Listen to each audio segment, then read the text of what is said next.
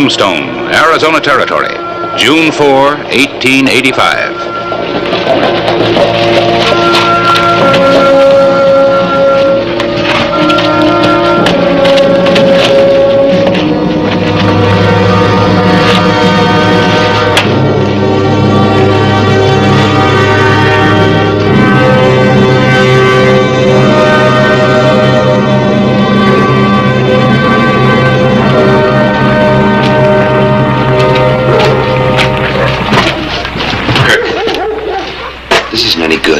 Can only cause you trouble. When I make trouble, it's usually for the other fellow. You've been my partner long enough to know that, Monty. Kirk, if you'd only use your head. Walk like a man. Be one.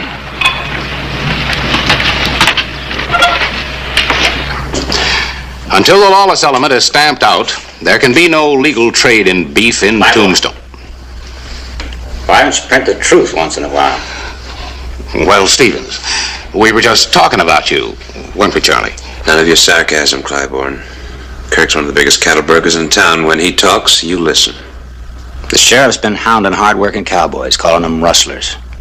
If the people knew the facts about Hollister, instead of the lies you print in that filthy sheet. Get out of my office. Not till you promise to print the truth. Well, now that I've always done. All right, if you're going to print lies about me, I'll see that you don't print anything at all.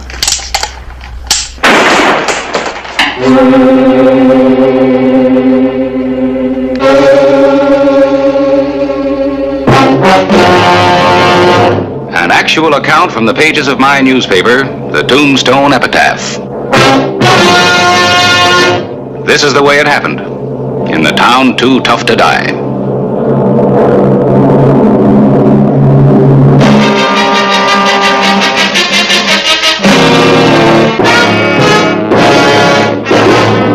Tombstone Territory.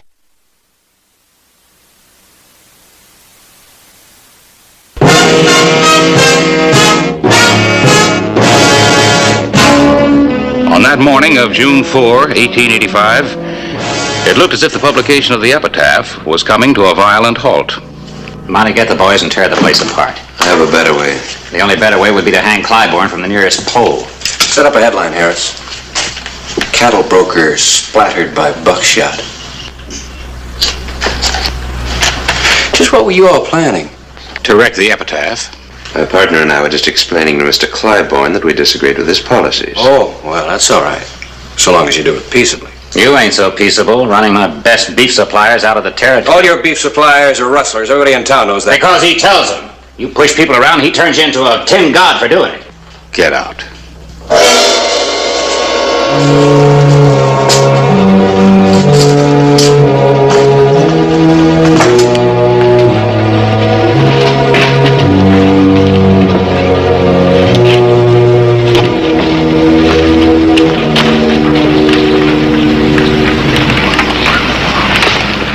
I'll get those two. Trouble with you is you can't forget your past. My past? At least I didn't spend all my time in all the saloons back east. Kirk, you're going at this all wrong. I know all about fighting newspapers. I used to work for one. You, a newspaper man? You have to cripple everybody, don't you? On your way to the Crystal Palace.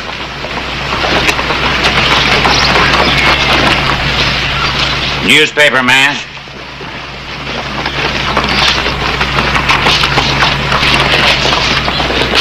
Why do you put up with him?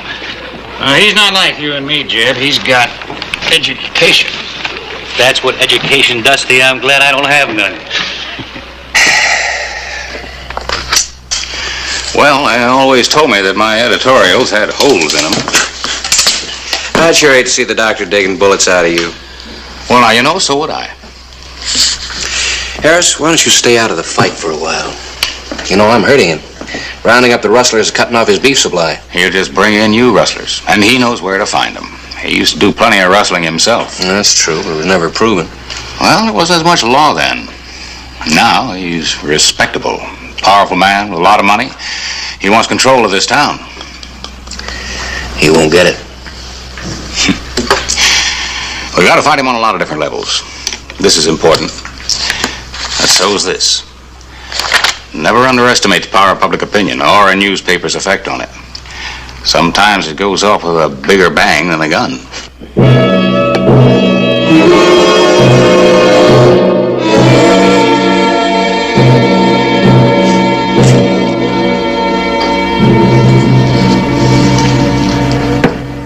You really don't know very much about me, do you, Kirk?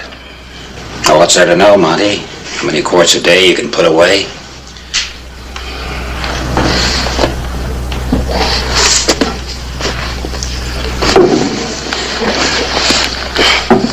I haven't shown this to anyone for years.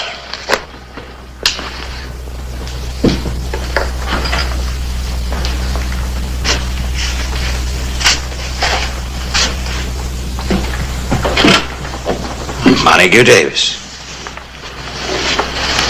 So you did work on a newspaper. Managing editor of the Baltimore Observer. How long? Nearly 2 years. What happened? Well, Never mind, you don't have to tell me. after Baltimore, I tried Chicago. And I sort of lost interest.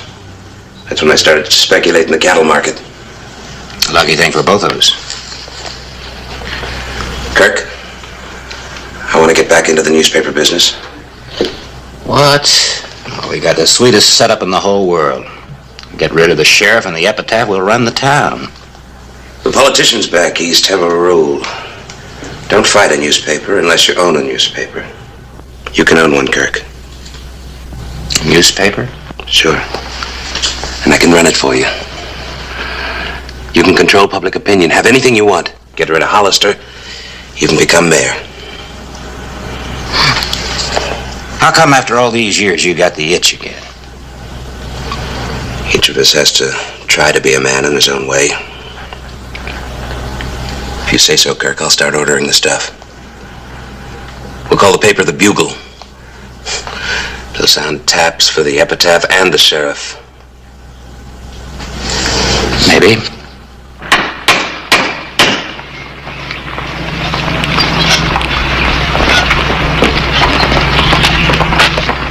Well, we got a sign. We're in business. The finest printing equipment money can buy, right, Monty? Take a look. I've seen them come and go, but only the epitaph stays in business. Not this time, mister. Good morning. Oh, Ray, wait till you read the Bugle, Claiborne.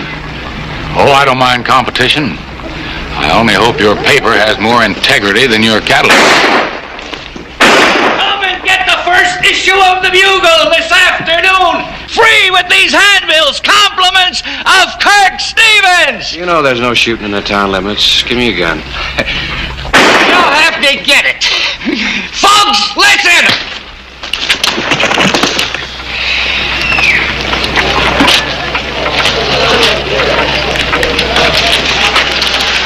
You'll be all right in a little while.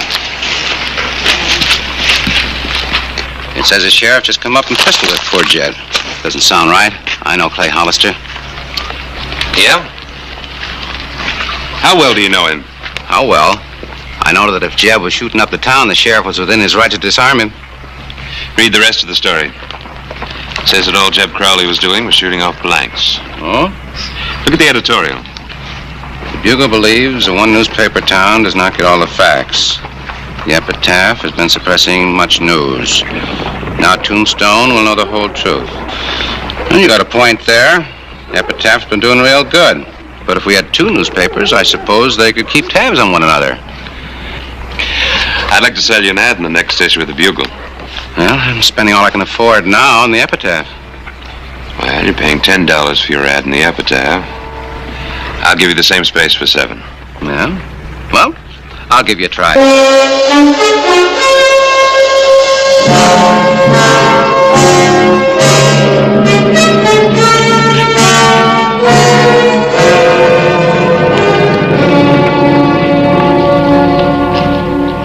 You're a lawman by election only, and that newspaper can turn public opinion against you.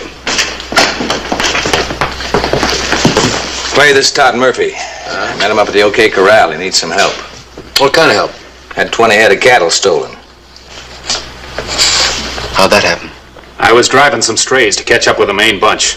2 men jumped me, knocked me cold. When I woke up, no cattle. Where was it? About 5-6 miles out of town. You show us, huh?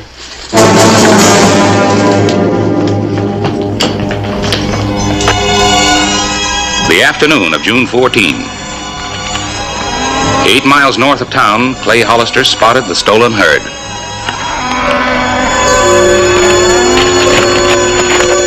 And the rustlers spotted him.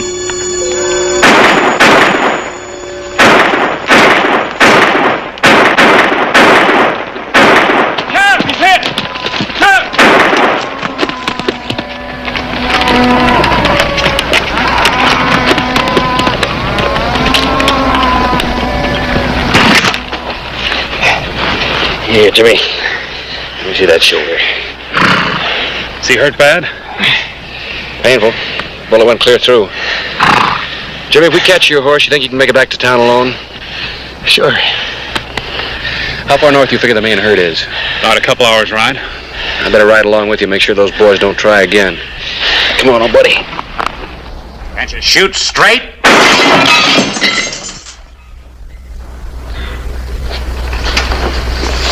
Like that. Go on. Well, the sheriff and the other guy drove the herd off. We figured it didn't pay to follow. You were right. You can't fight Hollister with 6 guns. We'll get him. Nobody saw where the cattle went but you? That's right. The deputy rode back towards town. You had the ownership papers with you to prove you were in rightful possession of the cattle. We worked the way Kirk taught us to. We can turn this against Hollister. The only thing I want to turn against Hollister is a gun. Kirk, if you'll only have a little patience. Stick around, boys. I may have a job for you.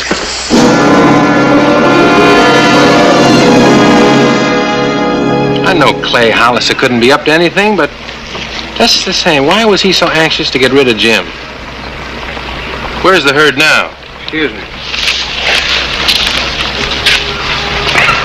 It's up north, if you care to look. Clay, no offense. This was just about the rustling and... And what?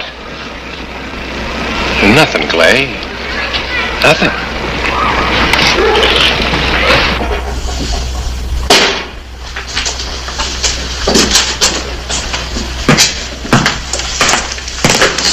Gentlemen, I read your little story. So did everybody else in town. Our circulation's improving every day. You say these rightful owners were deprived of their cattle? That's what they told us. They showed us papers to prove it. In other words, you're accusing me of rustling. Rightful owners, where do you suppose I can find them? How do we know? Well, you talked to them. It says so right here. They left town. They said they were afraid you were going to kill them. You got all the answers, haven't you? When you lie real good. Watch that gun here. Kirk. Hollister, when are you going to learn? You know, you just can't walk in here and threaten honest citizens. What are the people going to think when they read about it?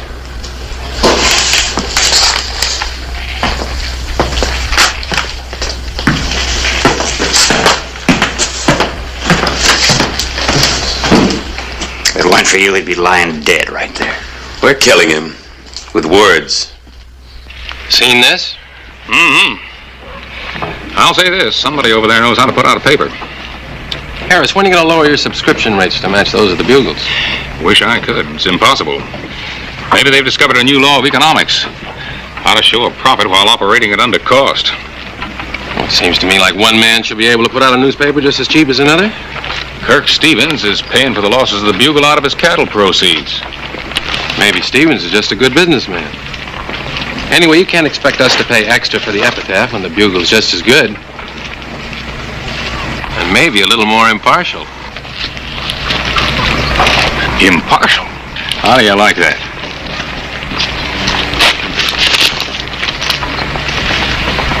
Things are getting rougher, Harris.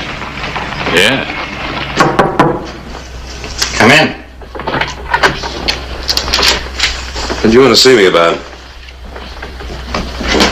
Got a piece of news for you. Not for publication. Biggest deal I've ever made. 5,000 head are being brought across the border. I made arrangements to buy them for $1 a head. I'll get in touch with McHenry in Chicago. Probably be able to get $10 a head for them. Well, there's only one trouble. McHenry never buys stolen cattle. Our customers never know where the beef comes from. Well, suppose the epitaph started digging into the deal. You got to put them out of circulation. Now. I wish we could. We're beating them, but it's going to take time. We've got no time. Kirk, I hope you're not going to do anything that's going to get us into trouble. Look, we own the Bugle, don't we? Whatever happens to the epitaph, we report in our own way. I'll be down later on in the newspaper to give you the story. All right, Kirk.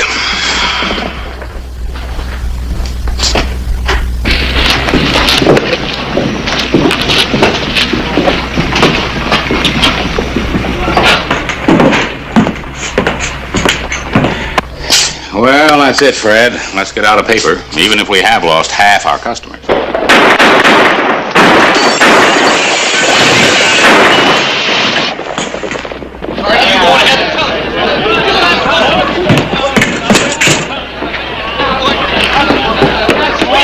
Craig! They hit Fred!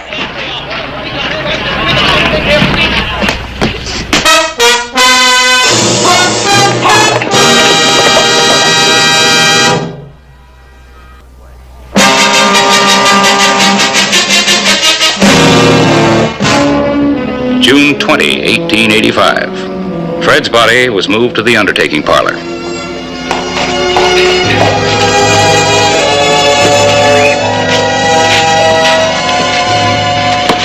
Unable to catch up with the gunman, Clay Hollister returned to find that our presses had been badly damaged. Hear the news? No epitaph today. Sure, I heard about it. I've already written it up.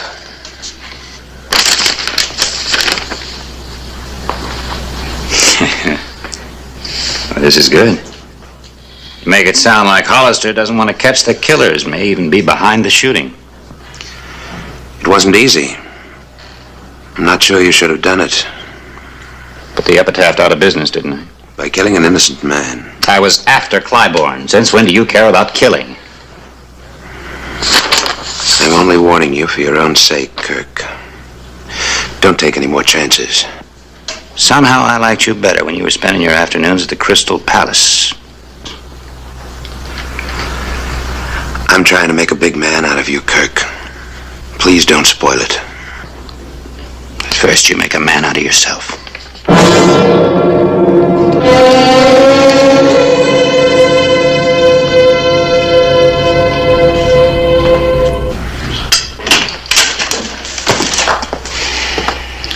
Clay, you've just got to face up to what people are saying. Yeah, I know what people are saying. The thing that amazes me, Harris, is how they can take the truth and twist it into so many different ways. You just got to make an arrest. Well, I gotta have the right man first. Kirk Stevens or Monty Davis. I know they're behind it, but they didn't pull any triggers. Any idea who did? Yeah. I thought I recognized Jeb Crowley. I didn't say anything because I wasn't sure. But the fact that he's been out of town ever since is... I found the herd, Clay. 5,000 head. What herd? Well, I got a wire from the Mexican border saying a big herd had been driven across, and they wanted me to follow up. Where were they headed? Kirk Stevens stockyards. Are you sure? Yeah, I managed to talk to a couple of the cowpokes. 5,000 head. This could be a break for us. June 22, 1885. Broker Kirk Stevens' stockyards were bulging with beef. How are you, Kirk? Jeb. What's he doing here? I'll never handle a big deal yet without old Jeb, right, Jeb? Right, boss. Been together a long time. Well, we got work to do. I think you're asking for trouble. Suppose the sheriff connects him with the shooting. Old Jeb can take care of himself. I think you're taking Hollister too lightly. I'm not the one that's taking him light. You think he can be beaten with words. I don't. Jeb. Where you been the last couple of days? Driving cattle? My deputy scouted this herd. You weren't with him. What about the other two, Jim? Them neither. He's just got bad eyes. What do you think of my eyesight? I spotted you right after Fred was murdered. You're just making wild guesses. go down to my office. We can talk better there. We're not going nowhere. I wouldn't.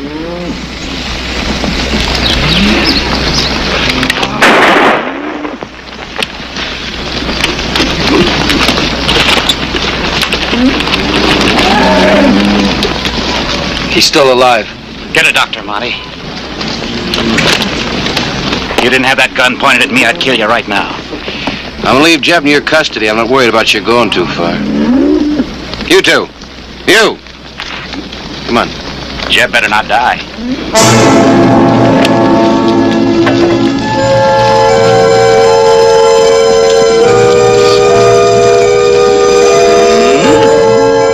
Noon, June 22. We worked desperately to get the press running so the Epitaph could tell the true story of the shooting at the stockyards. The Bugle hit the streets first. And so, people of Tombstone, how many more shootings will we let our gunslinging sheriff get away with?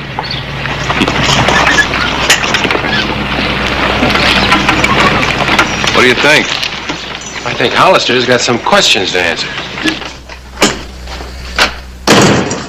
We got him this time. The sheriff's finished. So's Jeb.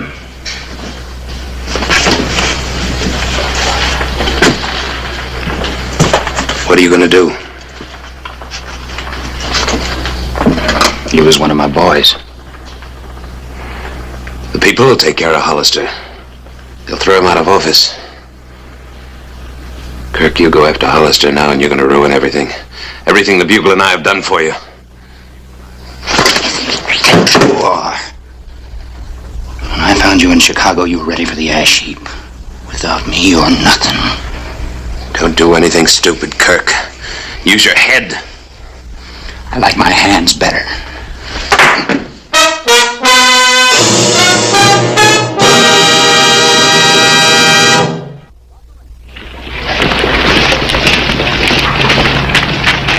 Hollister? We want to talk to you. All right, go ahead. The shooting of Jeb Crowley is being investigated by the coroner. Yeah, that's the way it ought to be. Will you step aside till after the investigation? What kind of an investigation will that be? There are no witnesses except Kirk Stevens' men and Clay's deputy. Sheriff, will you turn in your star while we look into this? Hollister, I want you. You heard what the man said.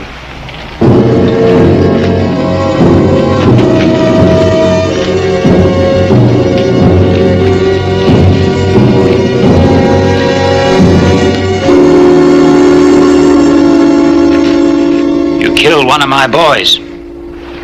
That's right. You drew on me. And you're a liar.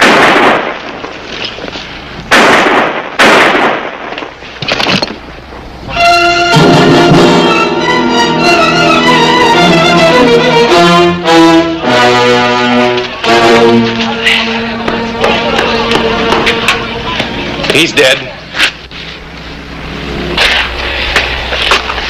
Any doubts who shot first? Kirk did. I wonder how many men he's killed with that trick. Guess we won't need the investigation, Clay.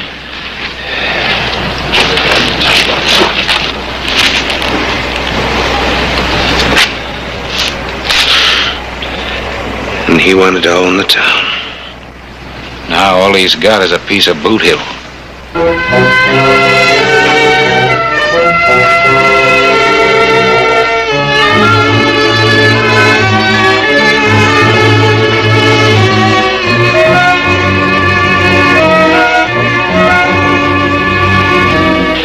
Well, I guess the Bugle won't be out tomorrow.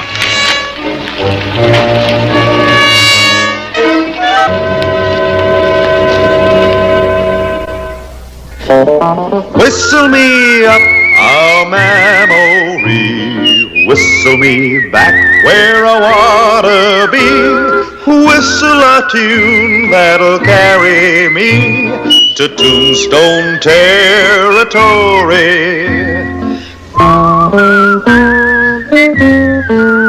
If your past has run foul of the law, it's a handy place to be. 'Cause your future's just as good as your draw in Tombstone territory. Whistle me up a memory, whistle me back where I wanna be.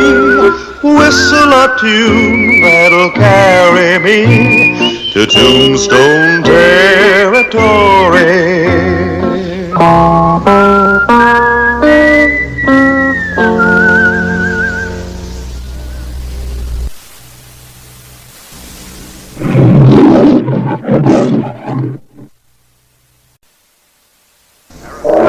Tombstone, Arizona Territory, May 10, 1885.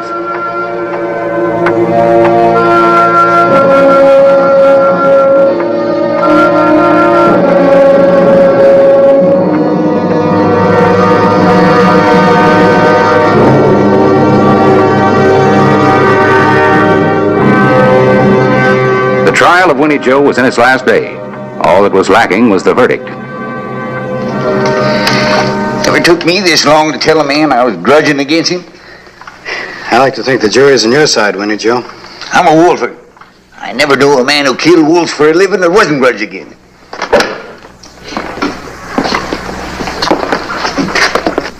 Frank, look there. Him bull-mine brothers. Him's the one. He fixed this whole thing up against me. Can you prove it?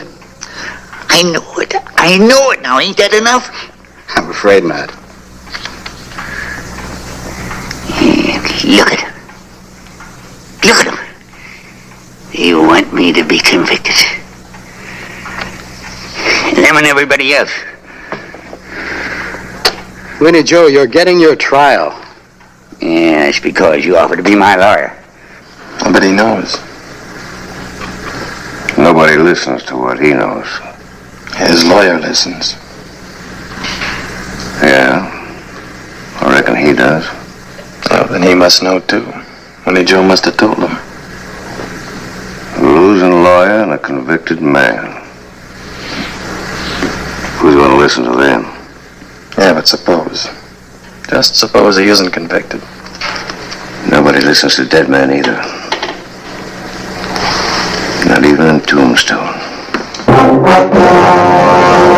An actual account from the pages of my newspaper, the Tombstone Epitaph. This is the way it happened, in the town too tough to die.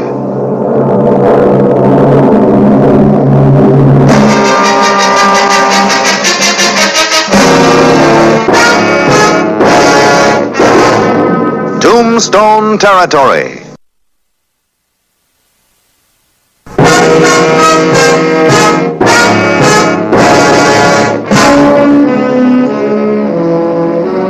Since the issue was still in doubt, I set up two headlines. Westerby innocent, Westerby guilty. A man who deals in death is bound to be disliked, Clay, even when he only kills wolves. Well, killing wolves is one thing, but poisoning 400 head of cattle? Do you really believe Winnie Joe did that? I don't want to believe it, no, but it was his poison that killed him. That wolf bait he uses. But what would he gain by it? There's no sense, no reason, no motive at all. Hey, you sound like Winnie Joe's lawyer. Clay, Mr. Clyburn, Frank won his case. Winnie Joe's innocent. He's free. Now, you know, I always did favor this one.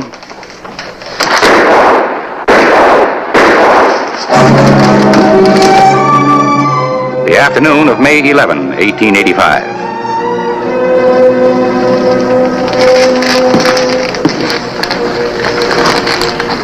Hello, Frank. I'm conferring with the client, Sheriff. Yeah, so your wife told me. I need your help. I'm sorry, Clay. I'm a real estate lawyer now. I establish legal claims to property in Boot Hill. Frank, you knew Winnie Joe better than anybody in Tombstone. Nobody else would bother. Well, somebody bothered enough to put 3 bullets in his bag. Why? I wish I knew. Do you? Well, maybe he knew something that he shouldn't have. Something about poisoned cattle. Maybe so. And maybe he passed that information on to you? And that'll put me in danger. Is that what you're trying to say? That's right. Well, I don't know. Give me some time to think about it, will you, Sheriff? I'm still pretty upset. Wait a minute, Frank. Look, that killer isn't going to give you much time to think. If Winnie Joe told you anything important... I don't know what's important to that killer. Winnie Joe told me many things. Well, he must have mentioned some names. He probably did. And a lot of innocent people, too. If I started naming names, I'd make the innocent ones into suspects. And it might save your life. What about their life? All right. But you better leave Tombstone for your own sake. Boot Hill's getting overcrowded. I'll think about it. No, I can't name names. I just can't play grab bag with personal reputations.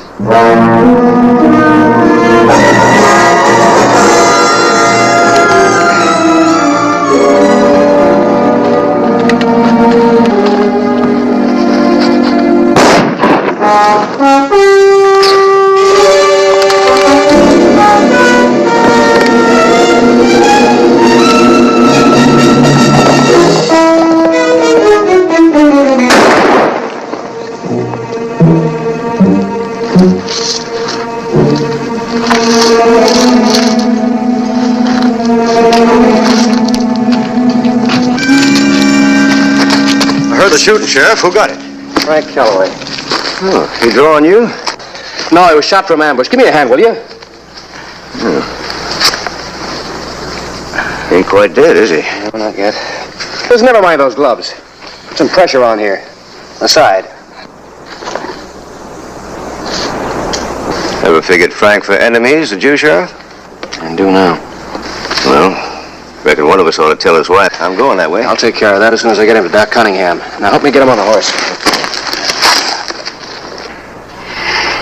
My husband's been hurt, Clay Hollister. You've no right to keep me here. If you'll just hold your temper. You let me by. Now, wait a minute. Your husband is safe. He's over at the doctor's office. He's out of danger. He's hurt. He needs me. He needs you most right here.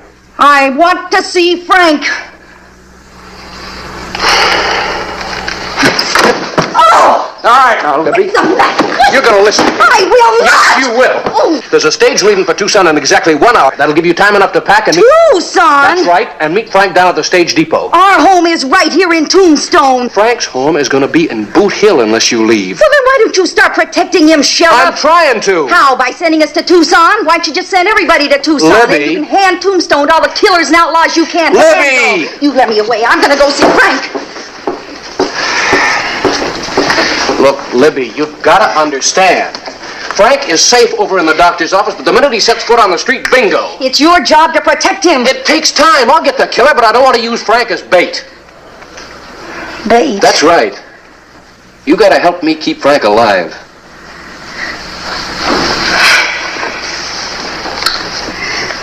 Well, I guess I better start packing, huh? I'll get you tickets. Round trip.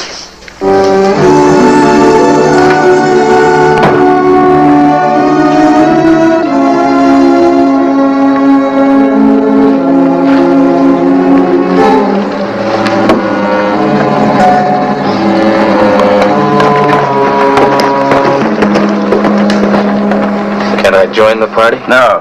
This time I want to make sure it's going to be right. Sure, when there's a killing to do, it's my party. If you'd finished, Calloway, this wouldn't be necessary. You really think it's going to keep him quiet? It'll help. Just a moment.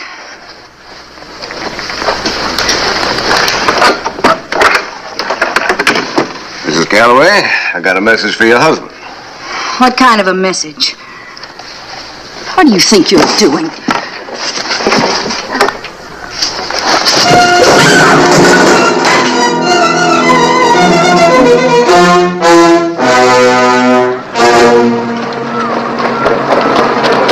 Hey! You got room for a couple more passengers? Sure thing, Sheriff. Gotta be special nice to people from now on. It's a new policy. New for me. I may be looking for another job real soon. Some talk about the railroad coming down this way. Oh, I hadn't heard that. When's it due to happen? Might not be long. There's some land buying out west of town. Who's the passengers? Huh? Who's the passengers? Calloway's, Mr. and Mrs. They're going to Tucson. I'll be mighty nice to them. Morning, Harris. Morning, Clay. Say, how's Frank Calloway? Oh, it's just shoulder wound. He's going to be all right. What's this I hear about a railroad coming in? Yeah, great thing for Tom. I've got a map of the proposed route. I just heard about it this morning.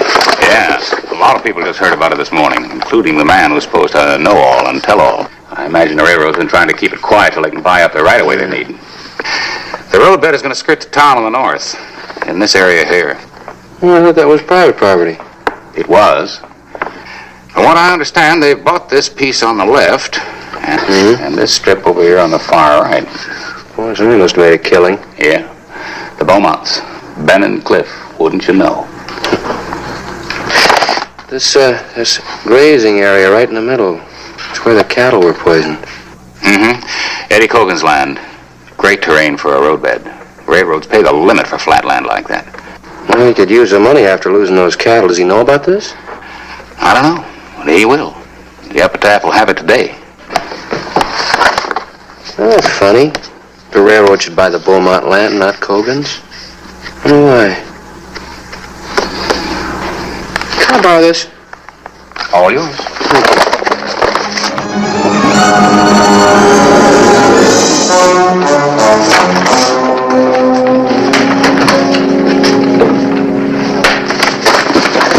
Oh, Clay. Oh, Harris. Look, I just found out about that railroad land. You were wrong about it. Well, it happens. Even to me. Eddie Cogan doesn't own it. He leases it from the Beaumonts. Leases it? That's right. A good long lease. Too long for Cliff and Ben. Well, I'm afraid I don't follow you. Well, look. The railroad wants that land real bad, right? The Beaumonts stand to make a fortune if they can sell it. But they can't sell it so long as Cogan has any claim to it. Well, they can buy him out of his lease. Or force him out. Oh, but there was one thing you were right about, Harris. Winnie Joe didn't have any reason to poison those cattle. The Beaumonts had every reason in the world. You don't know that. You need evidence. I'll get it. How? Well, I don't know right off. First thing I gotta do is get the Callaways out of this shooting gallery.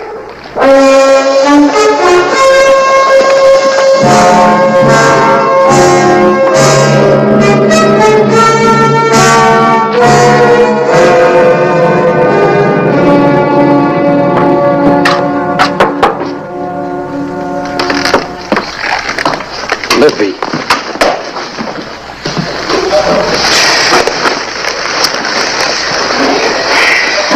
Who was it? Tell me. Clay, I don't know. I don't know. It's all right now. It's all over. They said it was a warning for Frank. I don't understand it. I don't know what he means. I think I do. Clay, we'll go to Tucson, like you say. Frank and I will go. You might not have to now. This glove, where did it come from? It's a man's glove. Yeah, I know. The one who was here, he must have left it here. I guess I put up a better fight than I thought. Sure looks like it. Come on, let's get you to the doctor. Oh, no, Clay, I'm all right. I just... Oh,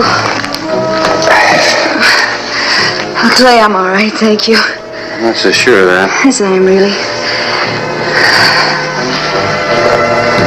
You think you're well enough to make a positive identification? Oh, Clay. Clay, don't ask me to do that, please. Don't ask me any questions about this man. Frank will be killed if I...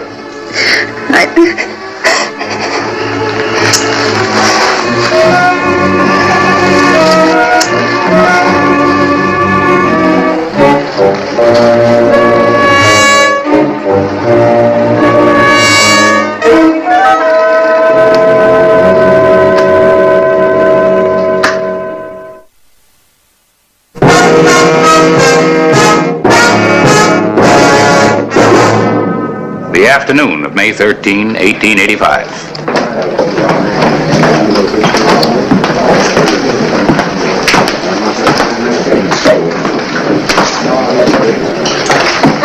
Took you so long. To get my face fixed up. That dame, she's a wildcat. What you did to me. Yeah, what'd you do to her? I like scratches on my face. Never mind your face. How is she? Scared silly. She'll make sure that her husband keeps his mouth shut.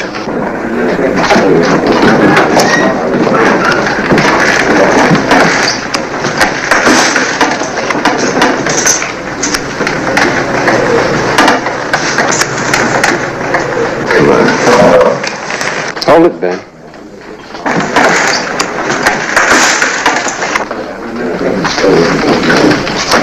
What happened to your face? You cut yourself shaving? Yeah, my hand slipped. That's kind of clumsy of you. Now, you're wearing gloves? Now, Clay, you know you don't wear gloves shaving.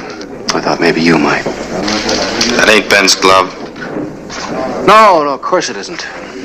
This glove belongs to the man that ransacked the Calloway house and beat up Mrs. Calloway. A real gentleman. I don't know what you're talking about. Try it on. Try it on. Don't do it, Ben.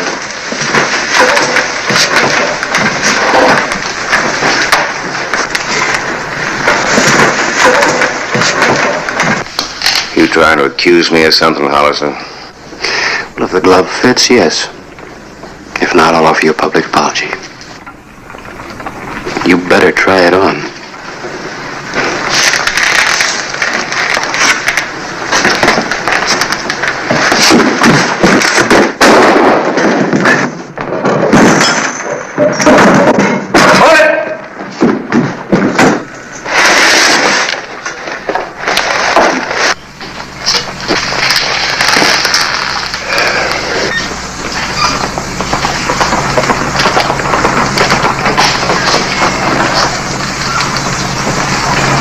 Hold it. That's far enough.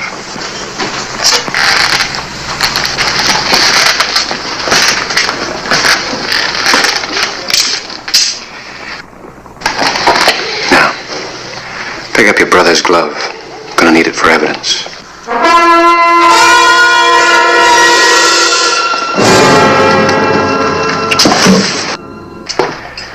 This is the same saw Winnie Joe used. I thought you'd like to know. How's my brother? He's dead? Look, Sheriff.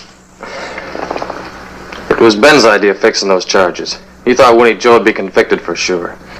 Well, he wasn't. He had a pretty good lawyer. You're gonna need a better one. May 14, 1885. There was another fresh grave on Boot Hill for Ben Beaumont. Prisoner Clifford Beaumont, age 34, is charged with the murder of Winnie Joe Westerby, the attempted murder of Frank Calloway, and the poisoning of more than 400 head of cattle. What's the matter? Oh, I don't know. I could have prevented this whole mess, do you know that? How? Winnie Joe insisted that the Beaumonts were mixed up in his case, but I wouldn't listen to him. I didn't even tell Clay about it. Well, why not? Principles. I was afraid of accusing innocent people. Frank, where are you going? I'm going to take a walk. Give my principles an airing. Do you want anything, honey? Yes, you. And your principles.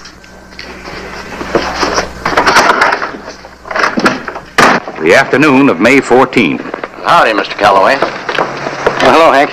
Now, this here Beaumont fellow, all the complaints they got against him, they're going to have to hang him with a half a dozen ropes. He's only got one neck. But they will hang him. I hear they can't even get nobody to defend him. Serves him right. Not in your own private massacre, Frank? Clay, who's defending Cliff Beaumont? Defending him? His lawyer, who is it? Oh, I don't know yet. I don't think anybody in town wants anything to do with him. Hasn't anybody been appointed yet? No. No good lawyer would want to sit in the same cell with him. I'll take his case.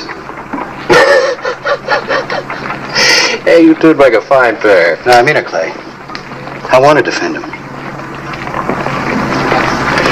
Let's go over to my office. Fight this out in private. This is the guy that shot you, Frank. You, Winnie Joe, and the devil knows how many other people. Mm-hmm. Did he confess those shootings? Well, that's not the point. No, it's the point. Did he confess? Well, no, not yet. But there's no doubt. Well, then why bother with the trial? What? No, I mean it, Clay. If everybody's convinced that Cliff Beaumont's guilty, why don't we just walk into a cell right now and kill him? Now you're talking foolish. No, I'm not. A trial now would be just a waste of time and money. So why bother? Well, you know better than I. It's the law. Exactly. And the law demands a trial. And the law says that a man's innocent until proven guilty. And the law says that every man, rich or poor, bad or good, is entitled to his day in court. Here. Where are you going? I'm to see my client. Not a chance.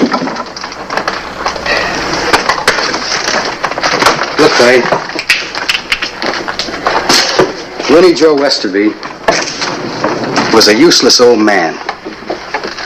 The only things he could do well was lie, hate, and poison wolves. Now, he was accused of something he didn't commit.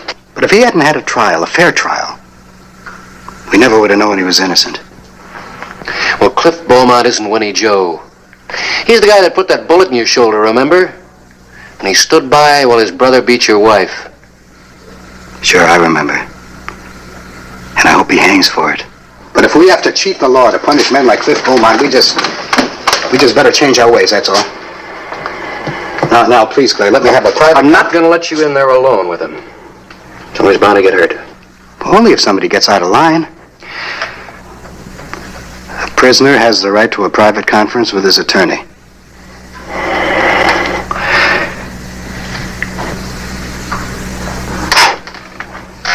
All right, Frank.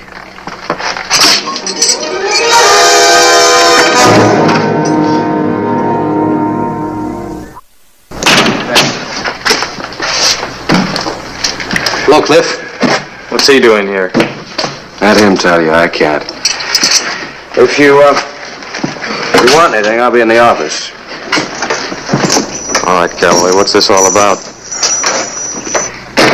Well, you needed a lawyer. Nobody else wanted the job. So I volunteered. You volunteered? Why? I don't think you'd understand. Oh, yeah. Yeah, you'd hock your degree to lose this case, wouldn't you? No, on the contrary, Beaumont. If I could win your case, I'd be considered the biggest attorney in the West. Now, look, you just settle down and we'll start discussing everything. Now, there's certain things that I think I must demand. You don't take any chances, are you, carrying that gun? That's right, Beaumont. In my considered opinion, I considered you the lowest form in human life. But I learned in law school that any human being, even one like you, deserves a break in court.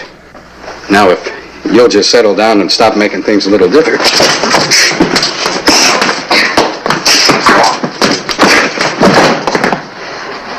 I guess you asked for this.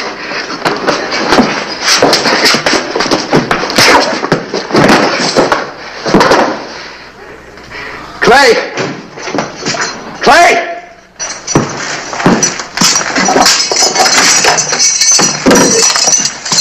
I can't talk to my client in this condition. Oh, I guess you can. Are you all right?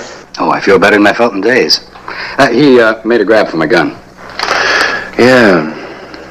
You know, if I'd known you had that, I'd never let you back here. Well, now, nobody could have gotten hurt. That gun isn't loaded. All right, Cosler, you've had your moment. Conference over? No. Here, help me get my client up off the floor. He's entitled to some rights, you know.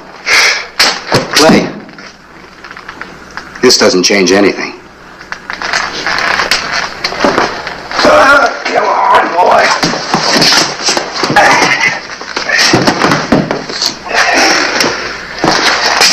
Good luck on your case. I sure hope you lose.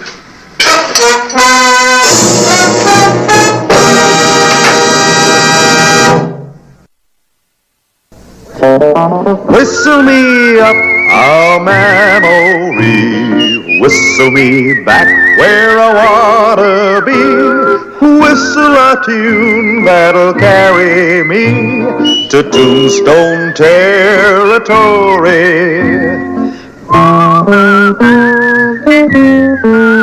If your past has run afoul of the law, it's a handy place to be. 'Cause your future's just as good as your draw in Tombstone territory. Whistle me up a memory, whistle me back where I wanna be. Whistle a tune that'll carry me to Tombstone territory.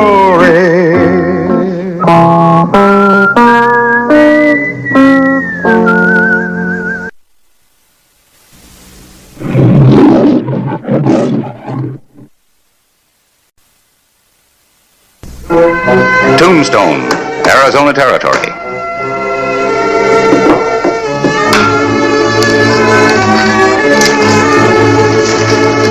I had just pulled the proof of an advertisement that caused me concern.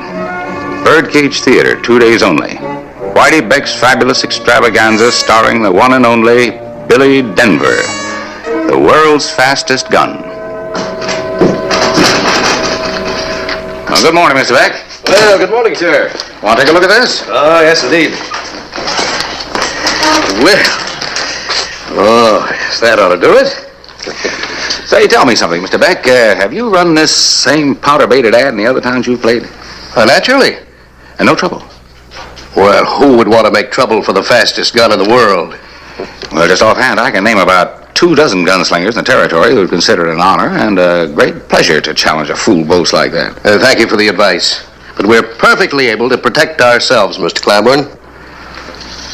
Well, in any event, you've advertised your man on the right sheet. The epitaph.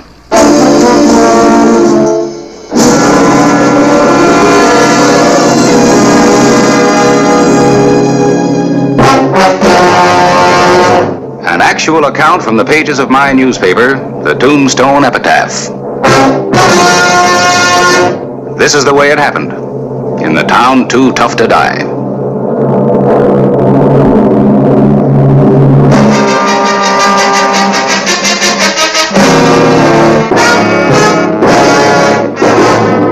Tombstone Territory.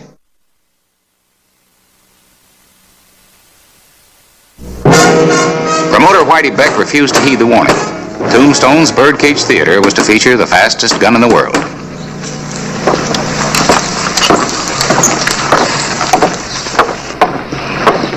Mr. Beck? Oh, that's right, sir. Whitey Beck. I'm Clay Hollister, sheriff here. Well, I'm delighted to know you, sir. What can I do for you? Well, Mr. Cliver, the editor of the Epitaph, is a little bit worried about the wording on this ad and on that bill. Yes, I know. He told me. Might be a little bit risky to bill the star of your show as the fastest gun in the world. Somebody might take offense. Well, so long as they pay cash for their tickets, I don't mind. I'm in show business. I run this ad to attract people. That's how I make my living. Appreciate that, Mr. Beck. I make my living keeping the peace. Wouldn't want anybody shot over this. Oh, Mr. Hollister, this is 1884. Why, the day of the brawling gunfighter is over. Out at the west end of town is a graveyard. Boot Hill, it's called. Take a walk out there sometime and look at the dates on the grave markers. Some of them aren't over a week old. On some of them, the flowers haven't even wilted yet. I don't anticipate any trouble. Well, just the same, tell your boy to walk easy. Friendly suggestion.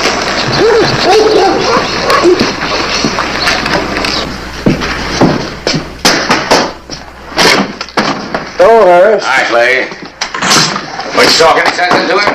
You gonna change that ad? No, he says the day of the brawling gunfighter's over. Oh, boy, there's gonna be trouble. You worry too much. And with reason.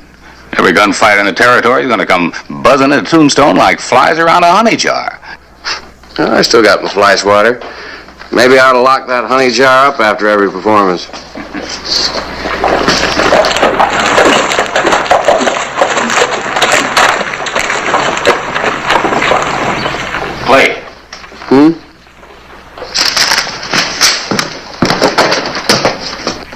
Isn't that the Pierce brothers? Yeah, Dick and Johnny. I worry too much, he says. My. That little old Billy Denver must be quite a man. Fastest gun in the world. Ain't that something? Sure must be a whiz, all right. Well, howdy there, boys. Yes, sir, it's a great show. The fastest gun in the world. I hope you'll be able to make it. Oh, we're gonna make it all right. Ain't we, Dick? Yeah. You wouldn't miss that for a whole corral full of cows. No, sir. Wouldn't miss this shooting. Not for a million cows.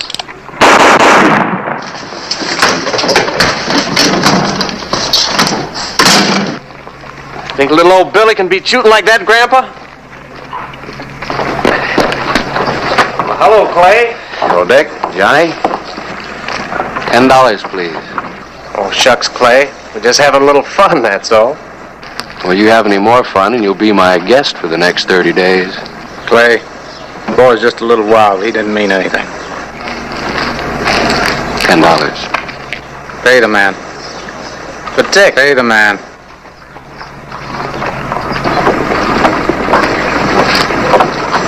Now, you stay out of trouble. Don't you worry none, Clay. I'll keep an eye on him. Go on.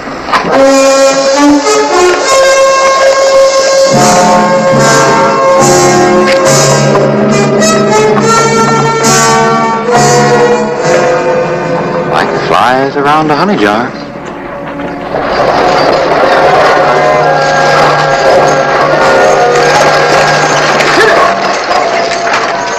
July 29, 1884. Billy Denver, the fastest gun in the world, arrived with Lizette, fragile flower of the footlights.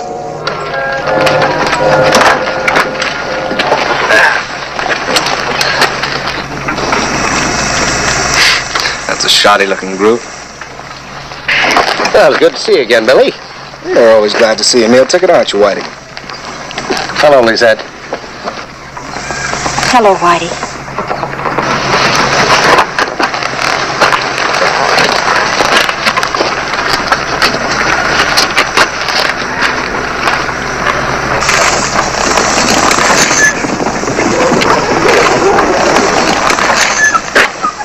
Who are those tramps? Come on over to the theater with me, Billy. There's something I want to talk to you about. I asked you a question. Who are they? I don't know what their names are, Billy. But believe me, they're dangerous. Oh? Well, I'm dangerous too, Mr. Beck. The fastest gun in the world, they call me.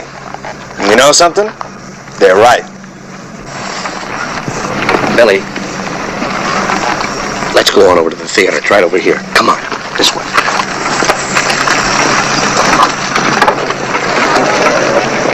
My, ain't he the pretty one, though? Yeah. Look, Billy, I said the same as you, that no man would go up against you. Now I'm not sure.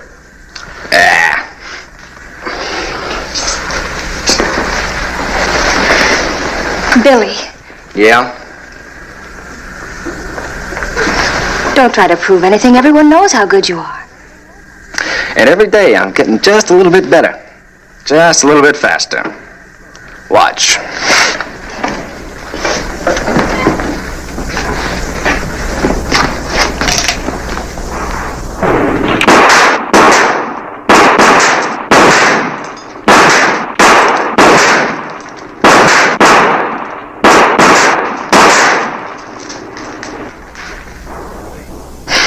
See?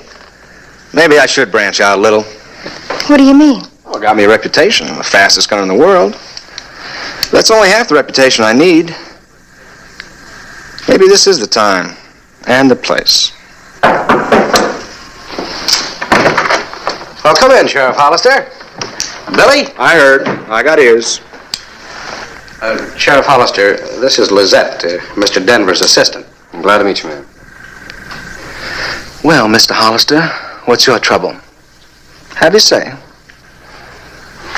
All right. I will. You know, a man shouldn't come into a town, especially this town, wearing a chip on his shoulder. A man shouldn't hide his light under a bushel. Have you spent much time in the West? First trip. Don't make it your last. Meaning? Well, did you ever shoot a man who was facing you with a gun in his hand? No. But I figure a man makes a much bigger target than a clay pigeon. And much more dangerous.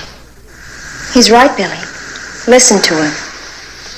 Oh, and incidentally, if you figure to go out on the town, you might wear something a little less conspicuous. And leave your guns here. That way I'll be sure trouble won't come up. I go anywhere and wear anything I please.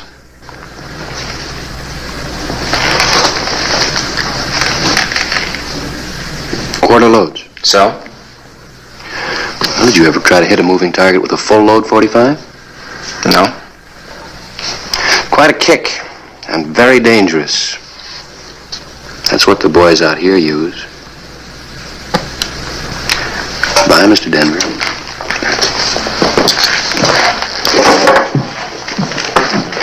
He makes sense, Billy. Both of you, get out of here. Someday, Billy. Someday, nothing. You couldn't get along without me, and you know it.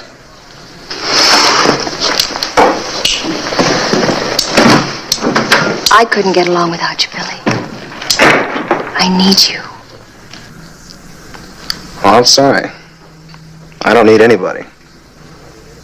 Just my eyes, my hands, and my guns. Everybody needs somebody. Someday you'll find that out.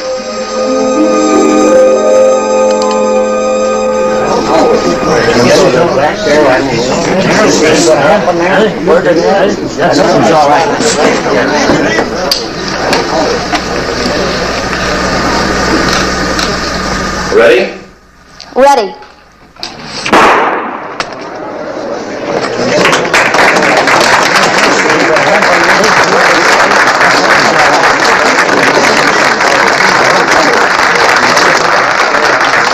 That's shooting, man. That's real shooting. Yeah, he's good.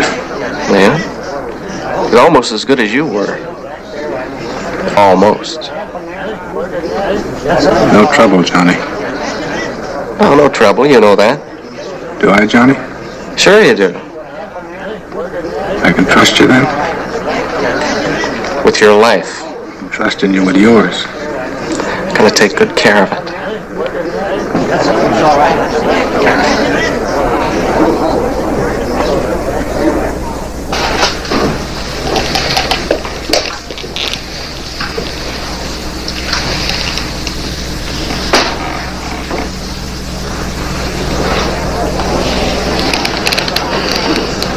Ready?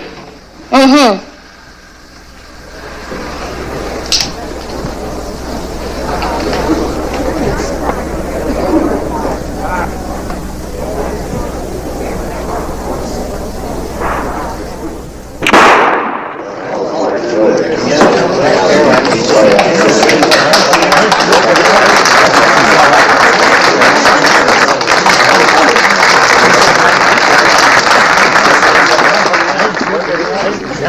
I better have a talk to Johnny. Now who's worrying? Wait for him outside. Come on. Well, I'm heading back home. You coming? Don't get in too often, Dick. I think I'll hang around for a day or two. Okay? Make it a day. And don't drink too much. You're getting to be a regular worrywart. I only got one brother. I like having him around. Gonna be around for a long time.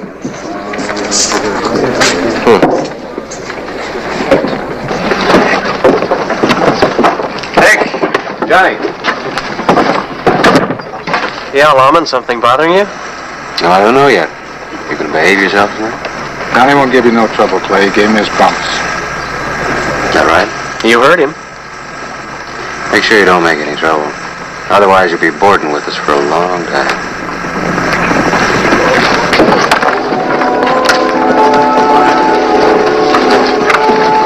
Yeah. See you, Johnny. One day, no more. A few seconds is all I need.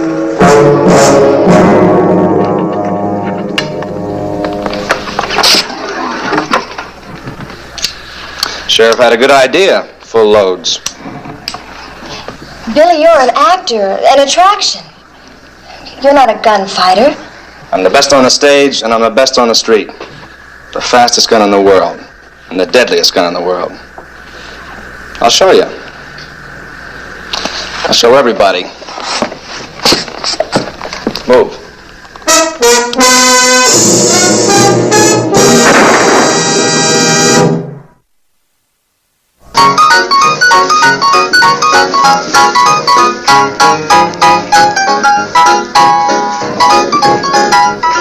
Johnny Pierce was on the town looking for Billy Denver and trouble.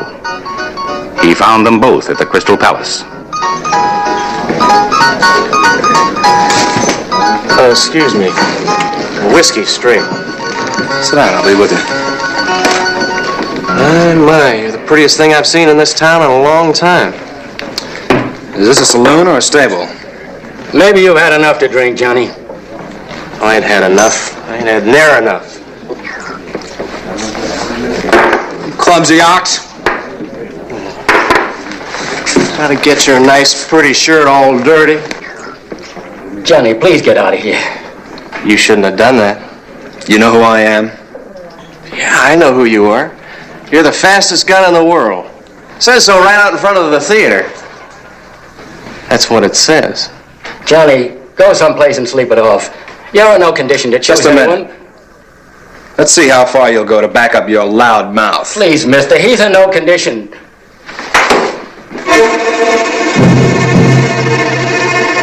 Glad you did that. I'm real glad. Now I'm gonna show you how fast you ain't. Please, gentlemen, stop before it's too late. You're gonna get it now, fast gun. You're gonna get it. Draw! Let's go.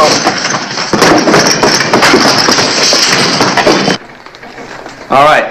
Anybody else don't believe I'm fast? Anybody else want to take a chance?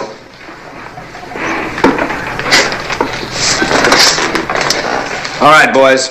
Drink up. Name it, gentlemen, name it.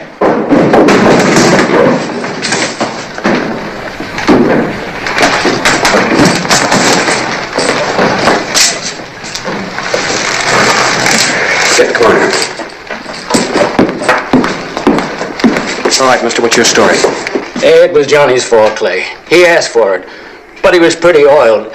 He didn't have a chance, not a chance. It was self-defense, pure and simple. Self-defense? You came in here looking for a fight. Gunning Johnny was like shooting a baby. You're just a tin gunfighter. And let me tell you something, Billy.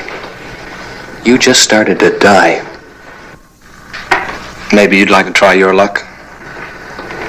Don't push yours. Now get back to your hotel and stay there.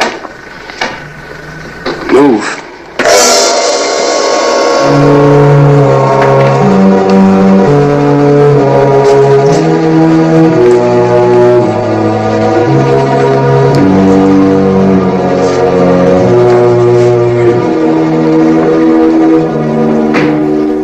July 30, 1884. There had been one killing. Sheriff Clay Hollister didn't want another one. What do you think, Harris? I think we better get that conceited bonehead out of Tombstone before Dick Pierce hears about Johnny. Well, even if he doesn't hear about Johnny, he's going to come looking for him. I better go over to the theater. Try to get Mr. Denver on the stage is leaving tonight. Give me my hat, Neely. Want me to come along? No, you stay here. Keep an eye out for Dick. If you see him, stop him.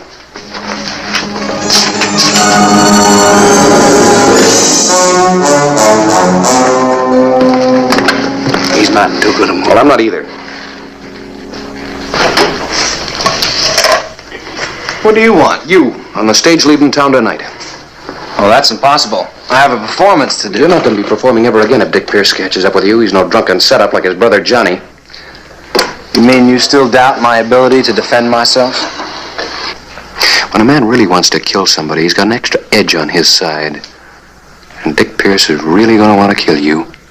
The house is sold out, Mr. Hollister. We just can't afford to walk out on it. There's another stage in the morning. We'll be on that. I wouldn't count on it.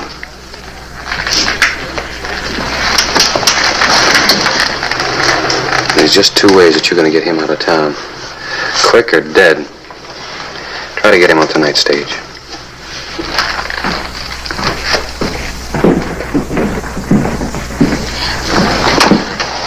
Let's go tonight, Billy, please. The fastest gun and the deadliest gun. That'll read real nice, huh, Whitey? Already got myself one notch. I might as well try for two. I guess you don't need anybody but yourself, Billy. I guess you don't. No. But you need me.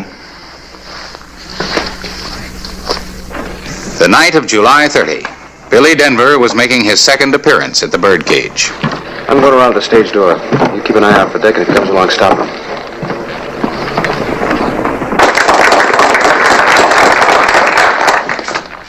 There's been an ugly rumor that I can't use anything but quarter loads. Well, tonight I've been using full loads, and I haven't missed a shot.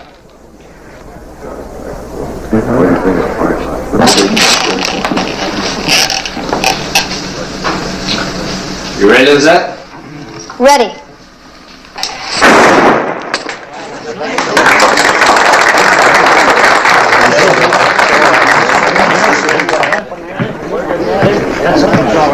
Dick.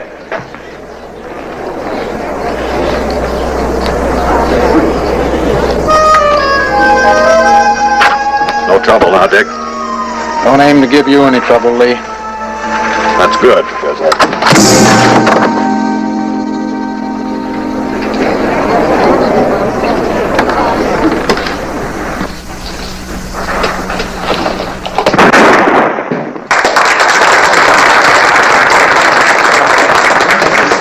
In case you think I was lucky.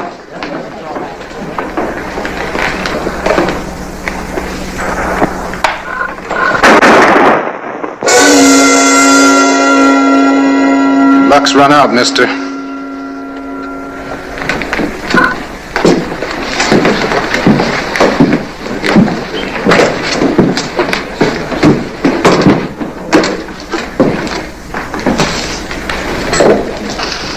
What do you want?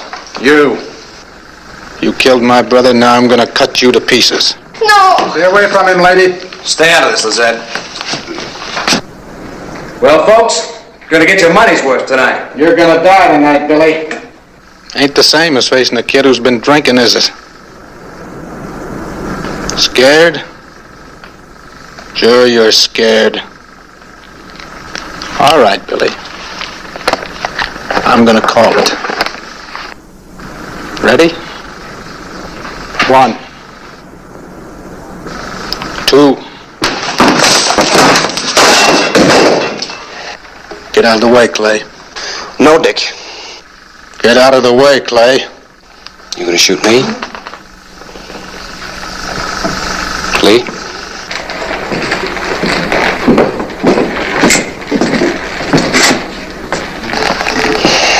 You're gonna be on that stage leaving tomorrow.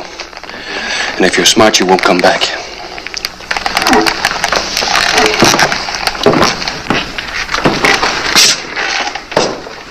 I'm sorry about Johnny, Dick. But, I better keep this until he leaves town. I still got my other gun. Oh, Billy. You're lucky, Billy. Dick would have shot to kill. But you won't be using those guns of yours anymore. The show's over.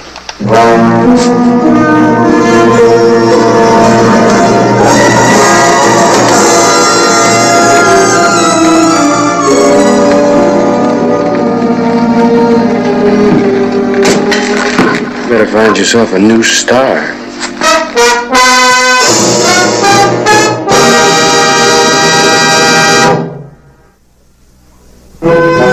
June 1, 1884. Tombstone said goodbye to Billy Denver. He was glad to say goodbye to Tombstone.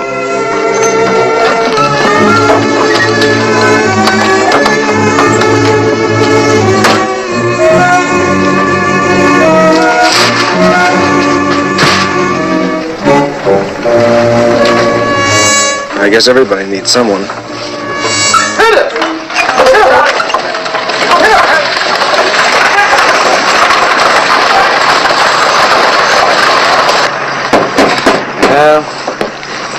As for Billy, the glory's gone.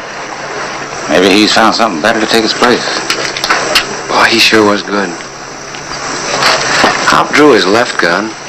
Well, what would have happened with his right? I guess you'll never know. That's all right with me.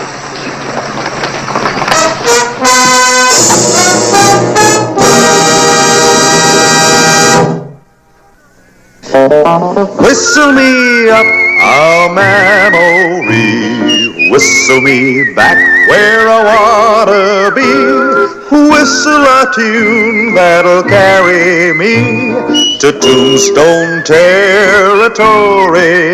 If your past has run afoul of the law, it's a handy place to be, 'cause your future's just as good as your draw in Tombstone territory.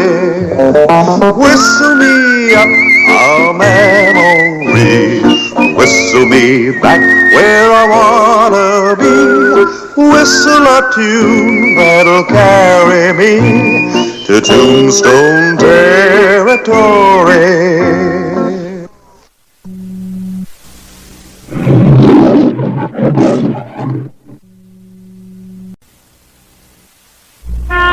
Tombstone, Arizona Territory, September 2, 1885.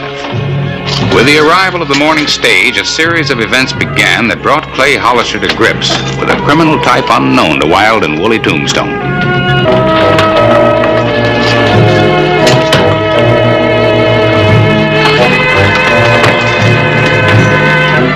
Where can I get a carriage around here? There's a livery stable right down the street. New arrivals acted with the assuredness of those who knew what they wanted and where they were going.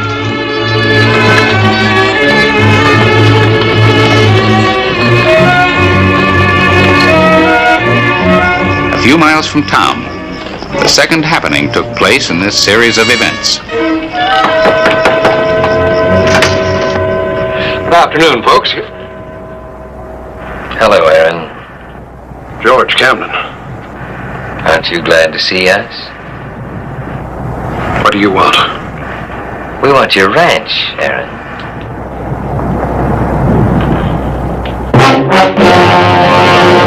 An actual account from the pages of my newspaper, the Tombstone Epitaph. This is the way it happened, in the town too tough to die.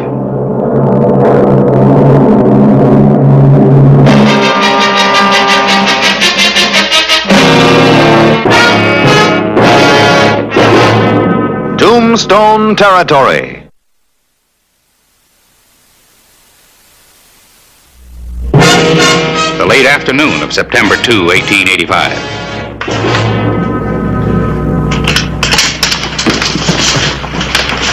Clay? Aaron. Clay, I'd like you to meet Miss Patricia Camden. Miss Camden? And this is her brother, George. Clay Hollister. What brings you to Tombstone, Mr. Camden?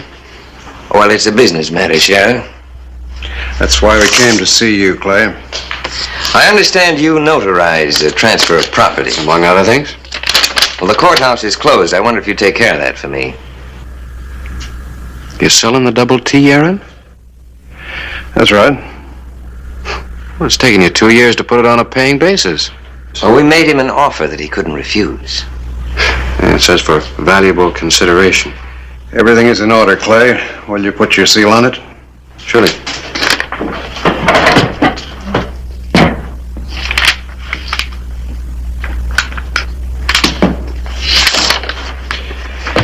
You're not going to be leaving Tombstone, are you, Aaron?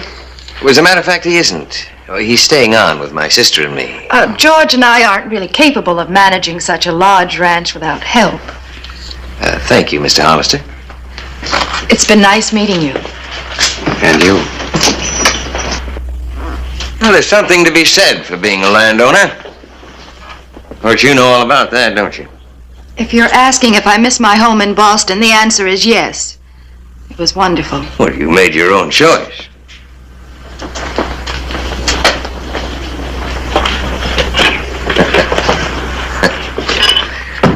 You've done pretty well these past years, Aaron. Since you ran off with all our money.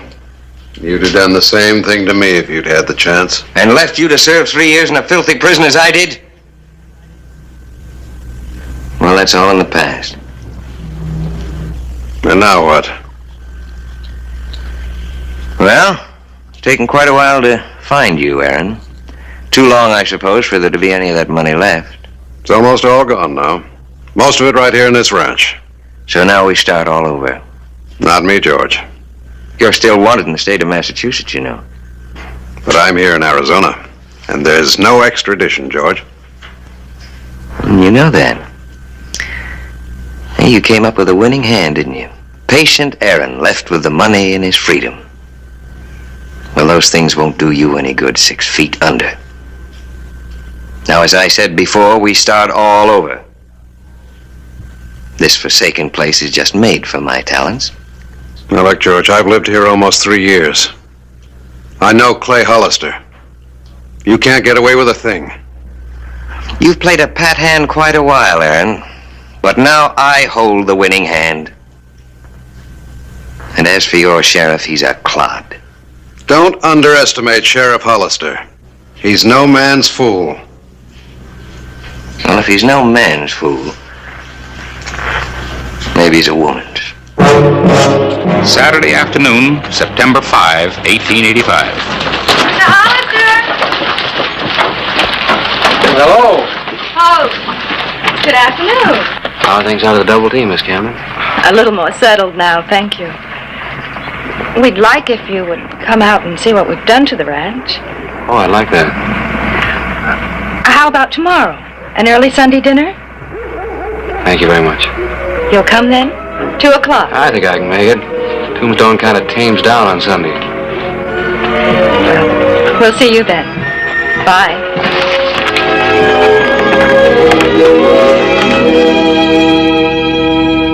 Aaron, I bet that was the best meal ever served at this ranch. Why, thank you. Certainly the best I ever had in Tombstone. And the prettiest cook. How do you like ranching, Mr. Camden? Well, frankly, it's much more of a job than I thought. Oh? He's working harder at this than anything else he's ever attempted. Matter of fact, Aaron and I have some work to do this afternoon. On Sunday? Well, I'm sorry, dear. I know Mr. Hollister understands. You can entertain him. Excuse me.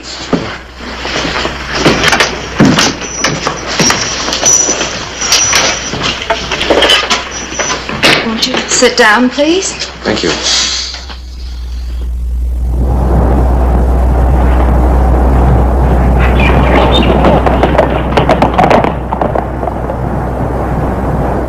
Have you ever been in Boston? No, I'm afraid not.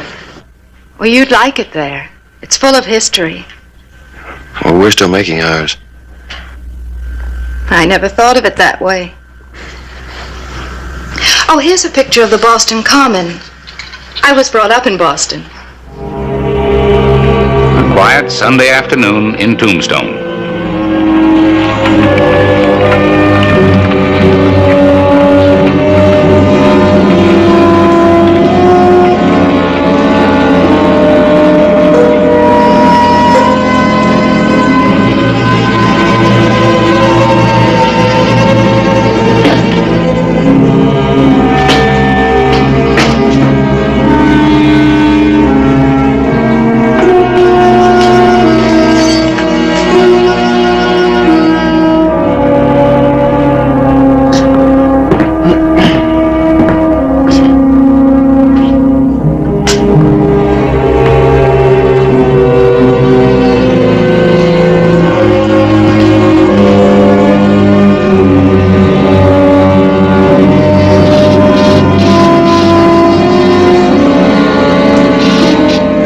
Mother died, there wasn't much left for us in Boston. Well, what made you decide on Tombstone? George's idea. He'd looked at some ranches in West Texas and decided he liked this part of the country better. I hope you like it. I'm sure I will now.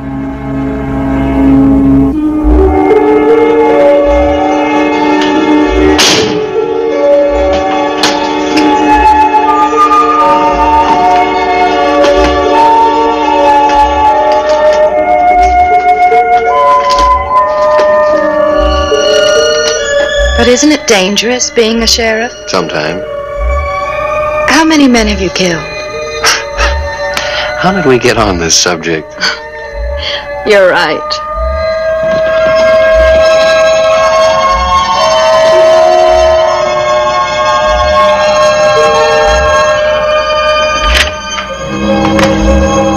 Well, now that's finished. I hope you weren't too bored, Mr. Hollister. Hardly. Could I get some refreshments? Not for me, thanks. I have to see if the town's still there. Excuse me. Thanks again. You're always welcome. Miss Camden, goodbye. Goodbye.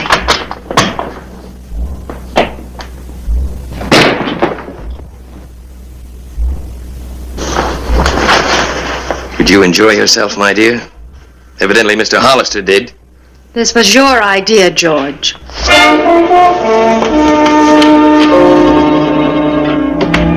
Monday morning, September 7. Sheriff Hollister was summoned to the bank of Tombstone.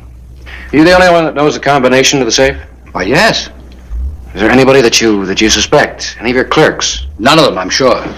I've been robbed 6 times in the past, at gunpoint. Never had it done this way. Yeah, it is kind of slick for Tombstone. Oh, hello, Harris. Make quite a story for you. How'd they get it open? Somebody must have known a lot about safes. Figured the combination. A safe cracker? Yeah, it looks that way. Well, Tombstone attracts all kinds of people. Yeah, Tombstone does. Do you think Racklin could have done it? Ah, it's too obvious. Besides, why would he wait till Sunday? He's got access to it all week long. Well, you check on everybody that comes into Tombstone. Do you think some trail hand could have opened that safe? No, this was done by a professional.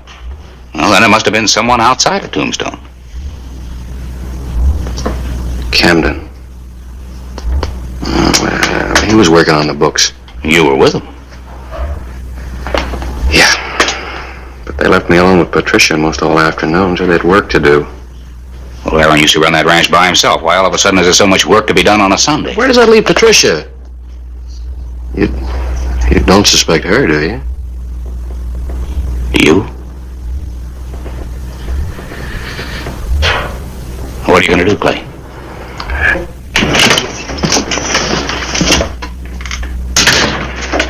Hello. Clay, I just came from the bank. George and I had money there. So had a lot of other people. I understand it happened while you were with us out at the ranch. I'm sorry. Are you? Is there anything you can do? Yes, there is. I'll let you know. Well, if there's anything we can do. I'm truly sorry, Clay.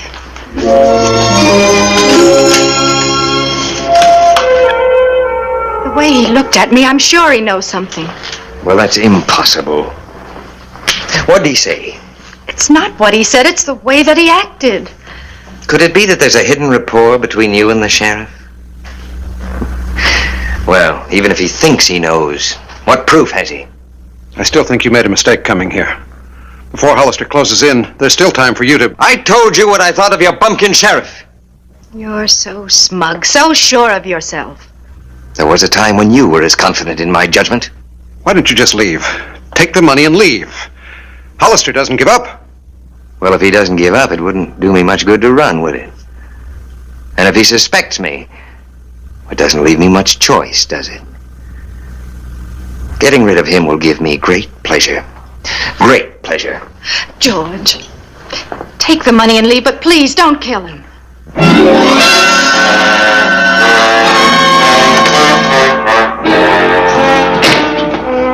He won't kill Hollister.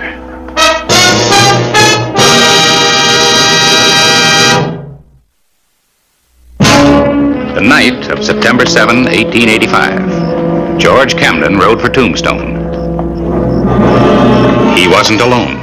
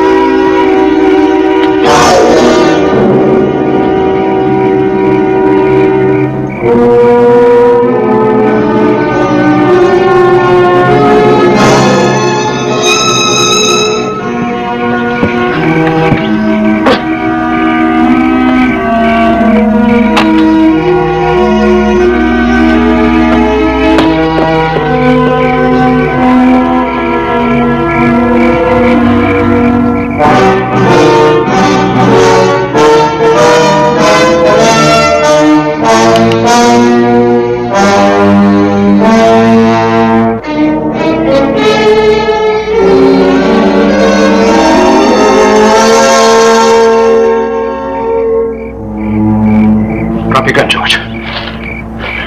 This is your last hand.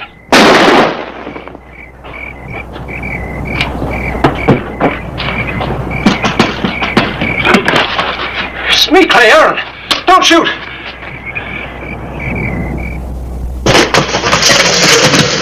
Sit down and start from the beginning. It's the first time I ever shot a man, Clay. Was Patricia in on this? No, she wasn't. When George told us what he'd done, we tried to make him return the money.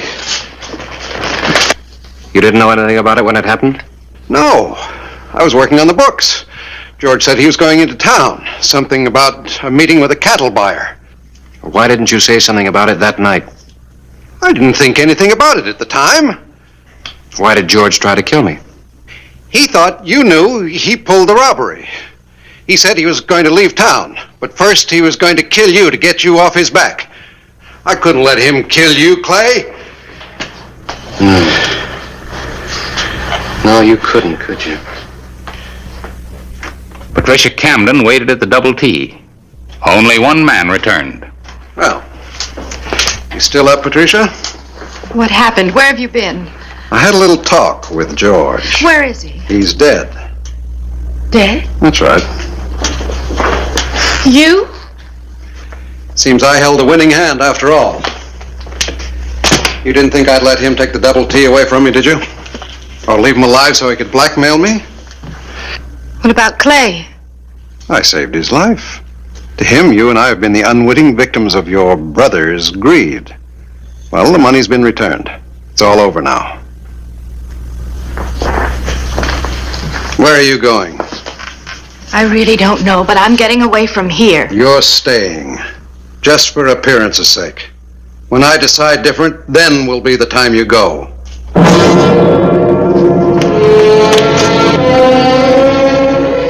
Aaron's story just doesn't ring true, Harris. Why didn't he just hold George? Take his gun and hold him until I got there. Well, you're going to have a hard time convincing folks that Aaron is anything but a hero. He saved your life, and he recovered the money of a lot of people. September 14, 1885. Patricia Camden was seen in Tombstone for the first time since the funeral.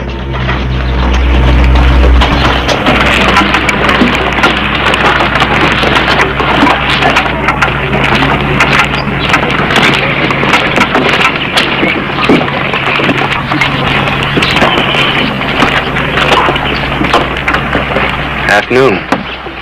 Clay. Sorry I couldn't be with you at the cemetery. It would have seemed a little strange. After all, my brother did try to kill you. Are you planning on staying on? For a while. There's no place to go. Well, what about your family? There is no family. Not after this. I'm glad you're staying on. I'd like to know more about you, what you are. What I am? What am I? I really wish I knew. Aaron, thanks to you, we still got a good sheriff in Tombstone. I just did what any man would have done. Modest, ain't he, Sheriff? Means you really are a hero, Aaron.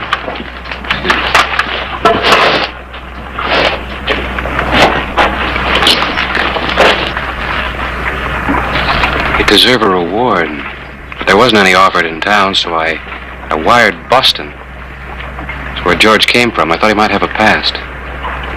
Boston police are checking on it. I should know in the morning.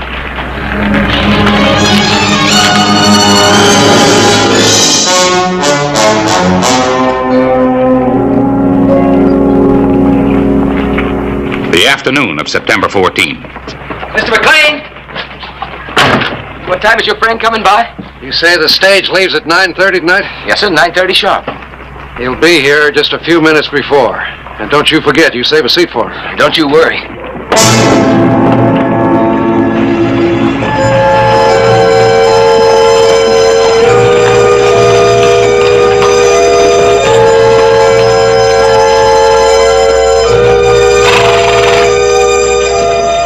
The pieces of the puzzle began to fall into place. Clay Hollister confirmed his suspicions at the stage depot, while Aaron McLean was being toasted at the Arcade Saloon. Drink Aaron with me. Here's the elect. Just in time, Sheriff. No thanks. We're drinking to Aaron. I said no thanks. The sheriff never drinks when he's on duty. Isn't that right, Clay? That's right, Aaron. Boys, a toast to the man who saved our money and the sheriff. That's a fine group of men. Yeah. Oh, Clay, I was going to drop by and see you later at the office. What about, Aaron? Well, it's Patricia. Well, I was hoping you might stop by tonight and maybe have a little talk with her. Well, I guess I could. Oh, fine. That'll do her a lot of good. Say about 9 o'clock? 9 o'clock. You hear anything from Boston? Oh, tomorrow. You'll be the first to know.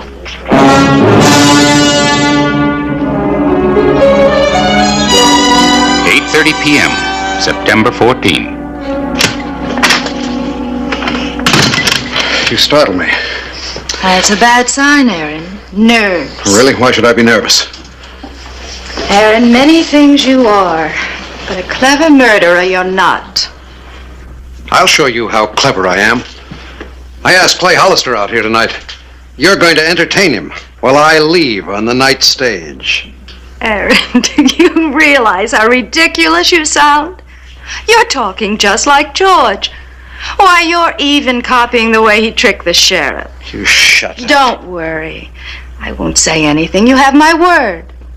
You'll slip somewhere. He'll get you.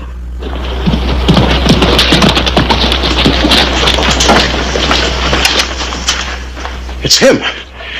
It's Clay Hollister. Oh, Patricia. Aaron.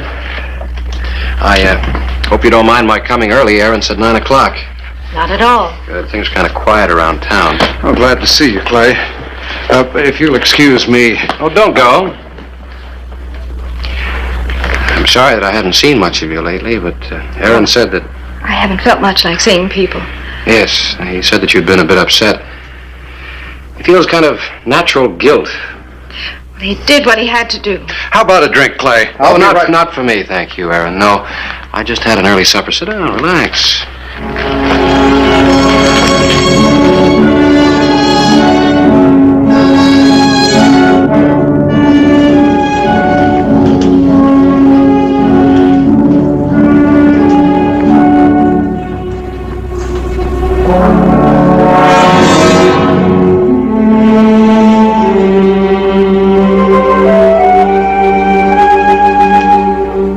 By the way, Aaron, Charlie down at the stage depot asked me to tell you something. There's been some mix-up. There won't be a seat for your friend on tonight's stage, after all.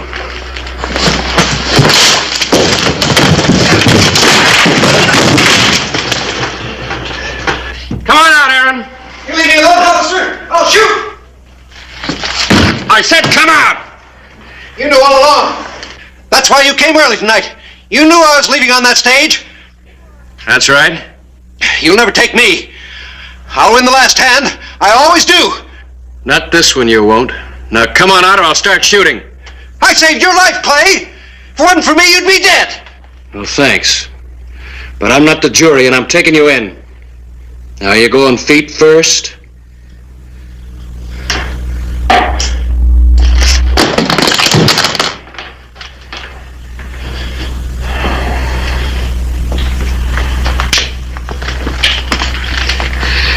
Let's go.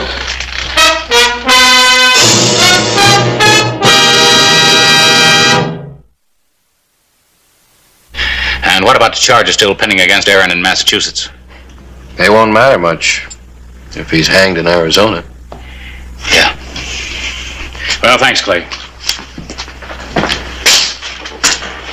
Bye, Miss Camden.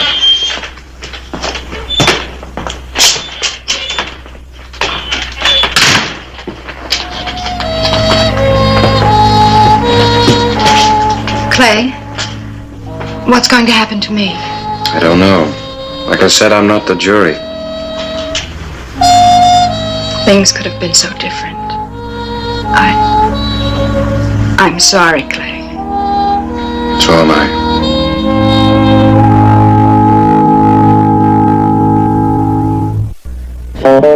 Whistle me up a memory, whistle me back where I wanna be, whistle a tune that'll carry me to Tombstone territory.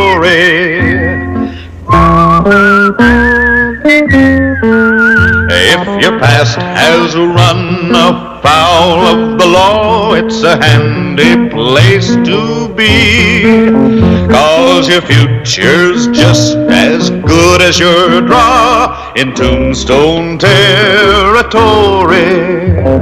Whistle me up a memory, whistle me back where I wanna be, whistle a tune that'll carry me to Tombstone territory.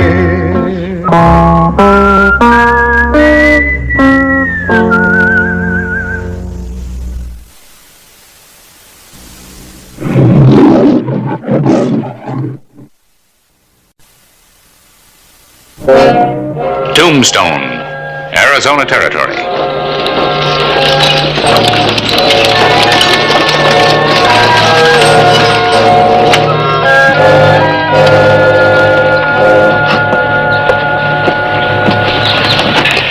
A respectable looking lot for change. I think I see an old acquaintance. A woman friend, Harry? Acquaintance, Clay. Acquaintance. Miss Dixon? Yes. I'm Harris Clyburn, editor of the Epitaph. I don't know if you'll remember me. We met a few years ago in Kansas City when you were such big news in the suffragette movement. It was a few years back, Mr. Clyburn. It's nice seeing you again. Miss Dixon, you feel Tombstone is ripe for the suffragette movement? I wouldn't know. I'm no longer with the organization. I'll be dealing faro at the Oriental. Good day, Mr. Clyburn.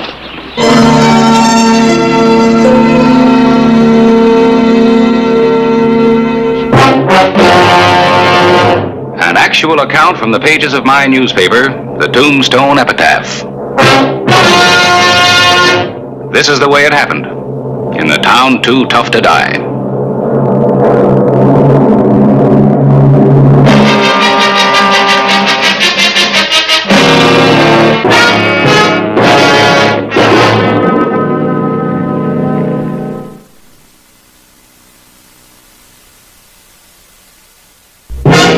The name Julie Dixon appeared on the register of the Cosmopolitan Hotel. Room 17, Miss Dixon. Thank you. Do you have a Sam Dixon registered here?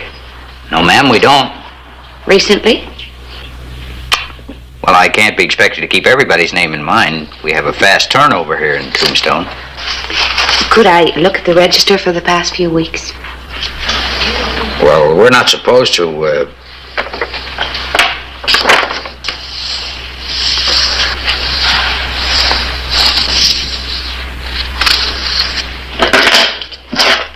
Miss, what about my money? I don't recall saying it was yours.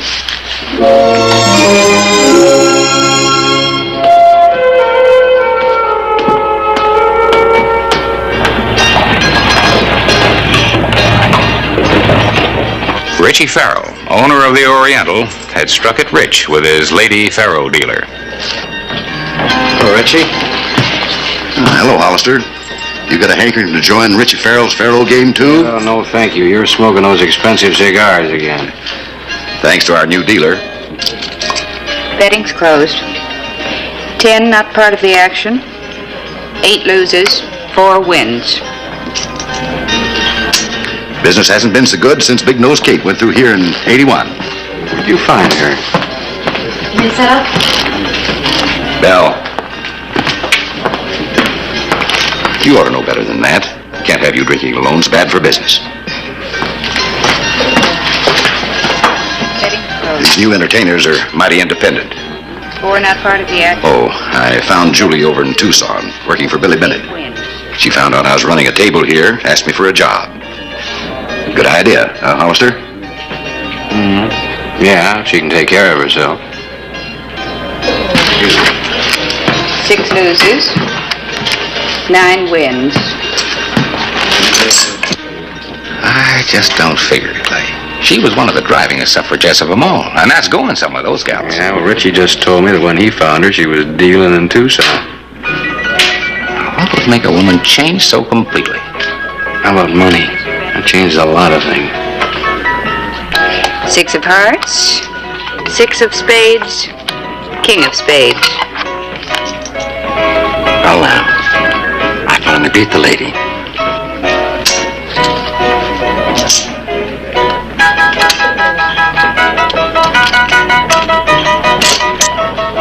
Little short there, ain't you, lady? It's 4-1 when you call a turn. Not on a cat hop. Cat hop? I don't know nothing about cat hop. A cat hop is when 2 of the last 3 cards are paired. Calling a turn in that situation pays 2-1. You'll find it in the rules on page 47. She's a natural-born dealer, Harris. She got ice water in her veins. She's a cool one, all right. Must kill a woman of her background to make her live in this way. Take a good look, Clay. You can't say that's a happy woman.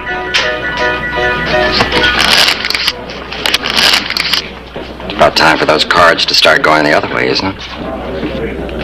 Surely you're well enough acquainted with Pharaoh to know it's a game of pure chance. Luck isn't with you. That's just what I mean. It's about time luck started coming my way. Top card is 8, not part of the action. Jack loses. 5 wins.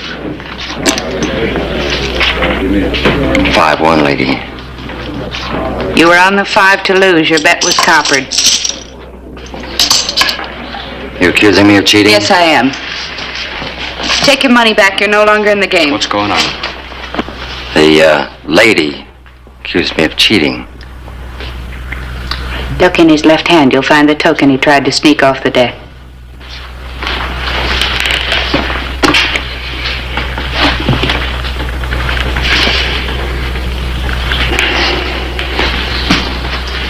There you are, ma'am. No need for the gun. You vamoose. If I see you in here again, I'll have you thrown in jail. Take a rest, Julie. All right, get things back to normal. Oh, Miss Dixon. You handled yourself like a veteran. One of the first things a dealer learns is to be on guard. And the same goes for sheriff. Should you ever need one, my name's Clay Hollister. Thank you. Julie. Excuse me. Sure. Sorry about that blow-up, Julie. Of course, you must expect some rough ones once in a while. I know, Mr. Farrell. Well, she can use a friend, Clay. She's out of her element. You looking for someone? Has a Sam Dixon been in here recently? Your man? My brother. I think you'd know him if he came in. He drinks a lot, gambles even more. No, I don't remember anyone by that name. Well, better freshen up and get back to work.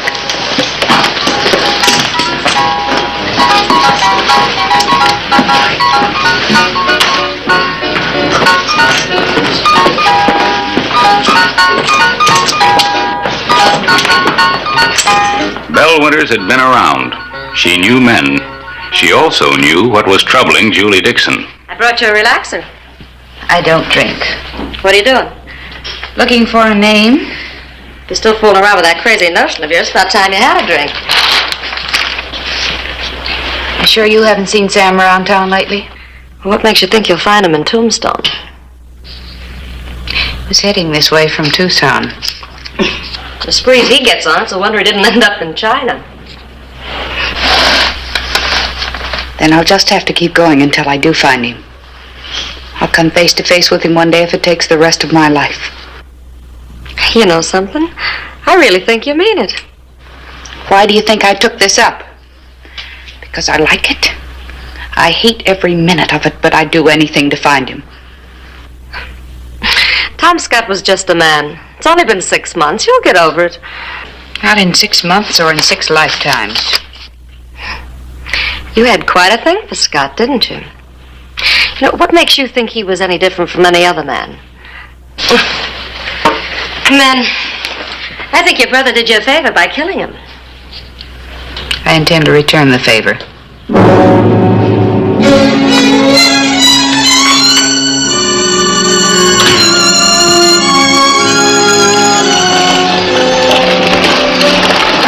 September 15, 1883. Julie Dixon became a familiar figure at the stage depot.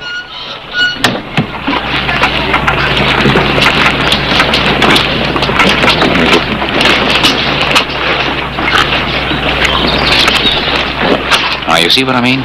She's met every stage and she's come to Tombstone. Well, maybe she figures like I do. Sooner or later, everybody comes here. She's looking for somebody, that's for sure. I wonder who.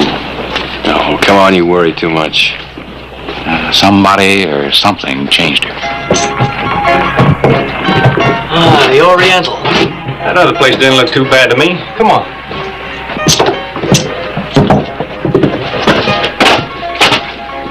Let's get back on the other side of town, Dixon. What's the matter with you? Nothing, except I'm loaded with pay and burning to take a crack at them tables. You ought not do that, Sam. That's a fancy place in there. Somebody might recognize you. Who's gonna recognize me around these parts? Come on, I feel lucky. You always feel lucky.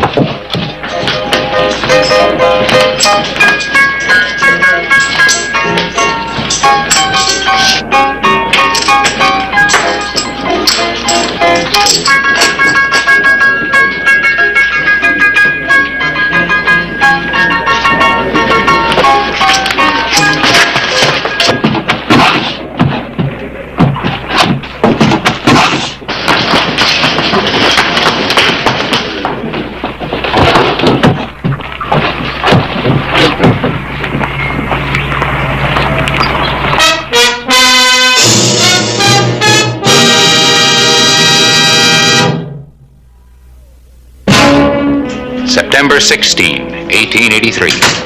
Mail was in. A few circulars. Thank you, Lee.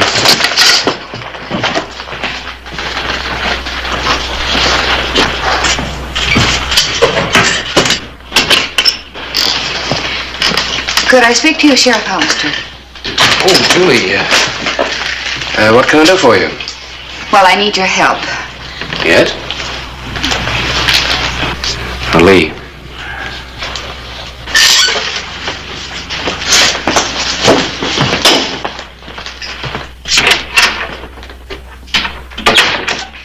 I know a lot of people are wondering how a suffragette becomes a faro dealer. It's unusual, I guess, but I thought it was the best way to find my brother. Is he a dealer, too? No, I wish he were. He's always on the other side of the table. Gambling's an obsession with him, but... well, he is a good man. And since my father died about 6 months ago, he's all I have left. You haven't seen him since? No, he never did like to stay in one place for too long. Just what is it you want me to do, Julie?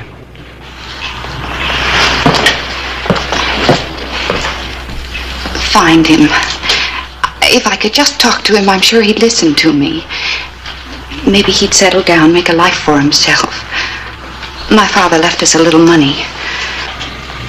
You must love him very much. I do. He just got started off on the wrong foot. I'm afraid I'd never heard of a Sam Dixon in Tombstone.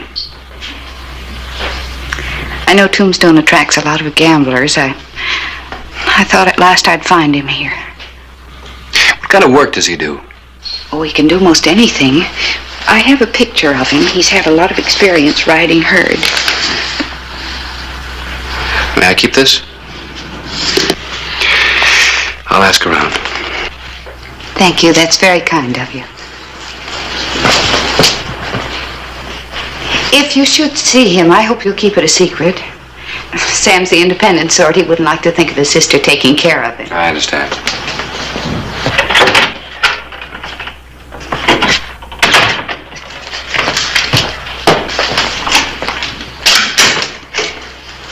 Isn't that the lady faro dealer? Mm-hmm. What kind of a woman is she? kind that doesn't belong in Tombstone?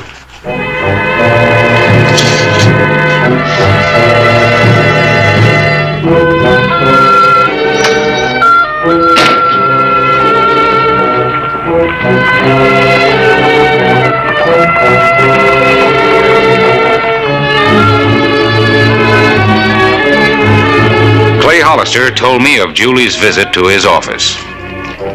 He found himself pledged to helping the girl find her brother, and also committed to turning him over to the authorities in Silver City, where Sam Dixon has shot and killed a man over a card game.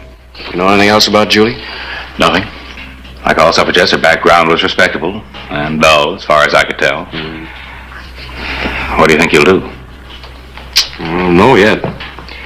Well, maybe her brother isn't even in Tombstone. Maybe.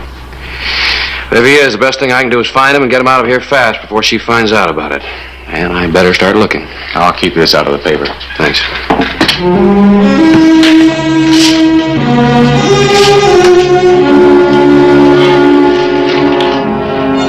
Trail herding was a likely job for a man avoiding the law. Clay Hollister checked the ranches and camps outside Tombstone. He learned that Jim Kenny had been hiring trail hands for the past 3 weeks. The morning of September 17. Oh, Jim. Howdy, Clay. What brings you out here? Looking for a man. This one. Does he work for you? I don't ask any questions of a man as long as he does his work with the herd. Come on, does he work for you? I'd rather not say. Well, it doesn't make much difference. I'll find him anyway. Trail hands won't like me for this. They won't know, Jim. Well, what's he done? He killed a man in Silver City, Jim. Where is he? Good afternoon's ride from here. They'll be bedding down at the southern foot of the Dragoon Mountains. Much obliged. Why, thank me. I didn't help you none. That's right.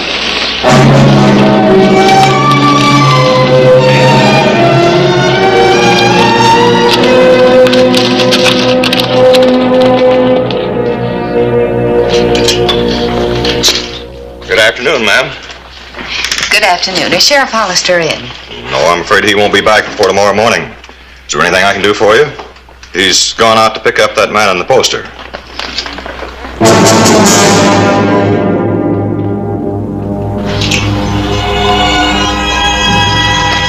I'll talk to Mr. Hollister tomorrow. Thank you. The night of September 17. Clay Hollister approached the trail camp at the foot of the Dragoon Mountains. There's a rider coming up the trail. Maybe a lawman looking for somebody. A lawman? Yeah, I thought I saw his badge flash in the moonlight. Anybody in trouble around here, they better hightail it. You get out of sight, Sam. We'll try to stop him. Thanks, Will.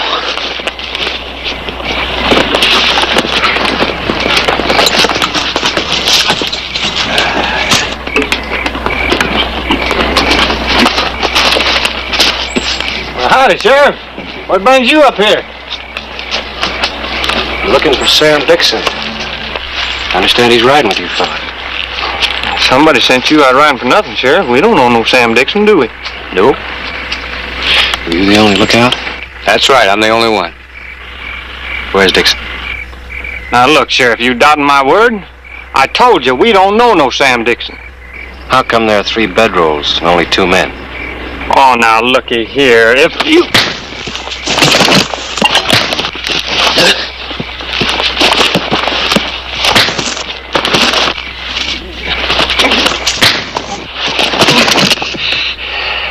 All right. First man that follows me gets shot.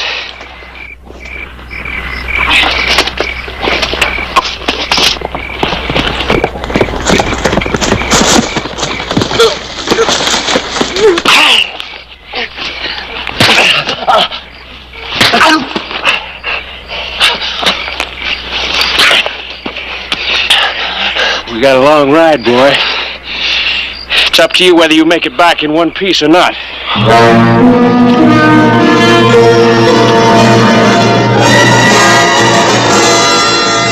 September 18, 1883. I had to assume Clay Hollister would return with Sam Dixon. All I could do was try to keep Julie out of the way. Morning, Mr. Claiborne. Morning, Fred. Looking for someone? Yeah, Miss Dixon. She left a little while ago. Didn't even have breakfast. You know where she went? No idea. Oh, thanks, Fred.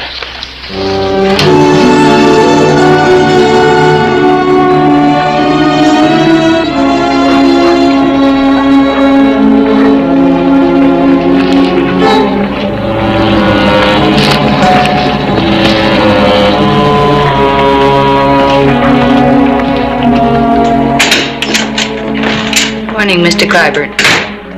Well, hello, Miss Dixon. You, waiting for Clay? Yes. Well, now, you know, he won't be back till much later on today. I was still at the hotel looking for you. I thought maybe if you hadn't had breakfast yet, you'd give me the pleasure. Not today, Mr. Clyburn.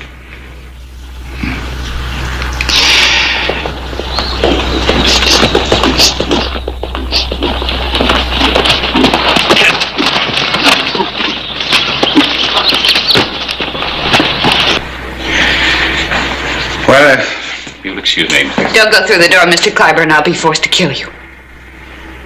I mean it. Move away from the door. Been waiting a long time for this.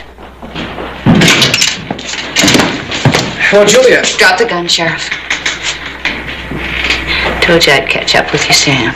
Look, Julia. I said drop it. I'll shoot the first man who tries to stop me. Ain't no use, Sheriff. This is between me and my sister. Go on, Julie. Kill me. If that's what you're planning to do. Now, hold on, Julie. He's wanted for murder in Silver City. He's wanted for murder right here. He wasn't any good for you, Julie. Stop it. Who are you to judge him? What have you ever done that's been worthwhile? You're crude, you're weak and spineless. You always have been. Tom was a man who... Julie, I can afford to tell the truth. They're hanging me in Silver City. So it don't make no difference what you do. Sure, I killed him. I killed him for you, Julie. For me? For you. I was hoping you wouldn't end up like Belle. That's right, Belle Winters. He did the same thing to her as he would have done to you. I don't know what you're talking about, Sam. She was a nice girl once, till he got his corrupting hands on her. And you see what she is. If what you say is true, that was a long time ago, before I met Tom. A man doesn't stay bad. Some don't, maybe. But not Tom Scott. He was uptown and downtown at the same time. What do you mean? I mean he was seeing Belle again while he was going with you. I'm in a position to know, Julie. I'm downtown, remember? I don't believe you. Look, Julie, I saw them together. It was the same as seeing how you'd end up. So we got in a fight, and I killed him. And that's why I killed him. For your own good, Julie. No. Well, at least I told you. You can believe what you want. But like I said, I'll be hanging in a week. I might not be if I hadn't run from my first killing.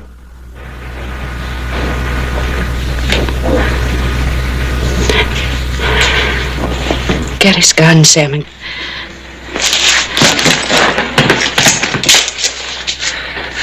Thank you, Julie. Much obliged for the favor. You hold him here. Give me plenty of time to ride. Well, what about me? They'll bring charges against me. Oh, no, I wouldn't worry about that, Julie. You've had lots of time to learn all the tricks. Just do a little smiling at the judge and you'll get off in no time. Faro dealer. Sure had you pegged all wrong, sister. You're as bad as Belle.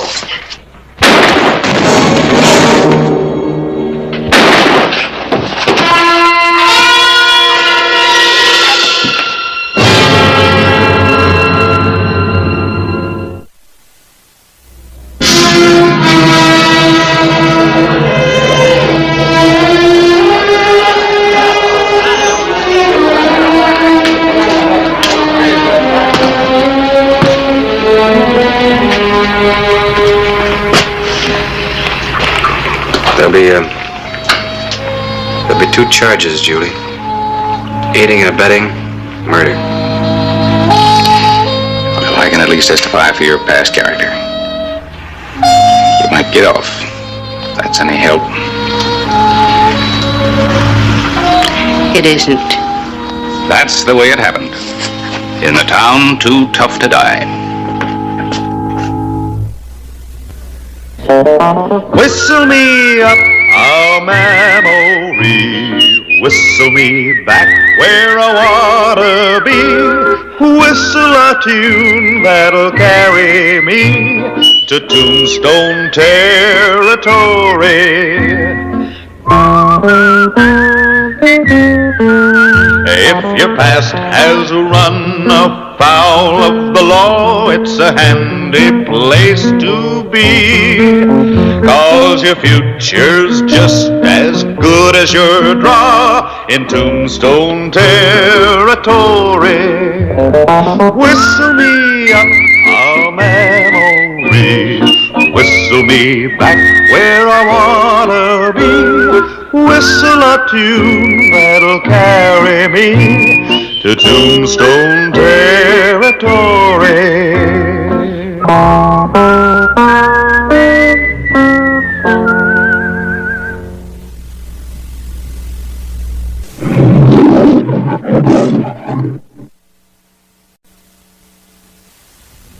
Tombstone, Arizona Territory, July 29, 1886.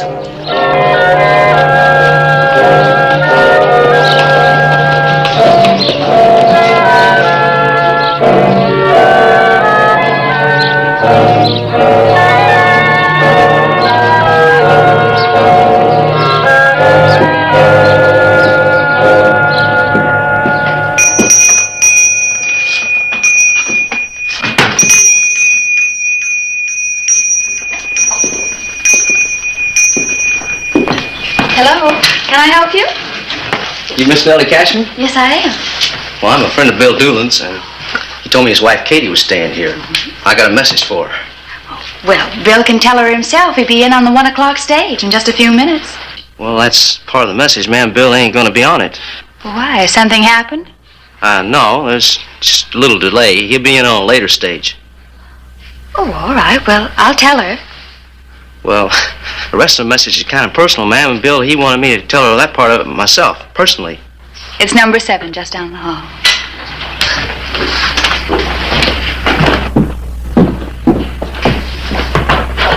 Harris, you were eavesdropping. Mm-hmm. For the news, of course. Of course. Well, at least you're honest. Bill. You're not Bill.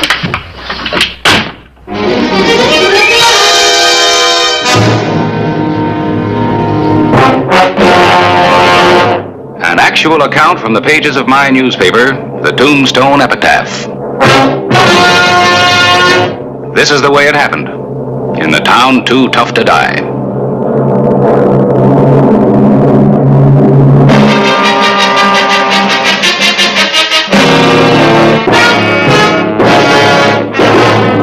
Tombstone territory.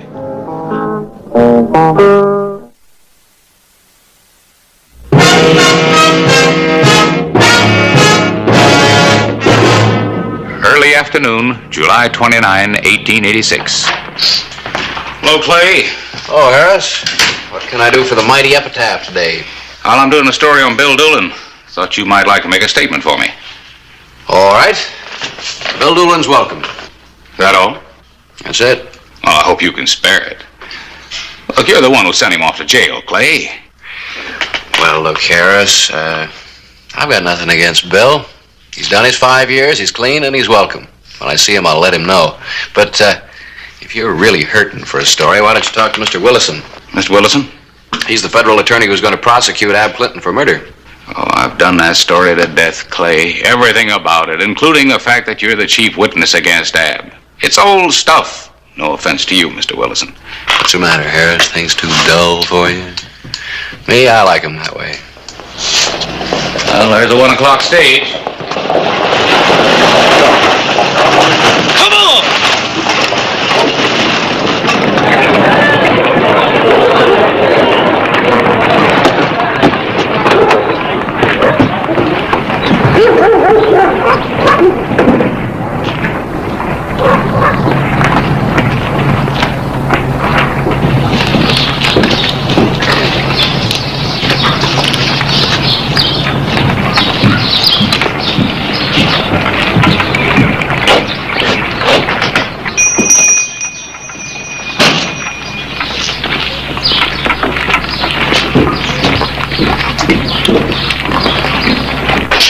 Mrs. Doolin here?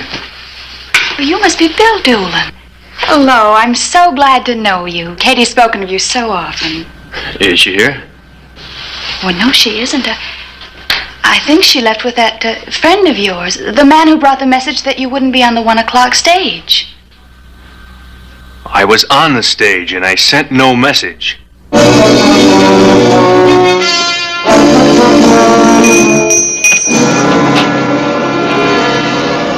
You did it.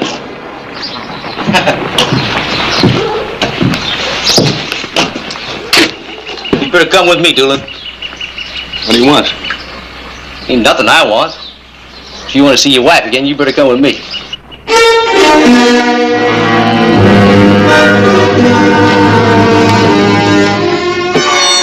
That afternoon, Bill Doolin was taken to a shack, a short ride from Tombstone.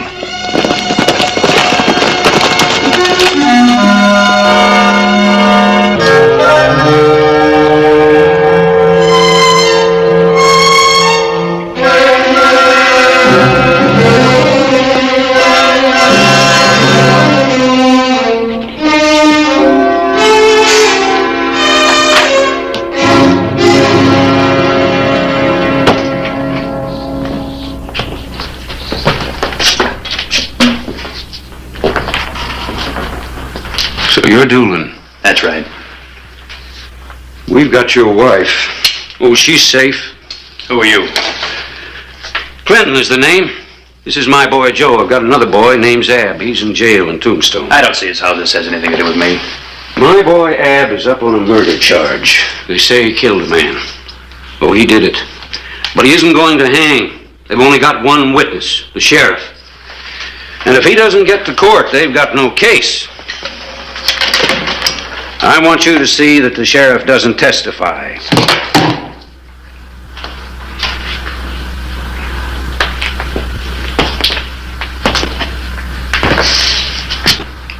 I'm not doing your dirty work. Maybe I didn't make it clear. It'll be your wife or the sheriff, one or the other. Why me? Why not him? This is a job for a man, not a boy. What do you mean? I can take care of that sheriff. Have you seen those graves out on Boot Hill? A lot of them are filled with men that thought they were better than the sheriff. Well, I don't care nothing about that. You'll do as I say. You were right, Mr. Doolin. A man ought to do his dirty work himself, but I've got one boy up for murder and the other itching for a kill. If this isn't done right, they'll both be dead. Killed or hanged. I don't like what I'm doing, but I see no other way. And when this is done, I'm going to take my boys back home to Chicago. I don't like it, Doolin, but this is the way it's got to be. Where is Katie? Put away, safe. You get the sheriff, you'll get her back. I got no reason to kill Hollister. Sent you away, didn't he? You came back to get him. Nobody's going to blame you if it's a fair draw. It's got to be the way I say. Your wife or the sheriff.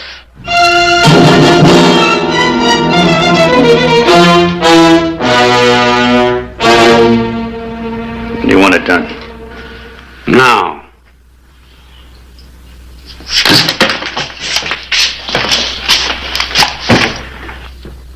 If anything happens to Katie, I'll get you.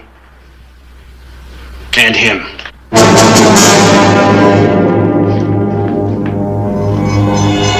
Doolin had his orders.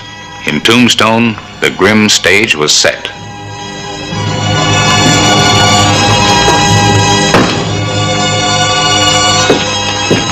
Hi, Bill.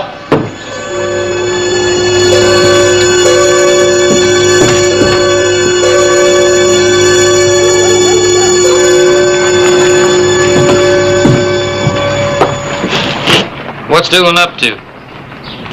Bill, welcome back to Tombstone. Hollister, you're a crawbelly coward. Hiding behind a badge. You gonna take that? Or are you gonna be man enough to try to do something about it? Well, what's eating on you, Bill?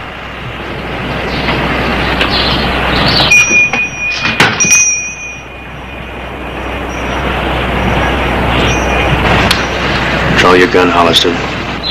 Oh, now, hold on. Make your play.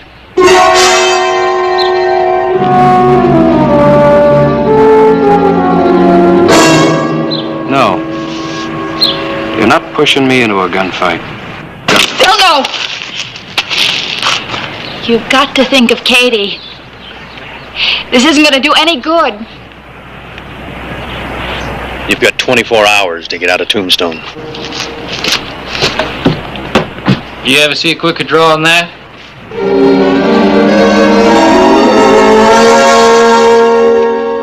The morning of July 30.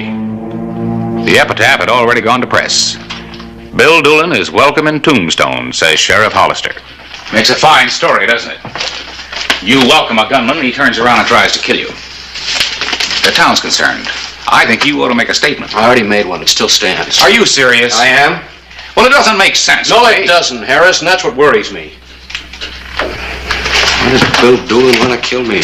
I don't know. The point is he does. The other point is, what are you going to do about it? Try to find out why. The people are scared, Clay, and I don't blame them. They need reassurance from you. Such as what? Such as what? A man embittered by 5 years in prison tries to kill you. A sensible man would simply put him in jail where he belongs. Well, I'll do that if it's necessary, but I'm not ready yet. Something about this just doesn't add up. You're a stubborn mule. Mule, huh? Print that and I'll sue you for libel. I might just win.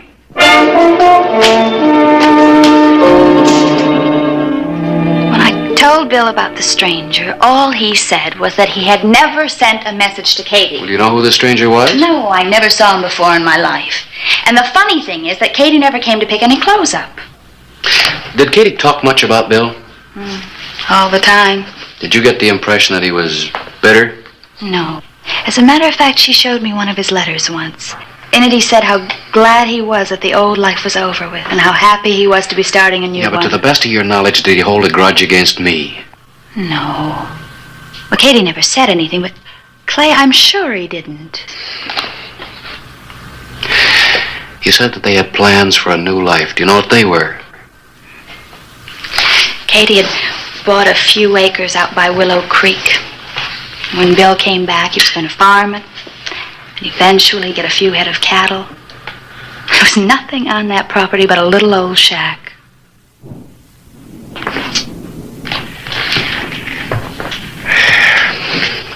Thanks for all the help. Be careful, Clay. Bill is fast. Yeah, we know that, don't we?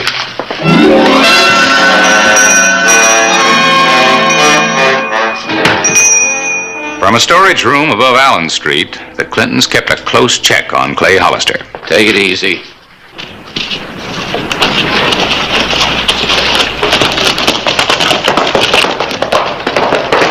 Sheriff ain't packing his gun. How come? That way maybe he thinks Doolin won't shoot him. Hollister seems about to visit Doolin. You circle around and beat him there. I got something else to do. Get moving. Get at it.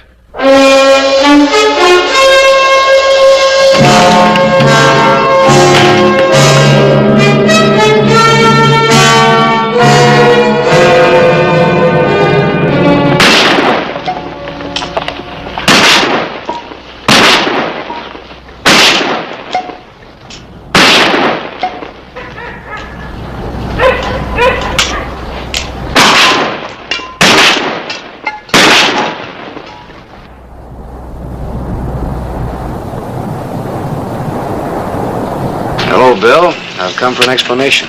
You got till sunset to get out of town. What are you trying to prove? The deadline's sunset. Look, I rode out here without a gun because you knew I wouldn't shoot a man that was unarmed. Because I want you to see that we haven't got any differences. Why do you want to shoot me?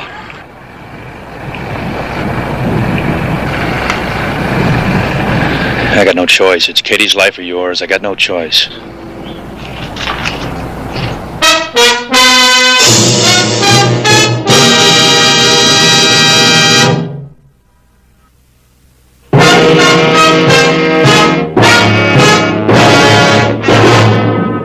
Noon, July 30, 1886. The sheriff's authority had been challenged. Fear began to snake its way through the people of Tombstone. If Clay Hollister couldn't stop the threat of a gunman, what chance did the people have? Things are out of hand, Clay. You've got no choice. You've got to jail Doolin. You've just got to. Living 5 years with a grudge must have twisted his mind. Oh, he's not twisted, Harris. You don't understand. He said something about my life or Katie's. Well, I'm trying to understand. I'm especially trying to understand you. Hello, Clay. Did you want to see me? Yeah. Come on. Hello, That stranger that came to see Katie, did he look like a Clinton? Well, I don't know the Clintons. What about you, Harris? Could that have been Ab's brother? Well, he didn't look like Ab. I think there was a brother. Wait a minute. It seems to me... Seems to you what? That Ab Clinton threw a big party, a sort of a family reunion. Sure he did. 3 years ago, we even had a picture taken at Ebel's studio on Toughnut Street. I'm going to check the epitaph file. We'll meet you at Ebel's.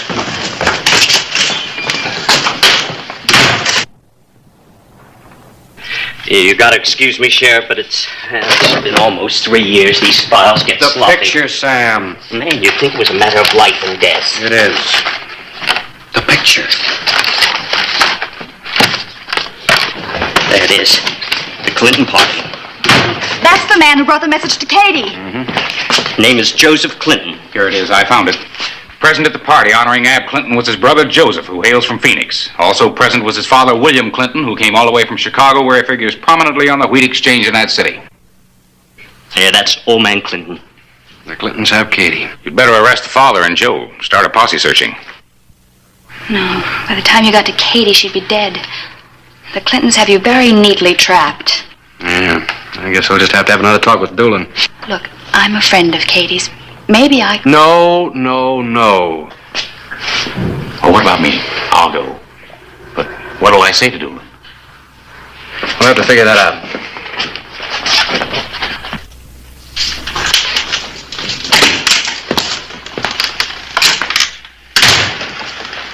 I tried to tell him. He wouldn't listen.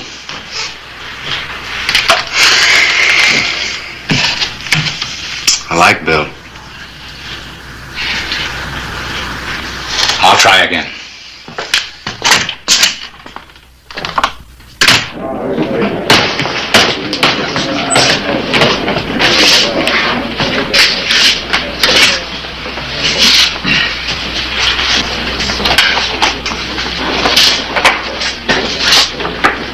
Whiskey.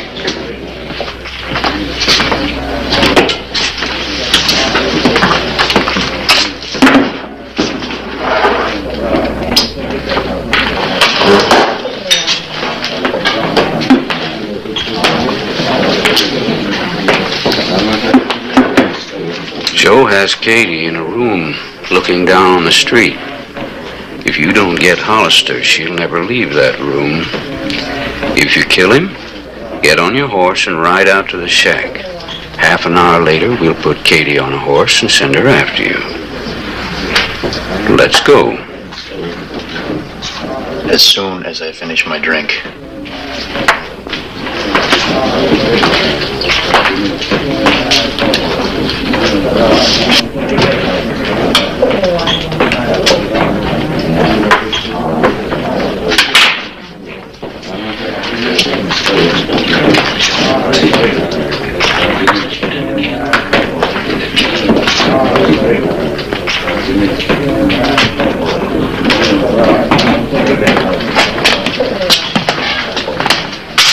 What were you talking about?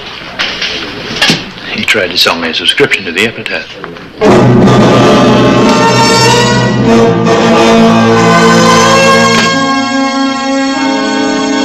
The afternoon of July 30, 1886. 24 hours had passed.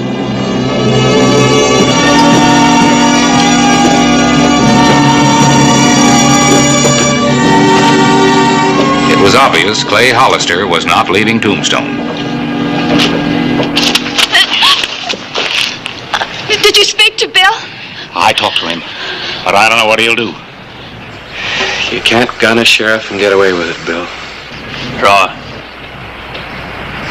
You got no reason. Draw!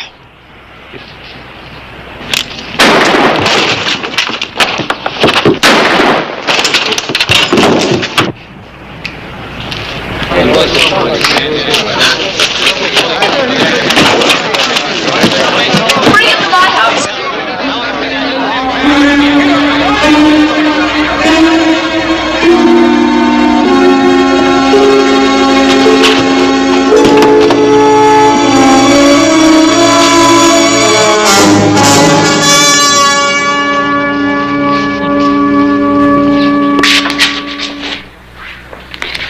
Now you just keep your mouth shut and you'll see your husband. Here, put him on the table. Take this up.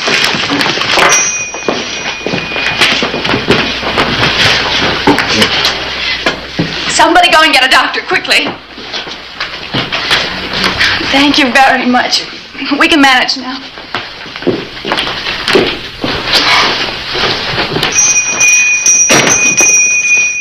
Boy, he is fast. I'm glad he listened and missed. Yeah. Hey, Hollister, do you mean to say that you planned this whole thing with Bill Doolin? Clay. Well, it looks that way. Clay, they've got Katie upstairs above the barber shop. It's my part of the deal. Katie?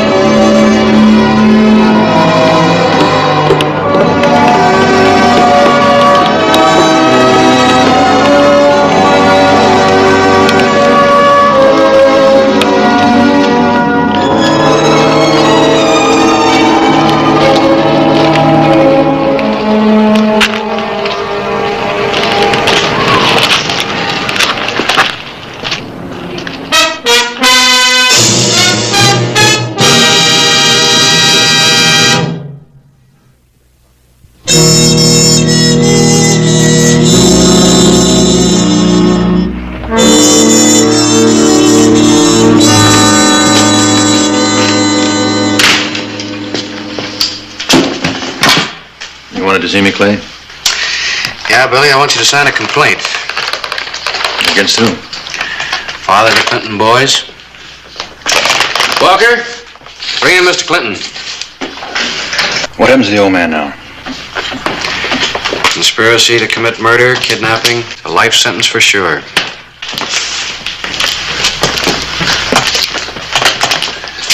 Take off your hat. Can you identify him as the man who plotted the whole thing?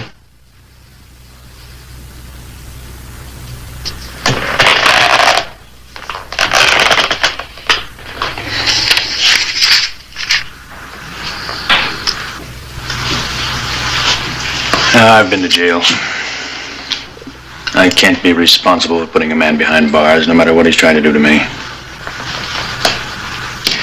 Maybe it doesn't matter. He's got a conscience.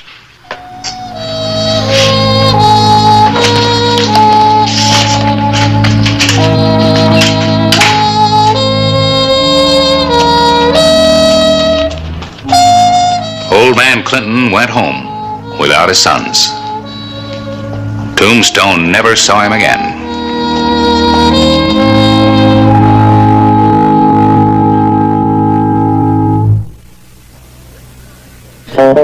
Whistle me up a memory, whistle me back where I wanna be, whistle a tune that'll carry me to Tombstone territory.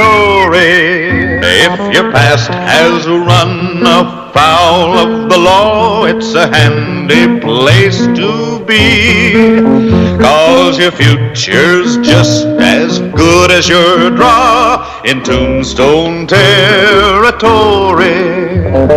Whistle me up a memory, whistle me back where I wanna be, whistle a tune that'll carry me to Tombstone territory.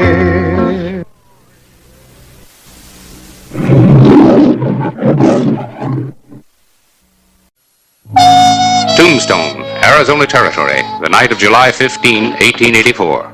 I put the epitaph to bed and dropped in on Sheriff Clay Hollister. What are you doing? Adding up the day's take and fines? Yeah, and deducting what it costs to feed the prisoners. Well, it's no wonder the jails are supported by the taxpayers. I just can't make a nickel. You, Sheriff? That's right. I'm from Sunglow. Logan and his gang taking over the town again. Where's your sheriff?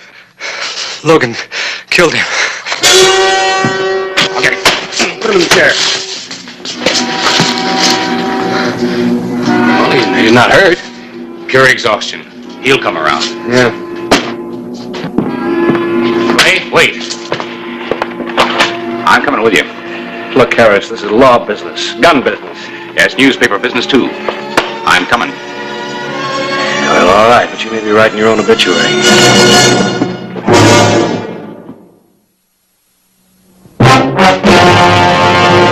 An actual account from the pages of my newspaper, the Tombstone Epitaph.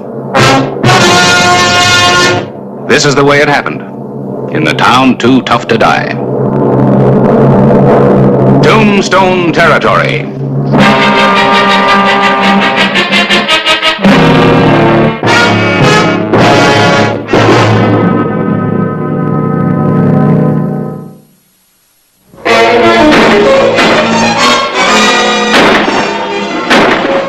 High noon of July 16, 1884 was one Sunglow wouldn't forget. Harvey Logan and his men had taken over the town. Lawless, gunslinging desperados helped themselves to anything they wanted. Get your hands out of your pocket. Now you listen to me. My boys came to this town to have a little fun and lap up some of your hospitality. Now, ain't that clear enough? Look here, you can't go around beating up people. Who's going to stop us? You, Mayor? The law, public opinion, decency. There'll be troops from Fort Huachuca here this time tomorrow. By that time, we're going to be up in the hills. Now, why don't you people just leave me and go on about your business? Maybe it would be better if we just went about our business, Mayor. I'm sure Mr. Logan and his men meant no harm. No harm in terrorizing a town? I don't like you. Now get him out of here. Now it's time for the rest of you boys to unwind. Whiskey! Yes, sir.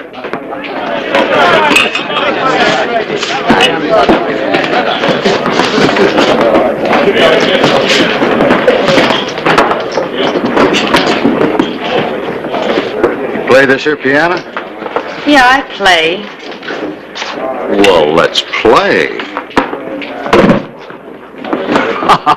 What's the matter? Don't you want a little drink? Do I have a choice? Oh, I like you.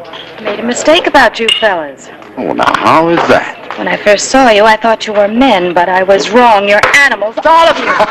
Sure we're animals, all of us. Hey, Logan! Thought I told you to keep watching the road. Well, I was watching all right, Logan. There's a couple of riders coming in from Tombstone way. And one of them's wearing a star. Oh. We're gonna have some company, huh? You get back out in the street. And you make sure everybody clears that street, because we're going to have a party, a real surprise party. Up, everybody. We'll play later. Now, these two riders that are coming into town, let's give them a big welcome. Come on.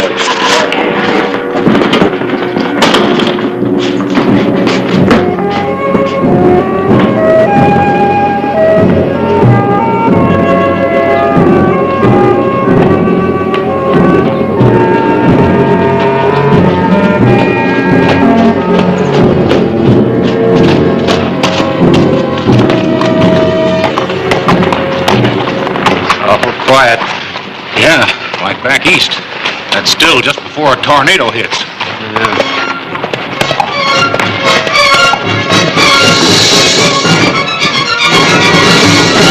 That's far enough. Well, Clay Hollister. Tell me something, boys. Did you come here to join the local sheriff in his grave? You've got just 10 minutes to hand over his murderer and then get out, Logan. You hear that, boys? He's putting a time limit on our fun. I'm giving you just 2 seconds to drop your guns. This'll catch up with you, boy. Just a matter of time. You can't take over a town. I already have. Now you drop those guns down. Do just like I tell you, or there won't be no witnesses.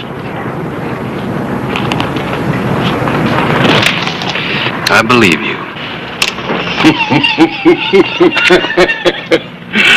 Get down. Hurry up!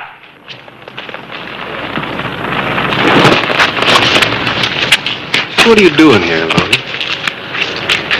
Well, now, this ain't Tombstone, Hollister. And I ain't beholden to answer none of your questions. Sun glows in the county. Yeah, I know that. But me and the boys are celebrating. And you know something? You're just in time to join the celebration.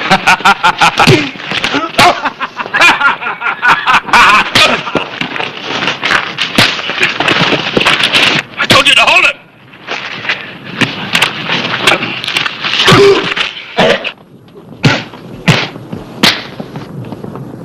Well, that's my kind of celebrating, Mr. Hollister. Now there's a new sheriff in the town, namely me. You go on, get him in the lockup. Take Horace Greeley with him.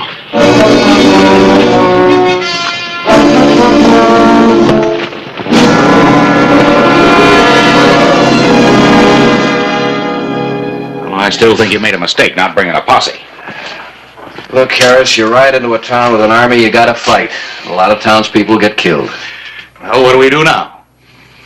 There's only one thing to do. Sit down, relax. Relax. Well, you said you wanted a story. Go ahead and write it.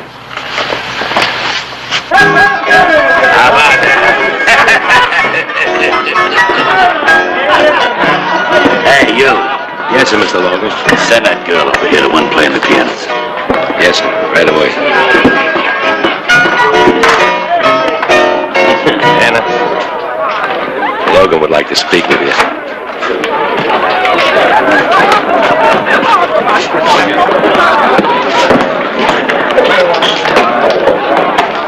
You want to see me? Yeah, sure, I want to see you.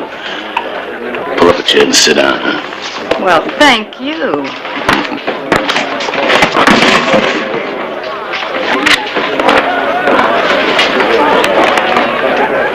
Have a drink? Why not? Yeah, why not?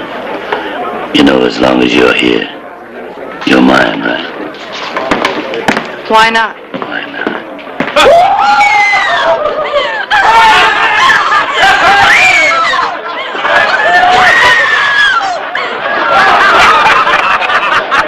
Let that girl alone. Who's gonna make me? Mr. Logan, I know this girl. Are you just going to stand there and let that animal do this? Oh, I promised my boys a high time, honey. You wouldn't want I should break my promise, huh? Listen, if you want any favors from me, you do one for me. Now make him let her go. I like a girl with spirit. All right. Hey, Denver, let her go. What are you talking about?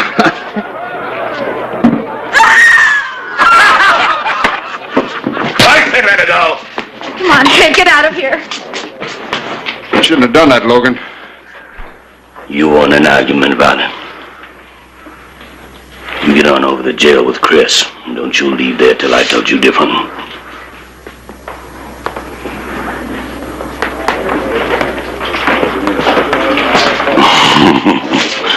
Where was we, honey? I was just about to pretty up a bit. Hey, that's a good idea. The pretty better. I'll be right back.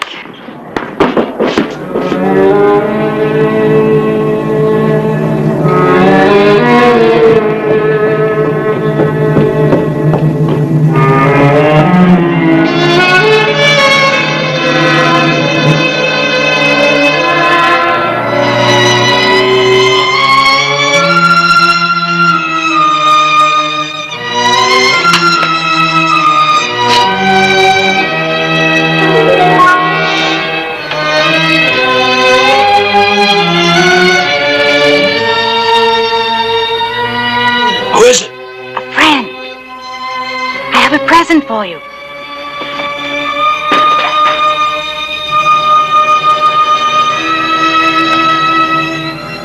Pull it out. Thanks, friend.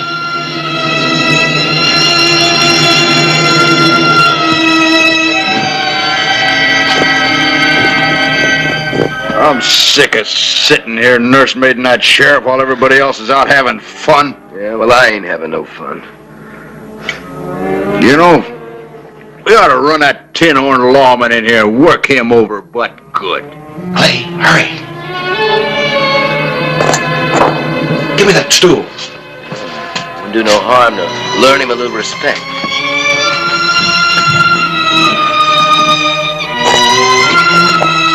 You know, if we really took care of him, then we could go out and hurrah the town again. Yeah, I like that. They're coming in here any minute.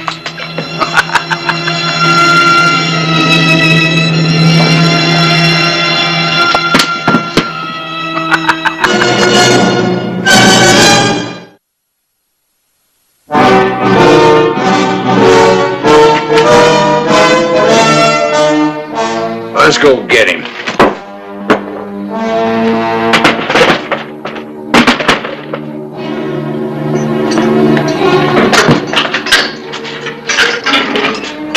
Come on out of there, Hollister.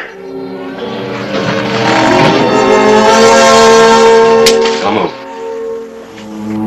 Hey, where'd you get that? You haven't got a chance, Hollister. Get their guns, Harris.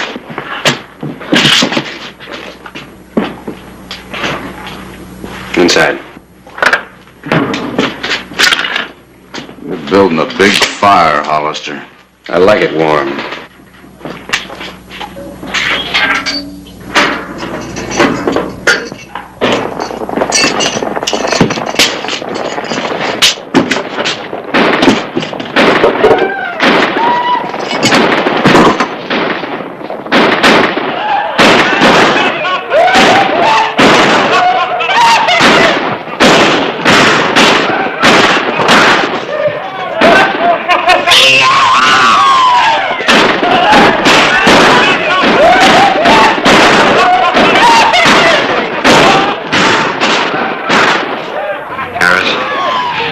As many townspeople as you can. I'll meet you in an hour over there at the general store. And have them come in the back way.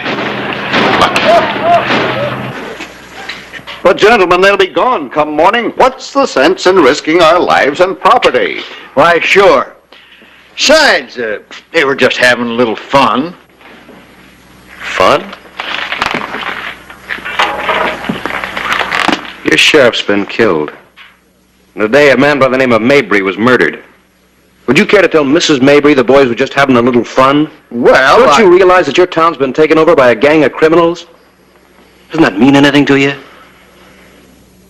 To any of you? But, well, it's only for one night. Clay, you just gotta be reasonable. What's the use of us risking our lives and our property? That's exactly what the Romans said when the Vandals were at the gates just before they burned Rome. Well, I'm with you, Clay. All the way. Thanks, Harris.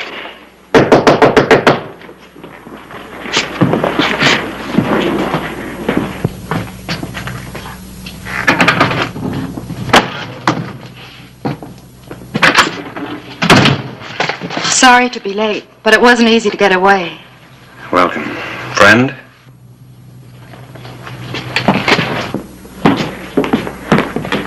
Well, of all the nerve. Yes, you're right, Mrs. Spence. This young lady does have more nerve and more courage than all the rest of you put together. Well, Can I count on any of you? I got a family, Clay. A lot of you people fought Apaches when you first came out here. Now you're gonna let a bunch of yahoos take the town away from you. The town will still be here after they ride off. Yeah, but it won't be the same town. And you won't be the same people. But we'll be alive, Mr. Hollister. Don't bet on it. Well, thank you very much, gentlemen. And ladies, I've had my say. You know they call Tombstone the town too tough to die? Well, they'll be calling Sunglow the town too scared to live. maybe I can help, Mr. Hollister. What can a saloon woman do? You'd be surprised, madam. I'll bet you'd be terribly surprised. I'm listening, ma'am. Logan tells me I'm his girl. For as long as he's here, I am. Be at my place at 10. He'll be there. Until 10, then, Mr. Hollister? Till 10.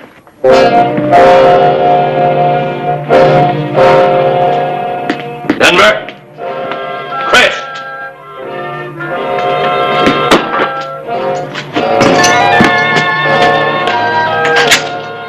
Come out of there! Logan, he tricked us. He had a gun hid. You stupid fool! Somebody passed him that gun. They'll pay for that. We came to this town to celebrate, and we're going to celebrate. And then we're going to burn it to the ground. I'm getting thirsty. Come on.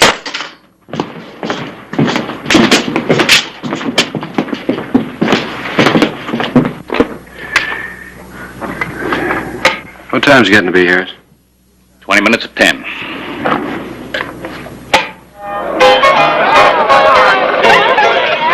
What's the matter? Something bothering you? I have to live here. If any of the townspeople see me being too friendly with you, I won't stand a chance in Sunglow. Don't worry about it. When we get through, there ain't going to be no town. What do you mean? We're going to have us a fire, a real big fire. Logan, all this noise is giving me a terrible headache. Why don't we go somewhere, away from here? Like, maybe my house. You need to get some food in you, and I'm a good cook. That's real hospitable of you. That's what I call real hospitality.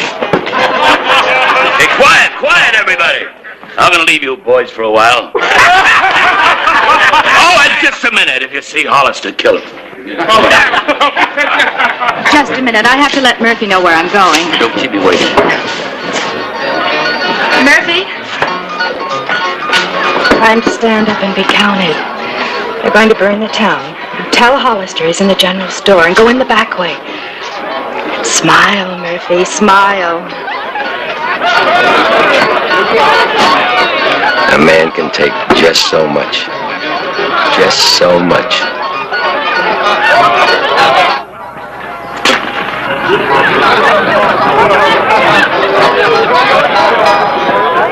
There she goes. Logan with her? She said he would be.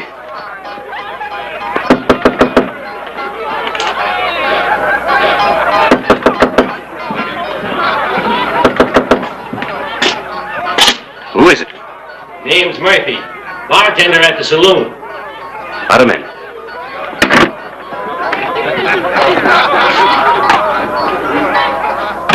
Anna told me you were here. They're going to burn the town, Sheriff. Before they leave, they're going to burn it. They all over there? All except Logan. And they're all pretty drunk. Yeah, well, maybe we can sober them up. You got a gun behind the bar? Yeah? Will you use it? I'll use it. Good enough. You go on back there. Me and my army here will be right over.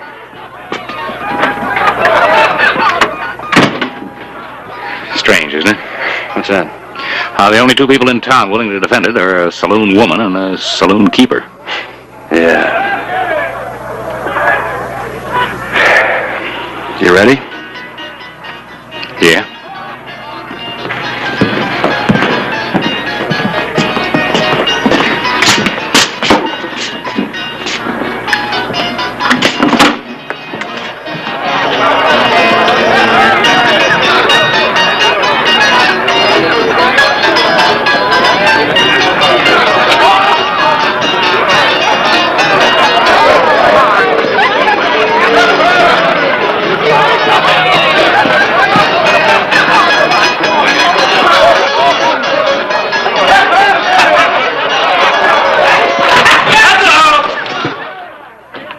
Turn around, drop your guns. My men are covering you.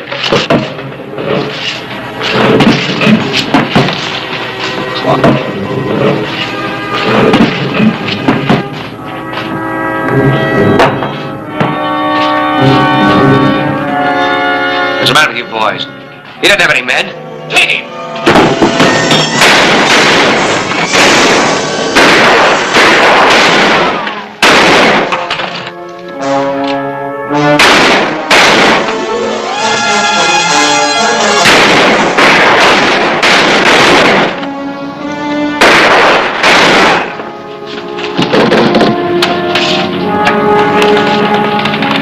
Any more?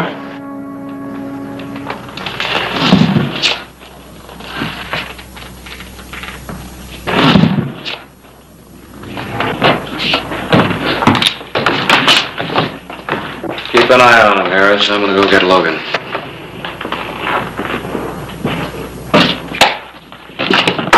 All right, over with the rest of them.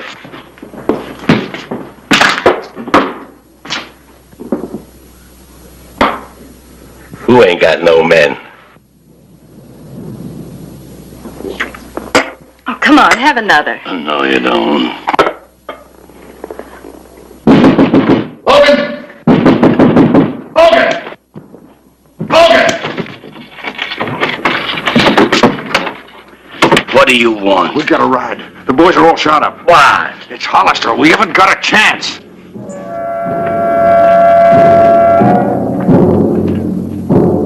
Logan!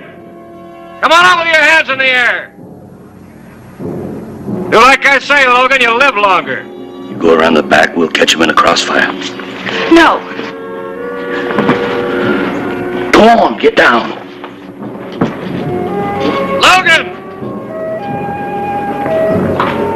Are you coming out or am I coming in?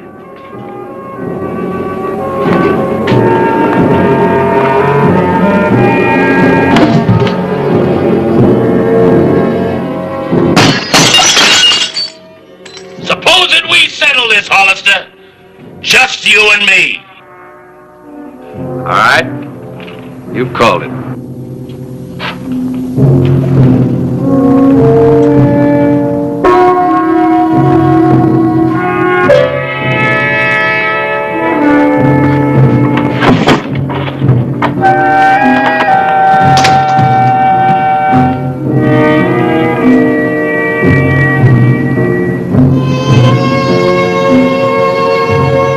Give you one more chance to throw away the gun, Logan. You ready, Hollister?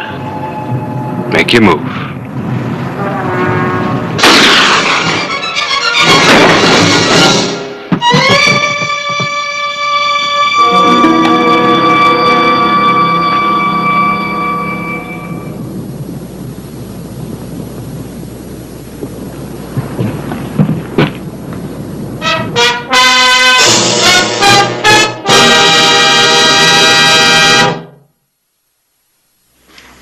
Sheriff Hollister, on behalf of a grateful town, I want to thank you. Well, Mr. Mayor, if it hadn't been for this young lady, you wouldn't have a town. How about thanking her? Mr. Hollister, Sunglow has no place for a woman like her. She's no better than the rest of the riffraff. And the way she carried on with that outlaw. You coming there? Yes, dear, Mrs. Spence.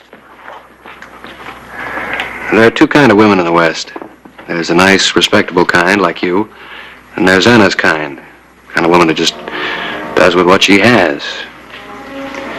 When a crisis came to your town, which kind got up and fought? Well, Mayor, Thanks again.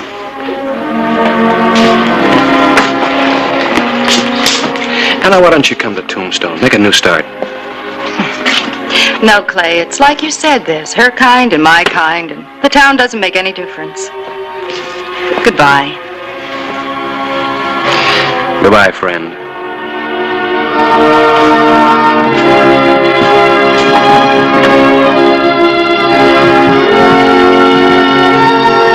That's quite a girl. Someday they'll be writing books about women like her. Yeah? Come on, Horace Greeley. You got a story to write.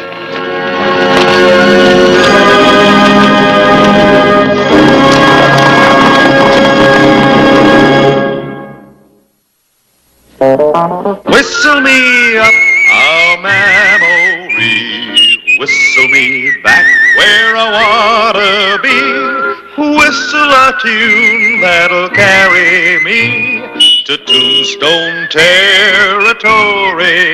If your past has run afoul of the law, it's a handy place to be, 'cause your future's just as good as your draw in Tombstone territory. Whistle me up a memory, whistle me back where I wanna be, to Tombstone territory.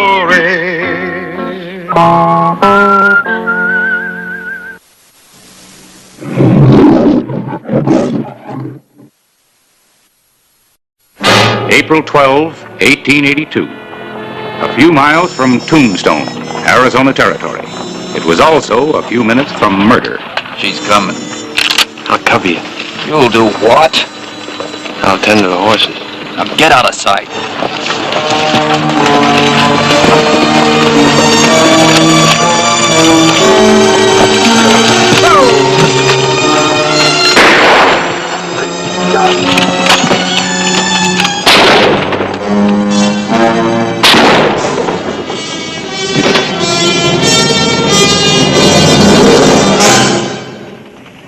The box.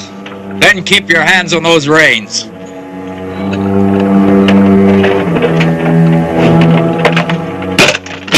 Go inside. Get out here.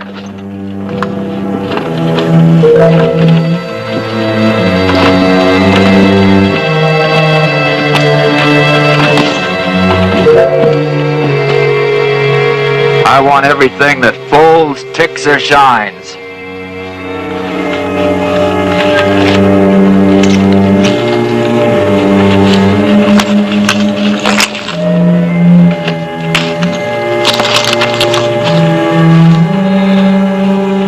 I said everything, including that book. I'm a journalist. These are my notes.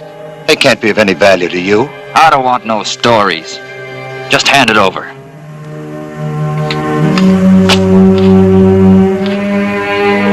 A writer is a man of great curiosity. Might I ask you a question? Ask it.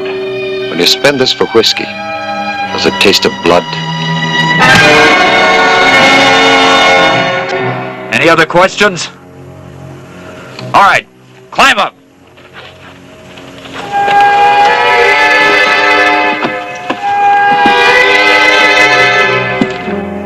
I want to see dust all the way to Tombstone.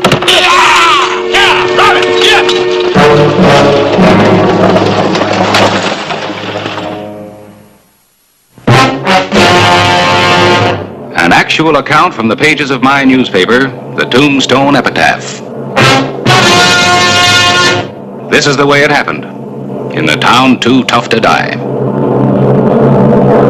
Tombstone Territory.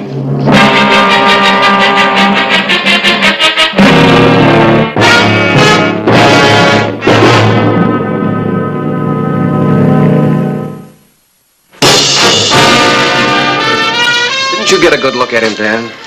No, he was wearing a mask. I saw his gun, though. He shot the guard down quicker than you could spit and say howdy. Yeah. All right, folks. Thanks very much for the information. You're not going after him alone, are you, Clay? He's a killer. I'm not alone.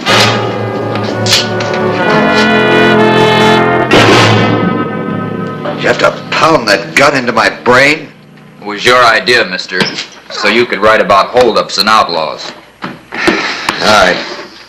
Here. As agreed. Your fee. Better than we agreed. You got a killing. That guard should cost you extra. There it is, Sam. Crack it open.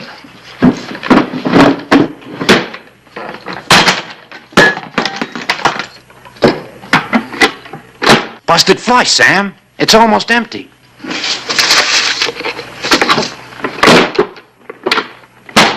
Oh!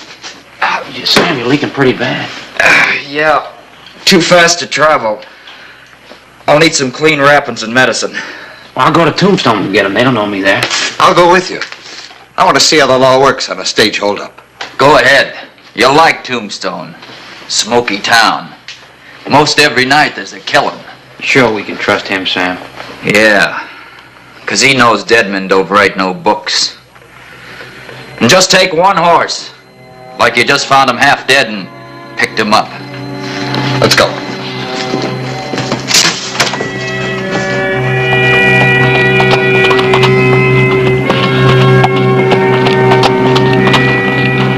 Rider coming. Sheriff, I saw a flash of his badge. Get down and lead the horse. I'll do the talking.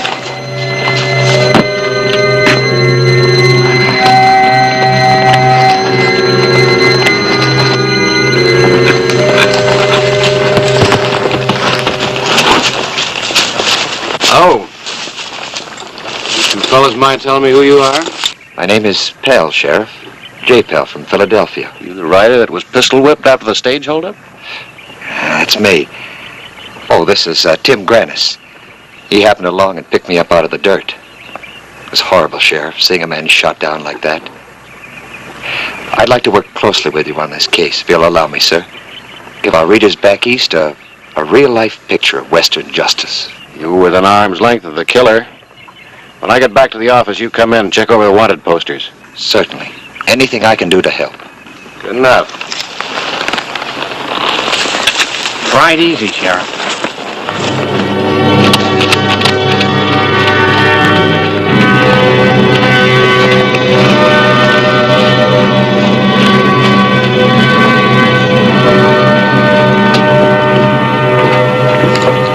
Here's the money for the stuff for Sam.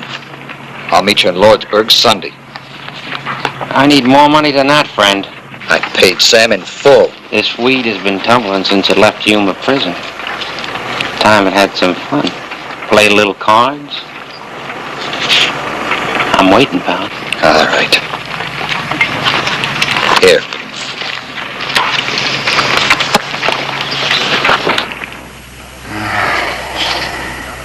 Sorry, Sheriff. None of these. Well, thanks anyway. But, these are interesting. What we in the writing line call background material. Now, here's an example. Sam Crane, aged 42, wanted for the shooting of 14 men. That's more than most of your top guns.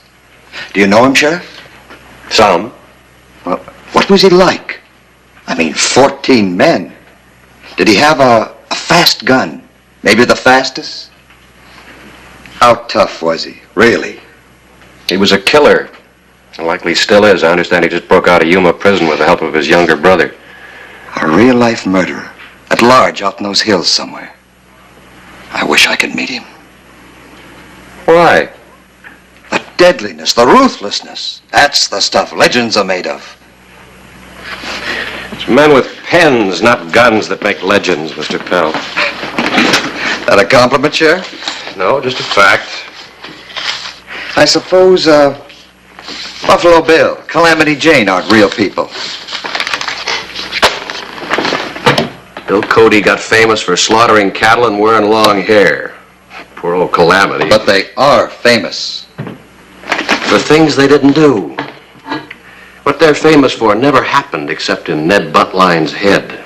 Little man with a sharp pen and an inkwell full of blood. Oh, Harris. Hello, Clay.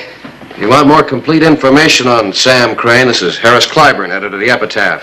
Writer from back east, Harris, J. Pell. How you doing, Miss Pell? Privilege, Clavering. Certainly be obliged if you let me browse through your files. Any time. Come on over now. Thank you. Clay, I just dropped by to see if there was anything new on that stage holdup. Oh, not a thing. Anything else? Nope. Town's got its head on a pillow. Come outside, Writer, man. I got a story for you. Not now, Tim. I'm busy. Don't pull any of your eastern airs on me. Excuse me, gentlemen.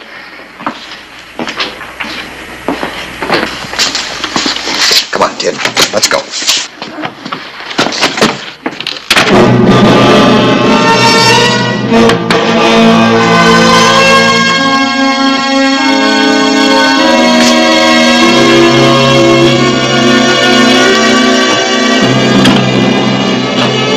What's the matter with you? Lose your senses? Listen, Ryder, I need money. What for? I don't like the way they play poker in this town. I've been cheated, skinned right down to the white meat, but I got some tricks of my own. All I need is some cash and chips. What you need's your horse. Let's find him. This Hollister's a tough sheriff. Him? Why, he don't know what a man and a gun can do together. Me and Sam, Shut up, you fool. Now stay out of that office. Let's get out of town. This boy giving you any trouble, Mr. Pell? Trouble?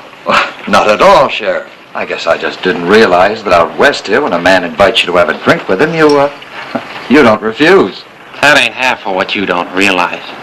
Sheriff, why don't you get your nose out of our business? Now, cool off, Tim. I am indebted to you for helping me today. Here, have yourself some fun. I have an appointment with Mr. Clyburn. That's mighty generous of you, Ryder, man. Back to your pipe and slippers, watchman. See you later, Clay.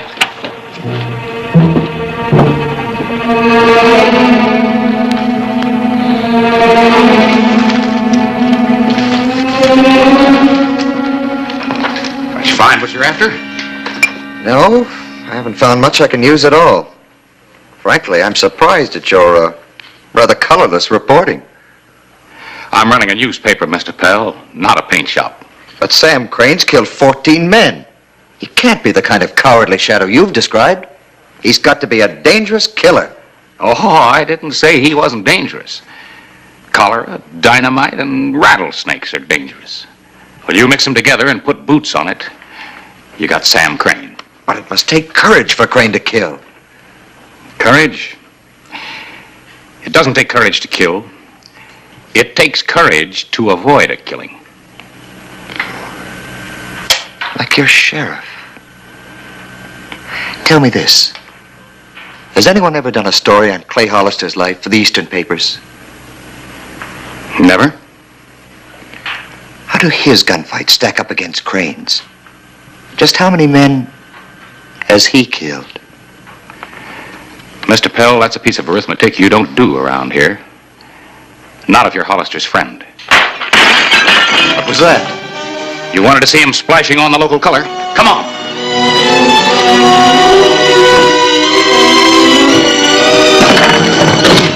What's the matter, Tin Horn? Won't you fight for your money? I haven't got a gun. Well, I never saw a gambler yet that didn't carry a gun. Somebody stick him to some hardware.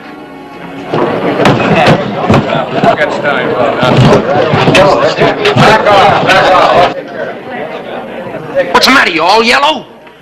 I heard that Tombstone was as wild as a half-skinned grizzly. You better put up the gun, cowboy. Well, if it ain't the sheriff. Put up the gun or I'll jail you. Maybe, maybe not. Maybe you can't climb over bullets.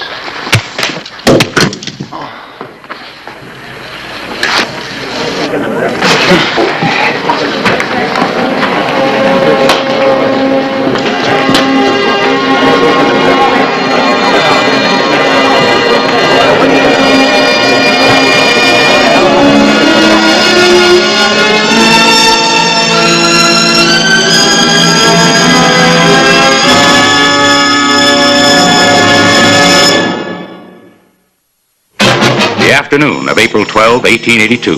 The one killing J. Pell had witnessed was not enough for the story he wanted to write. He was determined to do something about it. Sheriff? Hello, Mr. Pell. Sarah? You want to talk to your friend? Yes, I do want to talk to him. Go ahead.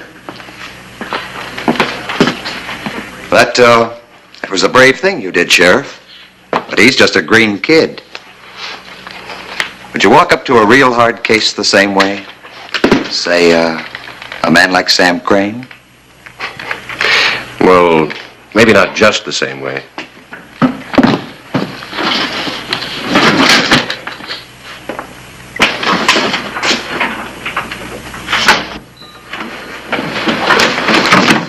You gotta get me out of here somehow. I'm tired of scrubbing up these jail floors. Take it easy. You're only going to be here for a couple of days. Couple of days?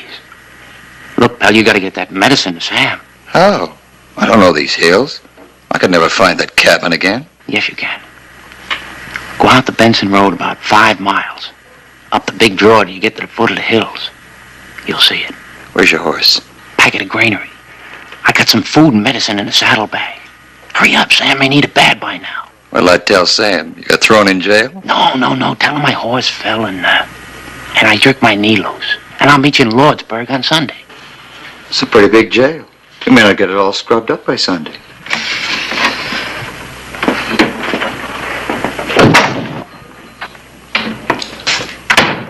How is he? Breathing blood and thunder? I've seen more thunder come from a baby in a rattle. Sheriff, how'd you like to have enough money to own this town? And the mountains around it. What's on your mind, Mr. Pell? Suppose I could find out where Sam Crane is. You've got a notion where he is? Right where. He's hiding at the end of the rainbow. What are you getting at? Just this. I want to be at the end of that rainbow when you get there, in a front row seat. Sheriff, if I could find out where Crane is, I'd trade that information. If you let me watch the killing. Who's killing? His or mine? His. I was going to write a series of articles about Sam Crane. But now I've found a man that's worth a book. You. You let me in on the Crane killing, and I'll have what I need to make you the next national hero. Me? I guarantee it. Lecture tours, star of your show, circus, travel abroad, audiences with royalty. You can become a legend, Hollister. Stop right there, Mr. Pell. Leave me alone to finish my supper. Maybe you didn't hear me right. Now listen. I heard you. And you heard me. Get out.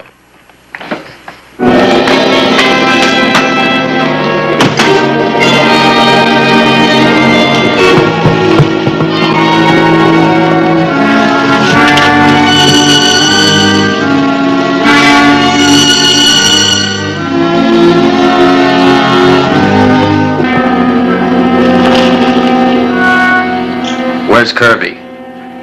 How come you found your way back here? You're okay, Sam? Wound healing?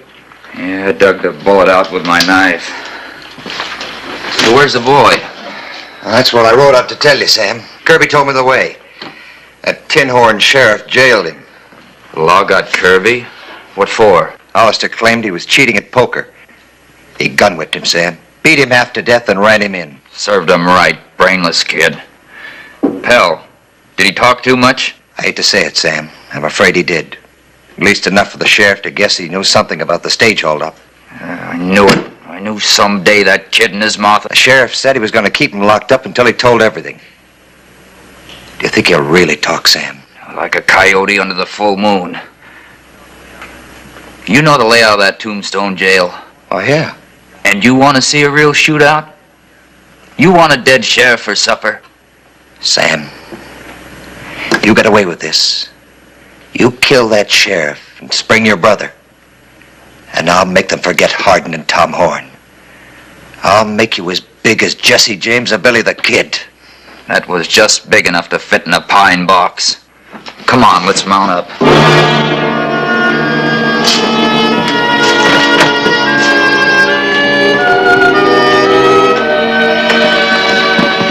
Time to go to work.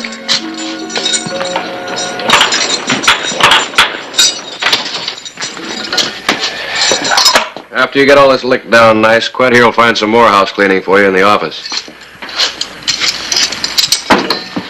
I'd start waving them up.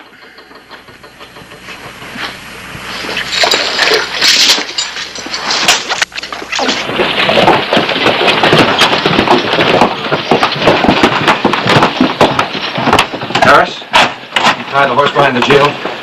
Yeah. And the boy was watching. I could see him through the bars. Good. What makes you think he'll make a break for it? Hunch? Well, why do you want him to? The boy rode into town after the stagecoach robbery with Pell. And now Pell just can't stop talking about Sam Crane. They might have some information about where Crane's hiding. You think Crane held up that stage? Whoever did it's carrying around some lead from the guard's gun. Check the boy's saddlebags. He just bought a bottle full of medicine for washing out wounds and a pair of long-nosed pliers. Pretty odd buying for a drifter, wouldn't you say? Well, why didn't you have me stake out his own horse instead of that other? Because Pell ran off with it. Medicine, pliers, and all. Quint reported it. We couldn't trail him. Well, let's hope he takes the bait. Yeah. Quint's all primed. He'll drop like a rock. We better wait inside. He might see us here.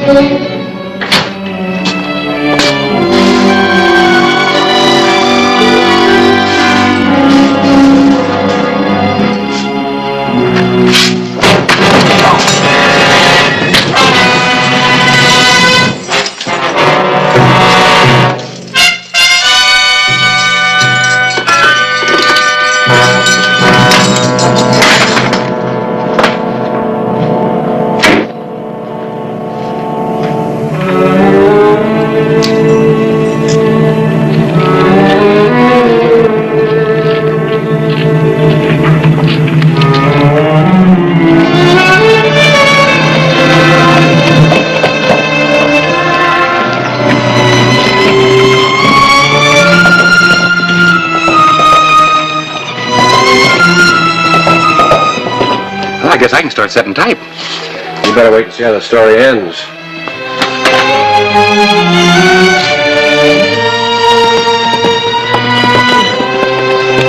Rider coming. Take cover.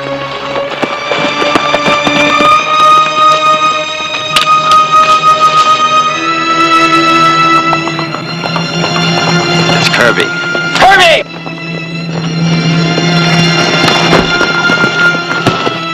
Sam, you're all right. You're riding. Yeah, how come you are? Well, I broke out. That sheriff had me swapping floors. I saw a horse tied out back and I broke. Swamping floors? You don't look beat up. Kirby, how much you tell him? I didn't tell him nothing. Pell here says that sheriff beat your brains out, and you started blabbing. He hit me once, but I didn't tell him nothing. Remember, I'm a writer. I color up the facts some. Enough to send me straight into that sheriff's guns, trying to shoot my brother out of the Tombstone jail. Now, you're being melodramatic. Him and me both, mister, and you're right in the middle, not off to one side taking notes. Sam, him and that sheriff were so close they could have been wearing the same hat. You came west looking for something to write. You just found it. Your death warrant. No, Sam, I swear it. I'll make you famous and rich. Don't shoot me. There's lots of ways to kill snakes. Shooting's one of them. It's Hollister. Don't shoot. You'll warn him. Get behind those rocks.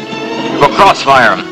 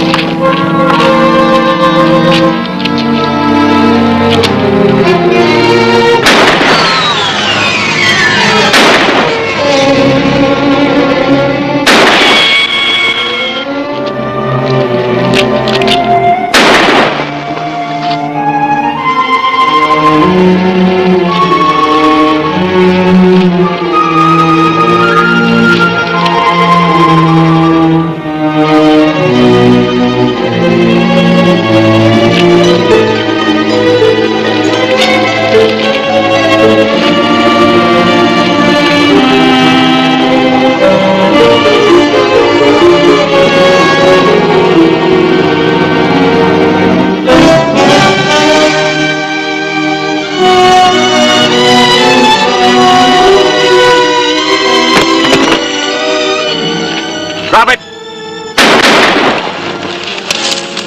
Sam, shoot!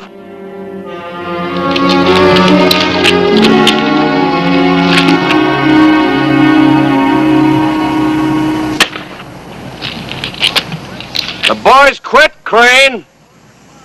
Oh, Hold your fire! Come in alive!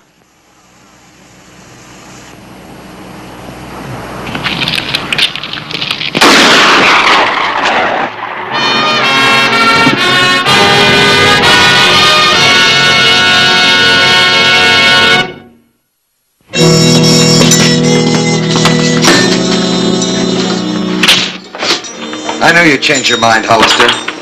You're on your way. I'll make you a fortune. Dirty, what you and your blowhard brother. Coyotes. Coyotes kill sheep. Takes a man to walk into 2 guns and kill. A man like this. So you finally got your story, huh? Today, in the parched hills near Tombstone, I watched a killer die. Sam Crane, the Southwest's deadliest outlaw. Sam Crane, a coward who killed for greed and out of ignorance. Well, we've got 2 writers around here. And then changed the part about coyotes. Coyotes are smart, like this one here. He decided to talk rather than hang. You mean about his brother's killings? Mm-hmm. Especially the last one, where Sam killed a stage guard for a fee paid by a writer gathering information on Western outlaws. That's a lie. You paid. And you'll finish paying with 10 years of your life for conspiracy to commit murder. In Yuma prison, you'll meet most of the outlaws in the territory. You can write their stories.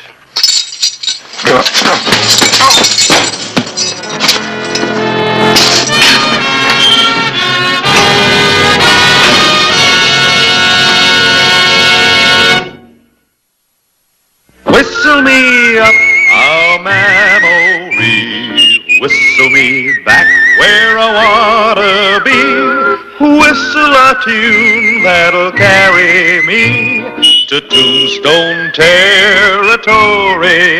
If your past has run afoul of the law, it's a handy place to be, 'cause your future's just as good as your draw in Tombstone territory.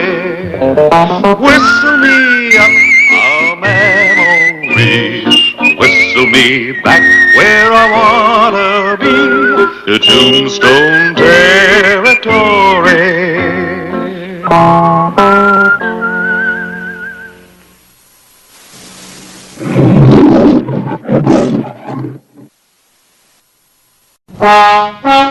Tombstone, Arizona Territory, April 12, 1884. Come on back here, you cheap lady!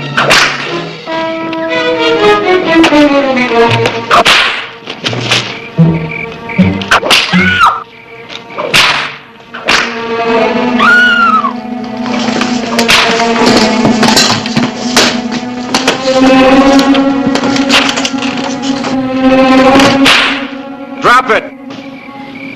It's all right, Sheriff. It's no trouble. Just gonna teach this teasing little filly a lesson. Why don't you just go on back to bed, huh? I said drop the whip.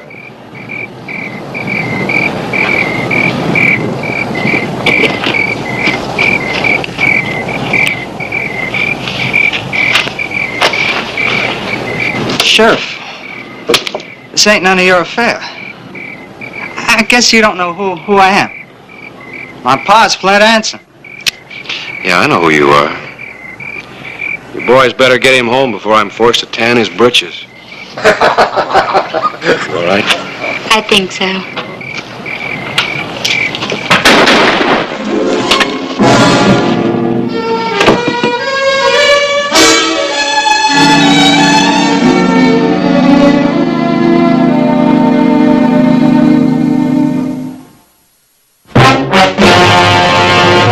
An actual account from the pages of my newspaper, the Tombstone Epitaph. This is the way it happened, in the town too tough to die. Tombstone Territory.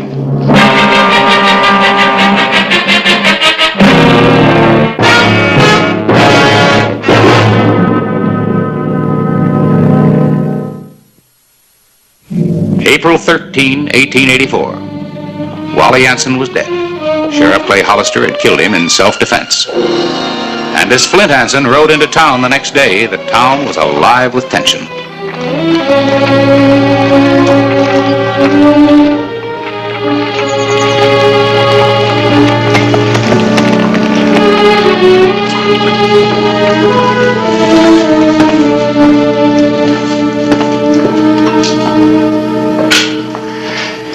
Flint. I want to put an ad in the next edition of your paper. Full page. Full page? Sure, Flint. Come in. You have a copy? I'll tell you what to say. Sit down. Write this. Attention all interested parties. I promise to pay the sum of $10,000 to the first person or persons bringing me proof of the death of the man who murdered my son. Wally wasn't murdered, Flint, and you know it. Clay shot back at him in self-defense. I'm not asking for your opinion. This is my ad. And this is my newspaper. I won't print it. All right. Somebody else will. Flint! Listen to me. Don't do this. Think it over. Think what over? That Wally was a weakling? That he wasn't the man I wanted him to be? He was my son. If it wasn't for this, I'd kill Hollister myself. When you took those 2 slugs in that arm, Flint, you were defending homesteaders you didn't even know. You brought the first law and order to this part of the country. Don't throw away what you and so many others have fought so hard to get. Sounds like one of your editorials. You never had a son. What do you think I fought for? All I can end up with is 6 feet of ground. I was thinking of Wally and his sons. Flint!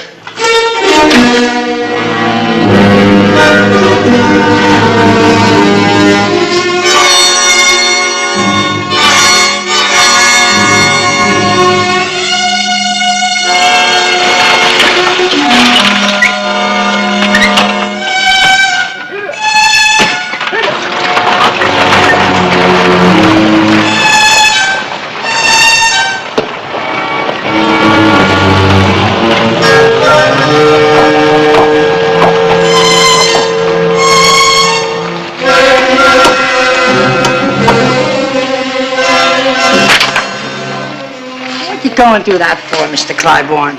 Where'd you get these, Willie? Stage was full of them. The driver dropped off a couple bundles with the mail. And then he gave me $2 and said I should push them up all over town. Well, didn't you read it? Yeah, but it's none of my business what it says. $2 isn't easy to come by. Hey, you can't do that. Give me those. What's going on? Flint didn't waste much time, did he? Great. Hey, you can't do that. Stop it. That's not going to help any, Harris. Well, he's not going to put these up in Tombstone. Mr. Clybourne has no right to stop me from putting them up. Does he, Sheriff? No, Willie, nobody has. You go right ahead. What are you trying to do, Harris? Keep progress? Progress? Yeah, $10,000. It's a lot more than most reward posters offer. Here you go, Willie. I wouldn't want you to run short. Ain't nothing personal in this. You understand, Sheriff? The driver gave me $2 to do a job. I gotta do it. Sure.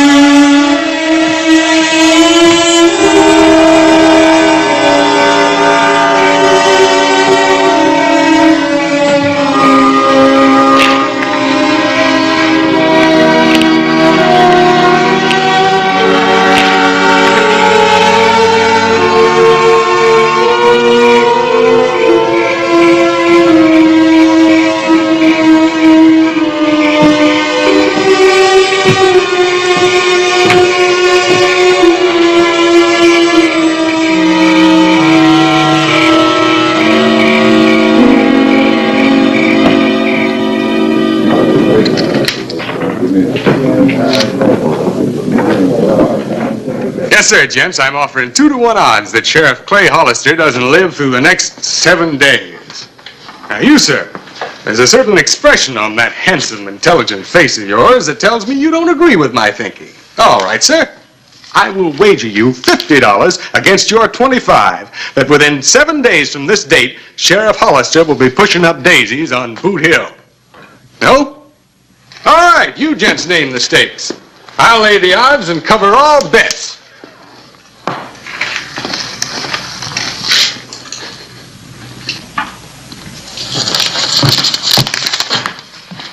Evening, Sheriff. I was just saying to these gents... I know, mister. I heard. Nothing personal, Sheriff. I'm a gambler. I bet on anything. I'm getting fed up with this nothing personal talk. I tell you what, you're a gambler. Why don't you try for the big stake yourself? I don't know what you mean, Sheriff. Why fool around with this penny ante stuff? If you're so sure I'm going to be dead within a week, why not fix it so you can't lose? I'm no gunslinger, Sheriff.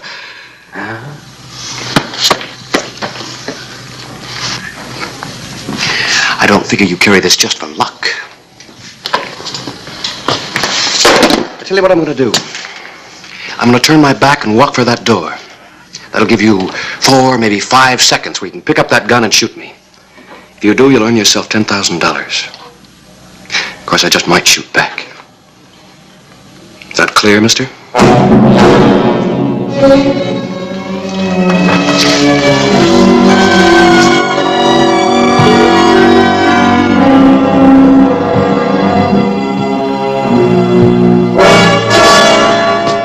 What's the matter, gambler?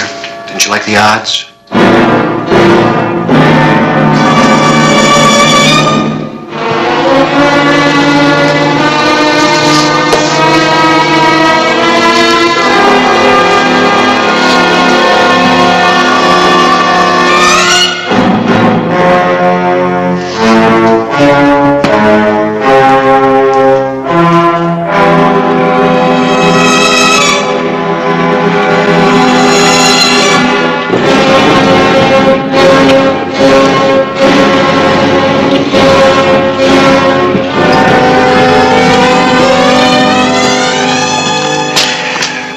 I got to admit it, Harris, I'm getting a little jumpy. Look, Clay, you can't handle this alone. The mayor's calling a meeting at his house tonight. He's asking for volunteers to help you, well, keep an eye on things. You mean a bodyguard? Well, I can guess who started the idea. Look, I appreciate it, Harris, but don't drag other people into it. It's my fight, just mine. Well, I don't see it that way. That stage is carrying those posters by the hundreds. The territory will be covered with them. Yeah. I figure by the end of the week, everybody who can squeeze a trigger and is looking for a fast dollar will be headed this way. That's right. Well, you don't like my idea. What's yours? Haven't got one yet. Well, I got a tour to finish. Oh, Clay, I think I'd like some air myself. Do you mind if I walk along with you? Yes, Harris, I do. One of them might be a bum shot. Nick you.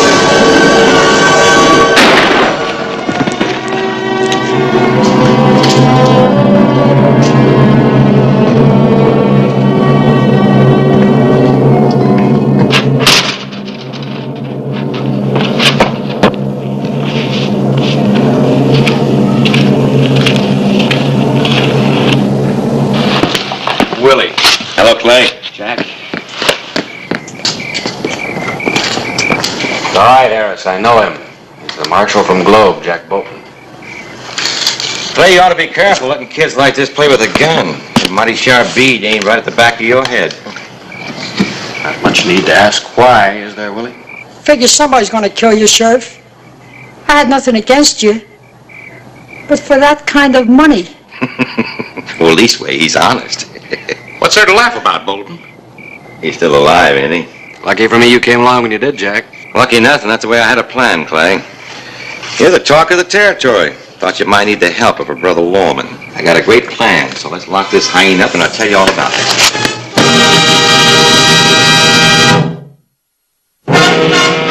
Marshal John Bolton from Globe had saved Clay Hollister from being shot in the back.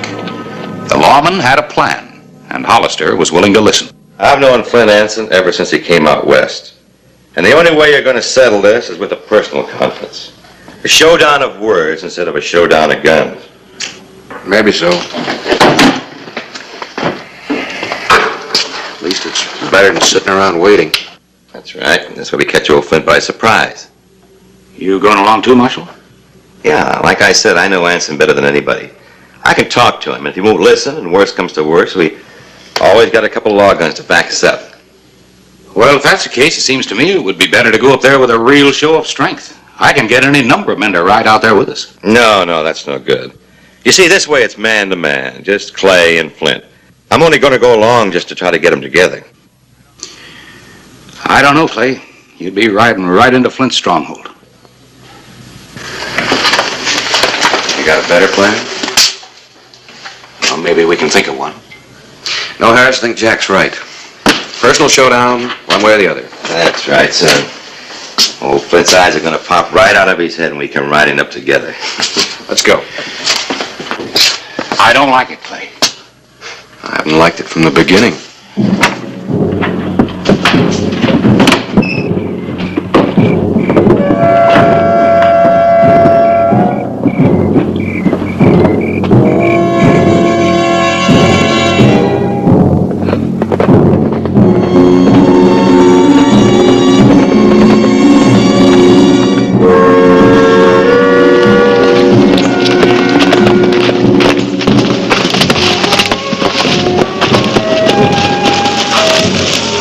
You want to meet up with those gents?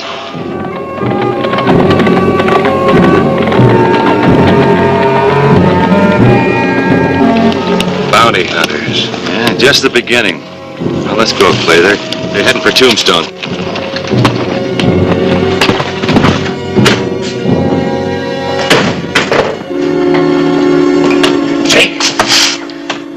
Jake? Wake up! Harris Claiborne, what are you doing here? Wake up, Jake. I want you to send a telegraph message. At this hour of the night? Who to? The mayor of Globe. Come on, Jake. Give me a chance to put my pants on, will you? This is more important than your pants.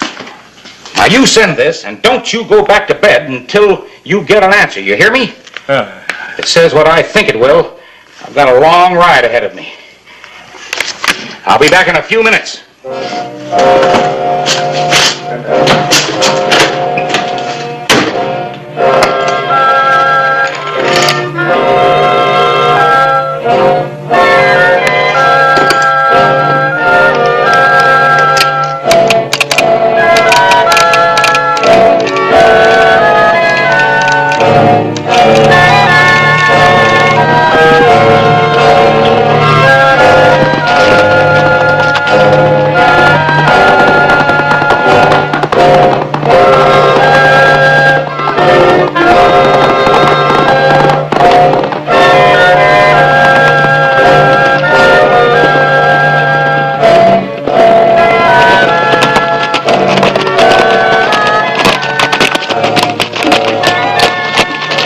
Nothing. I just got a bad back, Clay. Not as young as I used to be. You've been riding pretty hard. What do you say we rest the horses? Sure, we got a few minutes. There's a stream over yonder. I'll water the horses down. If you want to build a fire, we'll have a spot of breakfast, all right? You call us with your plan. Come on, boy.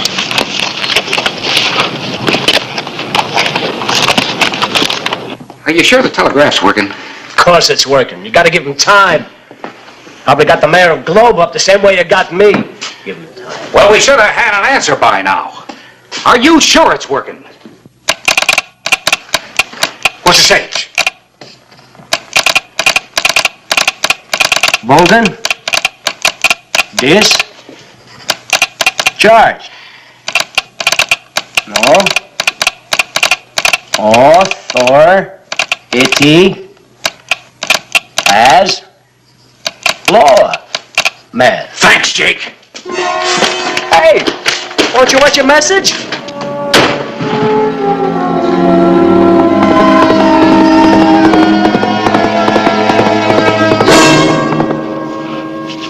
Don't move, boy. Unbuckle your gun belt and bring your hands up real high. You really do have a plan, don't you?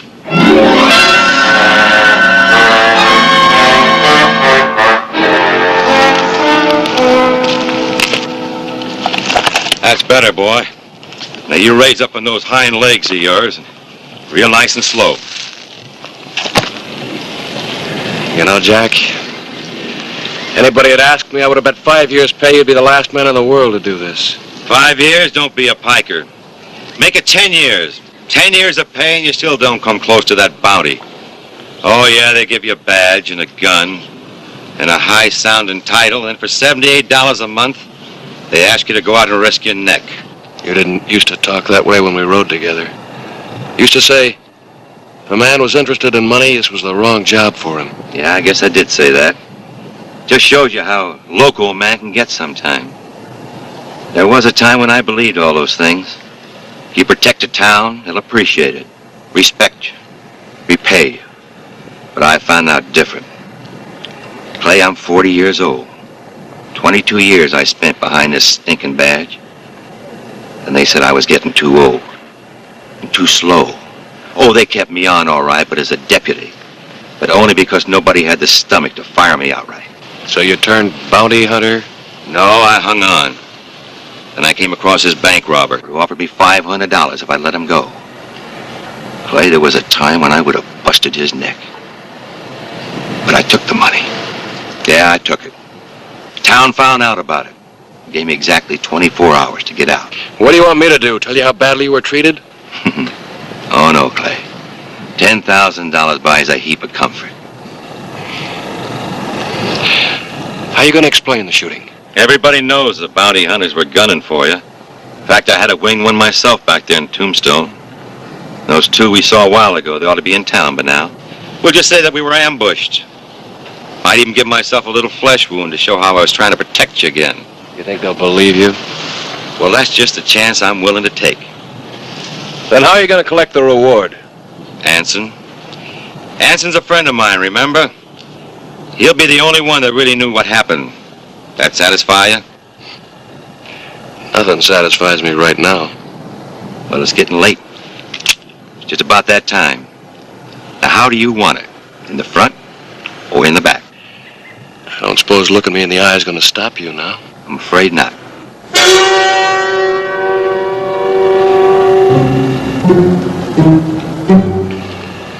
If it's all the same to you, I'd just as soon be facing you.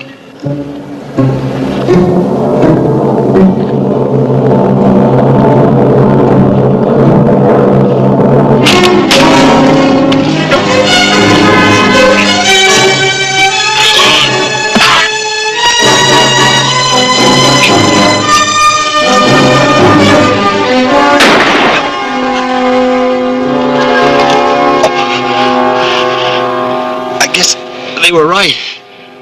I was getting too old.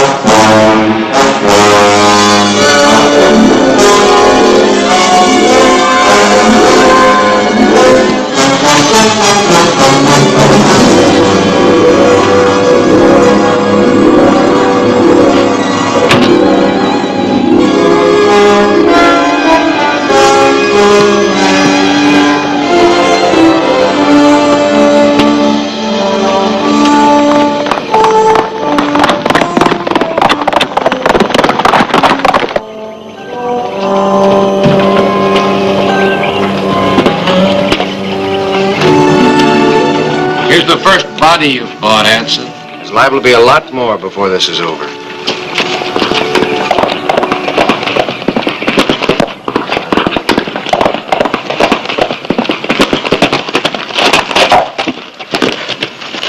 Hello, Harris.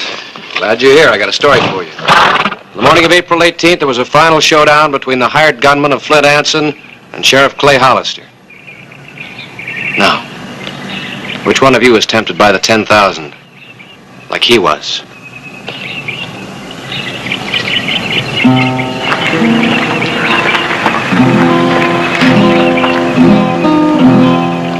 He was my friend. Yes, Flint, he liked you too. And your money. There'll be a lot more come for your money. You won't know him. Maybe you won't care. You might be interested in this, Anson. That's a petition signed by the citizens of Tombstone, asking that you retract that price on Clay's head. Look it over. Some of those names are your best friends, and they wanted me to tell you something else.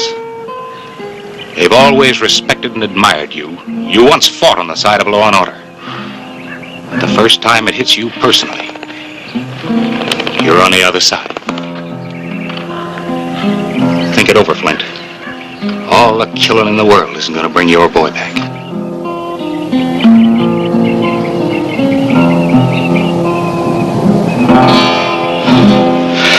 We'll take care of the body.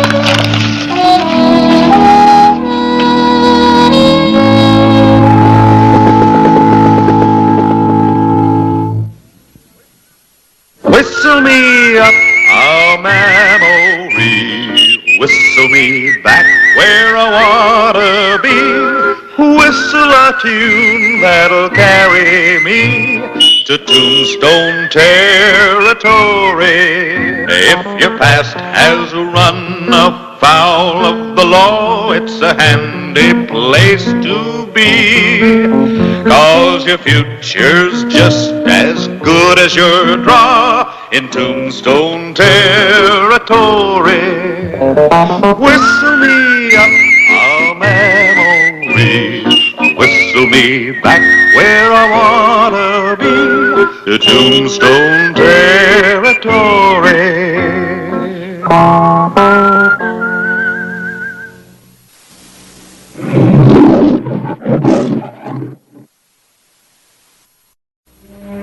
November 28, 1883. Cottonwood Canyon, a short distance from Tombstone, Arizona Territory.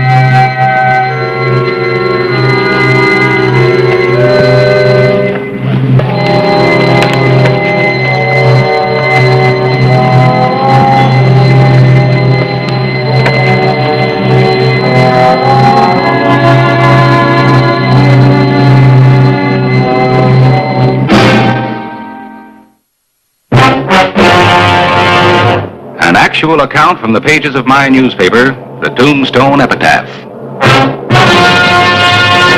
This is the way it happened, in the town too tough to die. Tombstone Territory.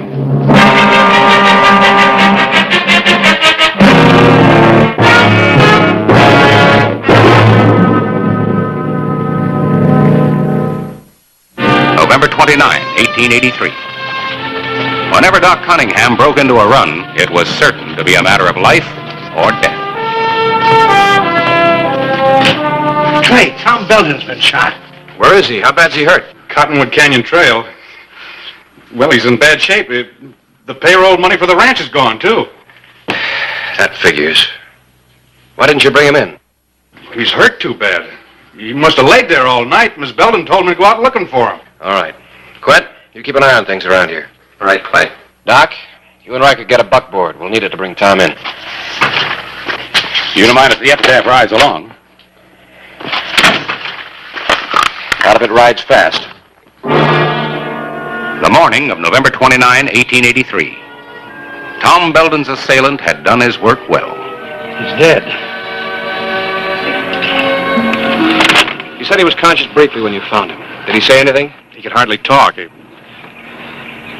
All he said was, masked man, rode a sorrel horse. How much would the ranch payroll amount to? I guess it tallied out to around $1,500. Let's get him on the wagon.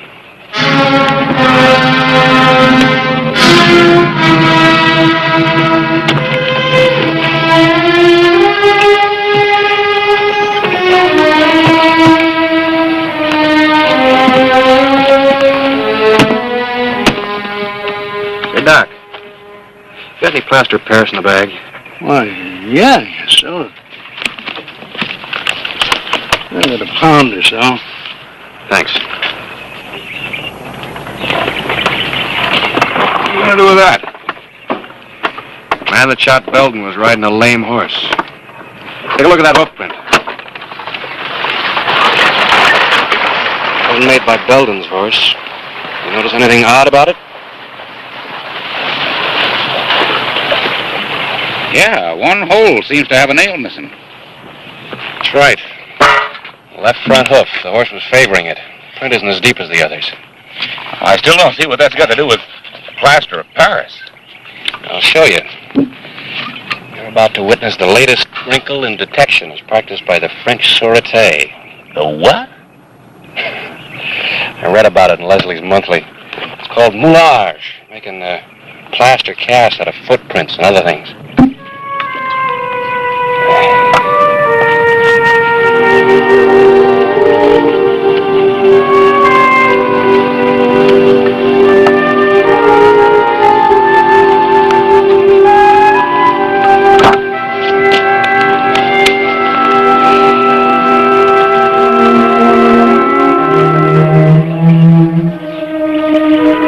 How much longer do you think it'll be?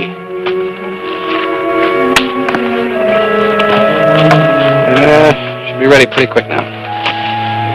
Say, Clay, do you think that Belden could have been killed by his foreman? Ben Riker? He's got a bad record, you know. I know. The business of him coming in for the dock and guiding us back here? I'll talk to him.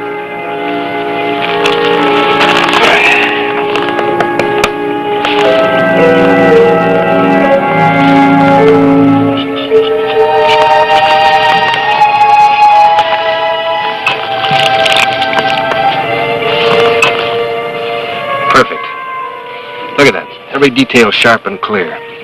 You can even see that little triangular gouge in the frog of the hoof. Yeah. Come on, let's get back to town. I want you to know, Sheriff, I don't hold no hard feelings. On account of you might have figured that I bushwhacked the boss. What with my background. I have to check all the angles, Riker. I know that. And I reckon it looked as though I could have done it.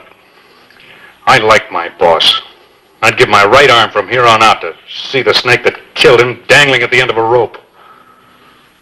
Maybe you will.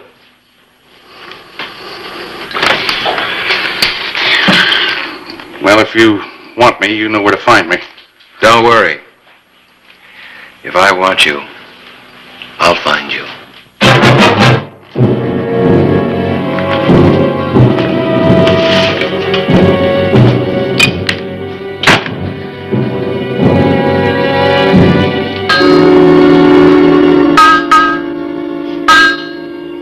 Gentry.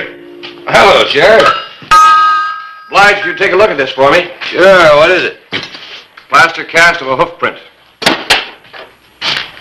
Well, so it is. You ever seen that shoe before? Would it matter if I have or haven't? Might make the difference in whether or not I catch the man that killed Tom Belton. Tom Belton of the Box B? That's right. Mean anything to you? Being a law-abiding citizen, Sheriff, I want to tell the truth. But if I do, I'm as good as accusing a man of murder. Then you do recognize it. I put that shoe on Asa Sibley's horse just a couple of days ago. Are you sure it's the same one? You see that missing nail? Huh? I left it out of purpose. Sibley's horse had a corn in his hoof. That nail would have gone right into it. I left it out to give the corn a chance to heal. Well, couldn't it be some other shoe that just happened to be missing a nail? Ain't a blacksmith around worth his salt that can't tell every shoe he ever made. By the shapings of it, even the hammer markings. That's my shoe, and I put it on Asa Sibley's horse. Thanks. You're welcome. That's a real nice chestnut. You figure the owner might want to sell? No, I don't figure so. I'm the owner. I can't say as I blame you.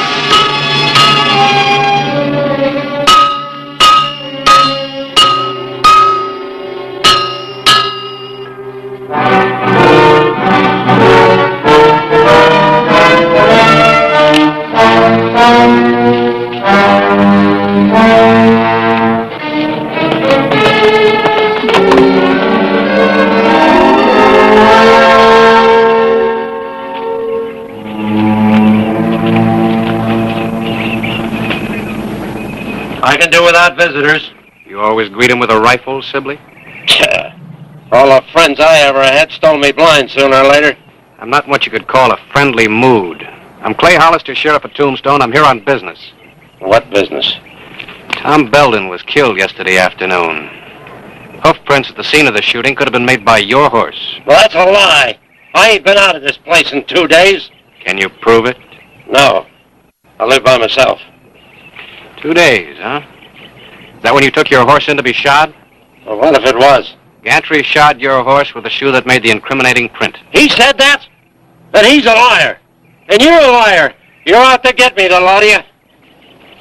Sheriff? Put down the gun, Sibley. Now you get back on that horse and get out of here. I ain't done nothing. Now you get. You're calling it.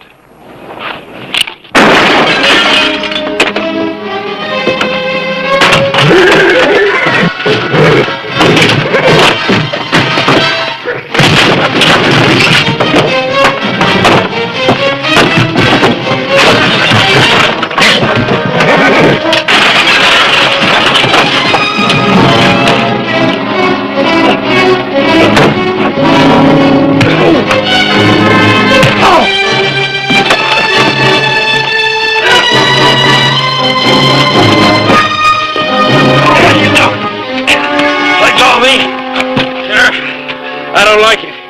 But if you have to have it the hard way, I'll oblige. You let go! You let go of me! Hey! What? You got no right! I'll get even with you, sure!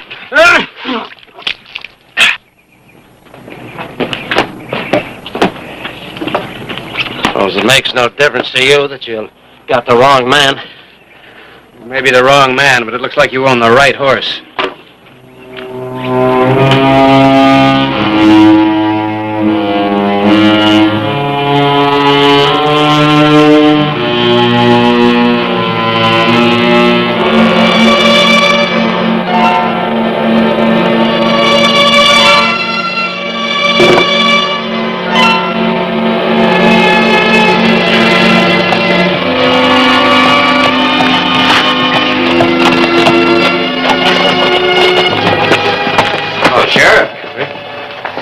What'd you have to do, kill him?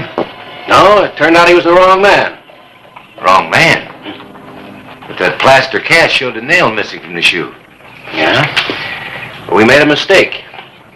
Sibley's horse does have a nail missing from one shoe, but the shoe itself doesn't match the cast. Thanks for your help anyway. Yeah.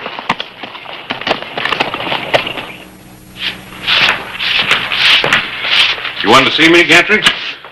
Likely to be the other way around, if you hear what I've got to say. About what? About who killed Belden? What do you mean? I mean, I know who killed Belden. So does Hollister, only he's not doing anything about it. How do you know all about this? Hollister was here with a plaster cast of the hoof print of the horse the murderer was riding. I know who owned that horse. I told Hollister, and he went out to see the man. He came back alone, though. Who was it? The horse belonged to Asa Sibley. I'm going to go out there and kill him myself. No, Riker. That's not the way. You'll just wind up on the end of a rope. Now, Belden had a lot of friends, and they'll feel like we do once we tell them about it.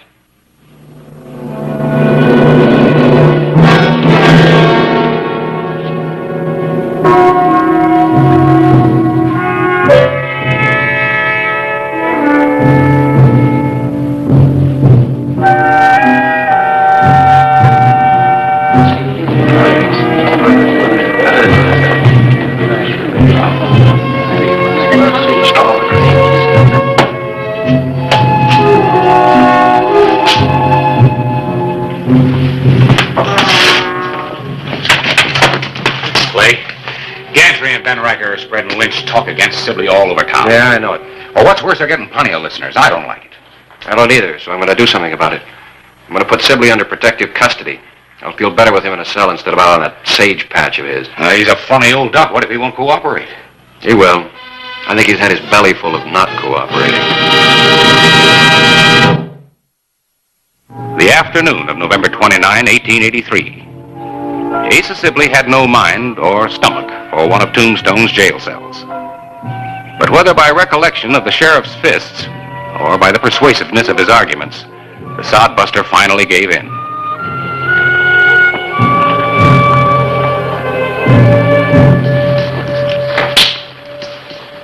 Looks like I win again. You want to play for a penny a point? Oh, thank you. Can't have the deputy making more money than the sheriff. Hey, were you ever a dealer? A crooked one, maybe? Hey, tell me you got that murdering Sibley in jail here. Yeah, Sibley's here. Well, then you change your mind? You're going to make him pay for killing the boss? No, Riker, Sibley didn't do it. He's innocent. But you and Gantry have been spreading lynch talk. And I'm taking no chances on mob action. Well, you got a lot of gall to stand there and tell me you're protecting him. That's exactly what I'm doing. Well, what about Tom Belden? You just take it easy, boy. Take it easy? Hollister, you know what Tom Belden did for me? You know what I was when he took me on as a hand? Yeah, Tom was a good judge of horses, cattle, and men. He made no mistake on you, Ben. Don't you make a mistake now. Well, I ain't gonna wait for no lynch mob.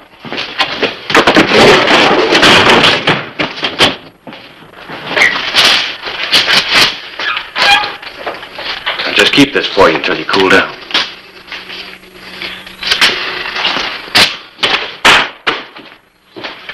Quint, see that he stays out of trouble. On the surface, Tombstone was calm, but in the saloons and gambling halls, there was ferment. Gantry and Riker had done their job well. The situation was explosive, and all it needed now was a spark to set it off. Harris. Oh, morning, Clay. I want you to do something for me. What is it? I want you to go down to Gantry's blacksmith shop and get him up here to the printing plant on some pretext. And keep him here as long as you can. Gantry, what for? Because he was wrong about that hoof print belonging to Sibley's horse. He was wrong, or he lied. And there's only one logical reason for him to lie. To cover himself. Besides, there's something else. Gantry owns a chestnut horse. To a dying man, that could look the same color as sorrow. Well, how about it? Will you do it for me? When? Right now. You give me about 5 minutes head start, and go into your act. Tell Gantry that, tell him that the press broke down. You need him to repair it. All right. But you just remember, that Gantry is about twice as big as I am. That makes me a prime candidate for Doc Cunningham. Or for Jake Riddle, the Undertaker. Why, Harris, I have complete confidence in you. Well, I wish I could say the same. Owen, if there's any trouble, you stay out of it.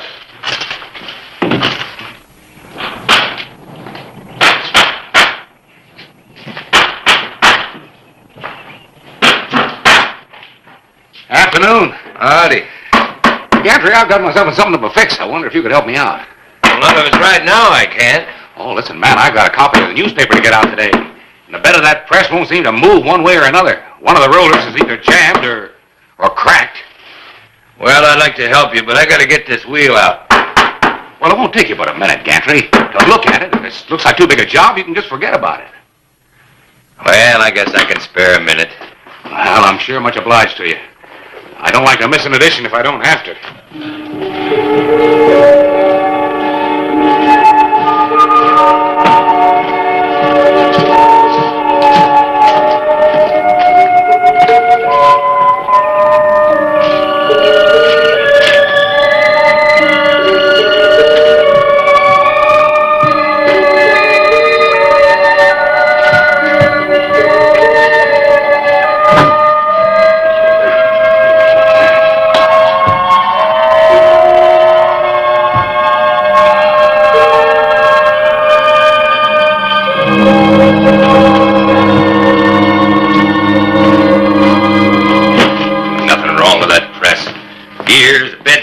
Nothing.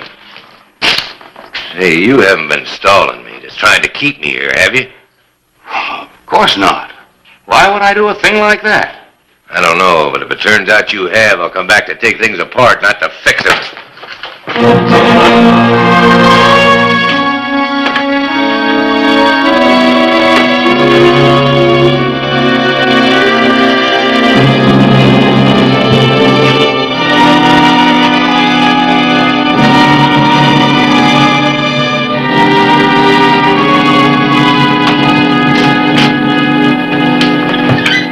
Something, Hollister?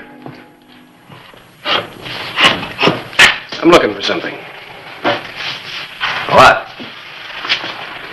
Money you stole from Belden after you killed him. What are you talking about? You know Asa Sibley killed Belden. No, Gantry.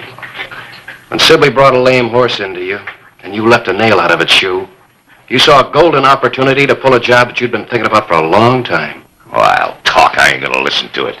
Tom Belden paid his hands off like clockwork. He came to the bank a certain day of every month, certain hour of the day. Your job on Sibley's horse coincided. So you fixed up a shoe on your own horse, missing a nail, and went out to waylay Belden. He was right on time, as usual. You said the murderer's horse was lame. My horse ain't lame. No, not now. You were smarter there than I gave you credit for, Gantry. How'd you fake it? With a wedge pressing into the frog or a piece of wire around the ankle?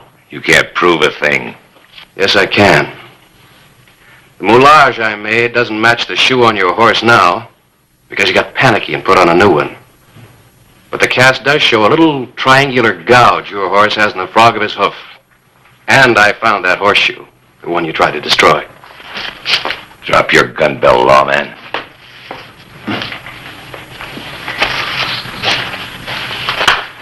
That the gun that killed Tom Belden? You better think twice about this, Gantry. Gunshot in here will bring a crowd running. How do you explain it? I'm going to shoot you in the back, Hollister. And I can say it was a mistake. I saw you in here and thought you were a thief. Now turn around.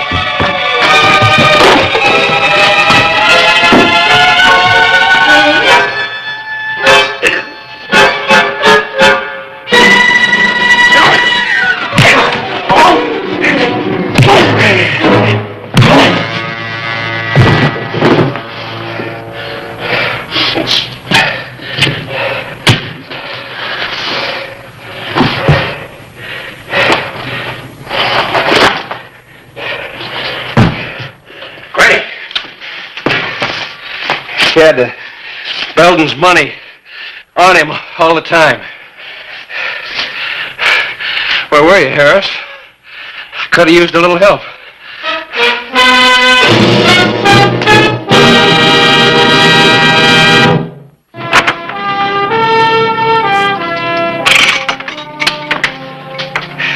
I try to keep those jail cells clean and ship-shape, but they're no substitute for home, huh, Sibley?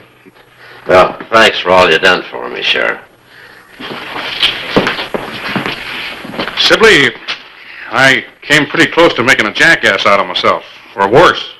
Well, whatever you done it for Belden. No, listen, a man lives lonely and solitary like you do. Well, it ain't right for a man to live that way, and, well, there's other places he could be useful. Are you offering me a job, Riker? Well, now, don't go thinking it's charity, because it ain't. Well, I'll think about it. You do that. Well, if anyone needs proof that the age of miracles isn't past, there it is. Yeah, they are kind of an unlikely pair. This goes to show you never can tell. Say, Harris, how about a game of cribbage? Sheriff, now you are in trouble.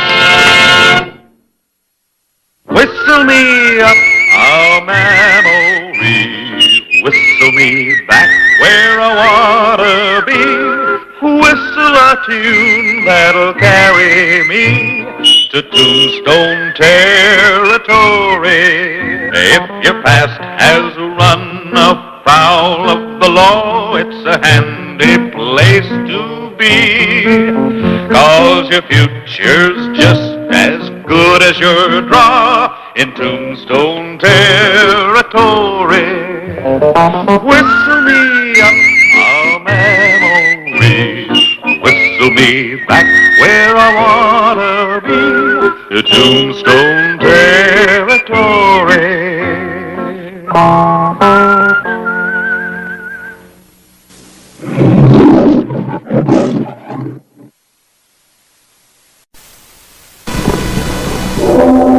A deserted barn a day's ride east of Tombstone, Arizona Territory. The morning of October 9, 1887. The Markham brothers, vicious by nature, fast with their guns, and true to the Western code of an eye for an eye.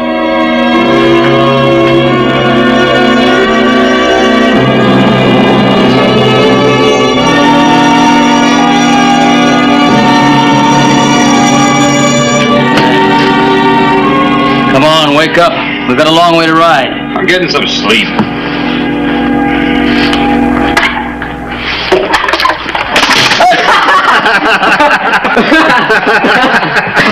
All right. Why can't we hold up here? We gotta be in Tombstone tomorrow morning. We're gonna be there when Mr. Frank Leslie steps off of that stage. I've been waiting a long time for this. Well, we couldn't have gunned him when he was in the pen. Not we, Hank. This'll be my pleasure. Well, why do we have to kill ourselves to get there? We've been waiting 5 years. One more day ain't gonna hurt us. Are you forgetting there'd be 5 of us instead of 4 if Leslie hadn't gunned down Steve? I ain't forgetting nothing. All right.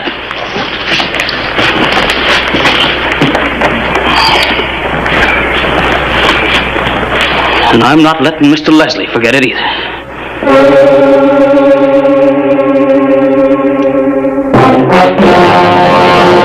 An actual account from the pages of my newspaper, the Tombstone Epitaph. This is the way it happened, in the town too tough to die.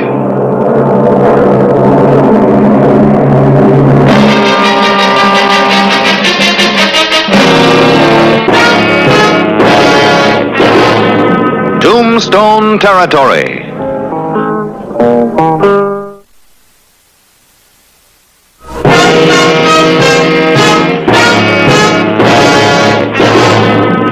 October 10, 1887.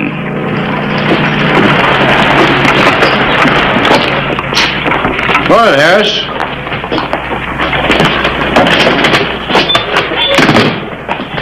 Frank Leslie comes in on the afternoon stage today.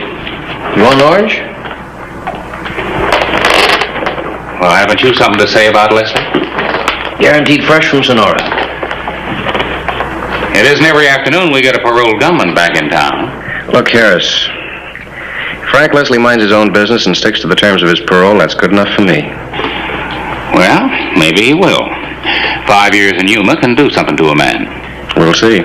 He owes it to Doris Markham. If she hadn't pulled important wires, he'd be doing another 10 years. Yeah, Doris Markham's sure one strong-minded woman.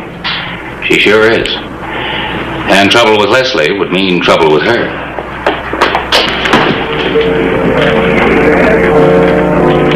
The Maison Dorée, one of Tombstone's more luxurious restaurants. Clay Hollister was a regular patron, but this visit was personal, urgent. Morning, Miss Markham. Oh, Sheriff. Mind if I join you? Please. Nothing, baby, thank you. But I will be over for dinner. Your French cuisine's become a weekly must for the editor and me. Thank you. I try to make the menu of the Maison Dorée a little different. You've made it quite famous since your husband's death. You want to talk about Frank, I suppose. I just don't want any trouble. You don't think we do? Now look, all Frank wants is to be left alone. He told me the last time we A talked. man behind bars will say a lot of things. Frank meant it. The only reason he's coming back to Tombstone is because of me. We're going to be married. What's Frank gonna do when he hears that old story about how he gunned down your husband?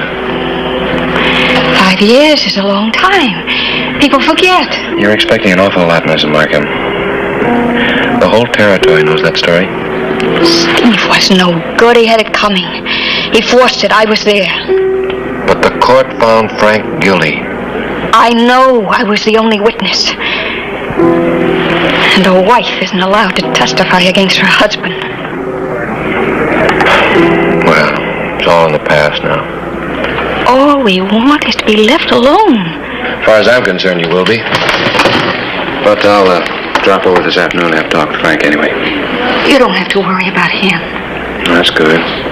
Because you know the first sign of trouble and back he goes for another 10 years.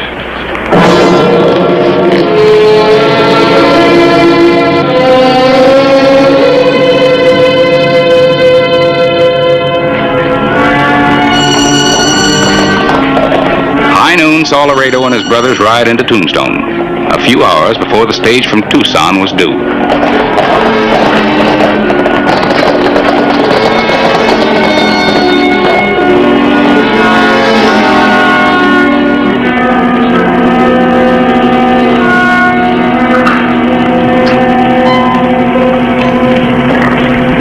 Hard case is all right. No law says they can't ride through, though. See how they add up. Right.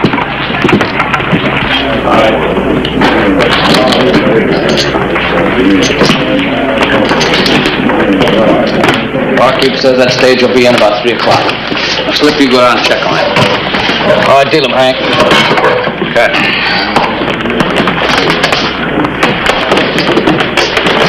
You're a little bit jumpy, aren't you, kid?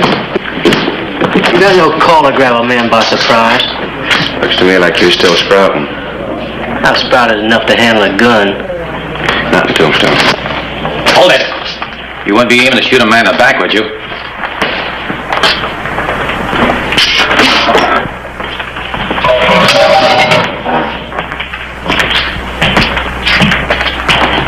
Now, we're not looking for any trouble with you, Sheriff.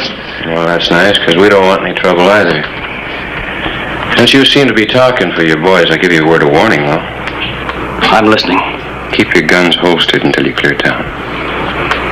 And suppose our business calls for other plans. Well, maybe you better change your plans, then.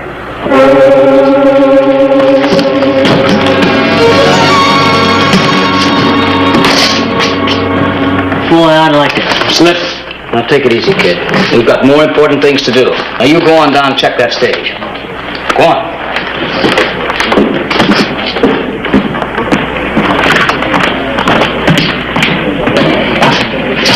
I don't like it, Laredo.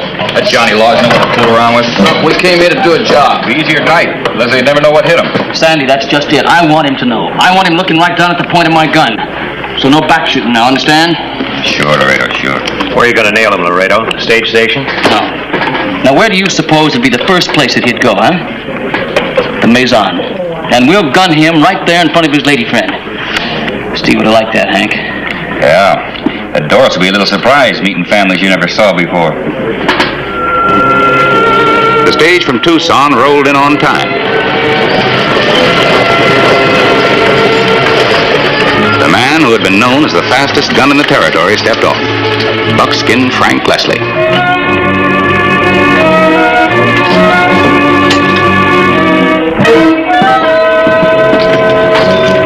I have a talk with Frank? Later. There's a time and a place for everything.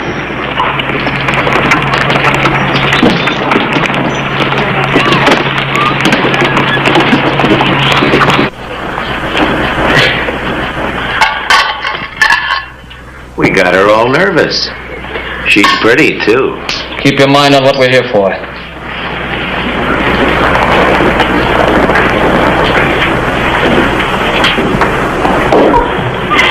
It's so wonderful to have you here. Mary, this is... Come right in, Mr. Leslie.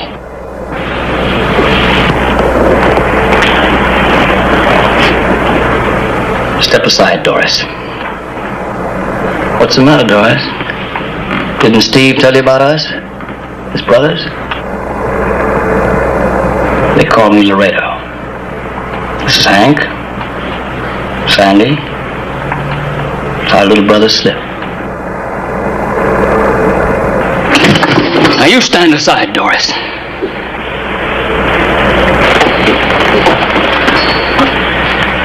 My business is with Mr. Leslie. Sorry I can't accommodate you, Laredo. I have no gun. You can't talk your way out of this, Leslie.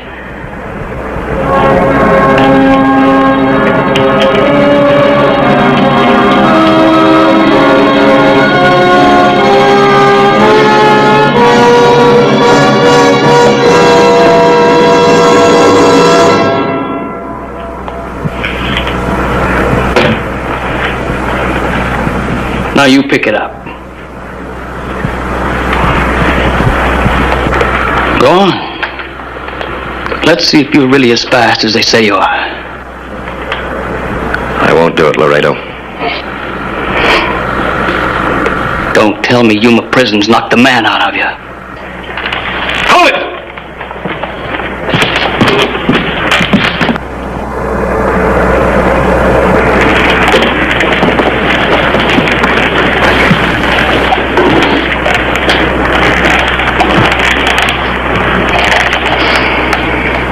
I warned you about trouble. We haven't been any laws yet. But I'll finish this when he's man enough to carry a gun. Frank,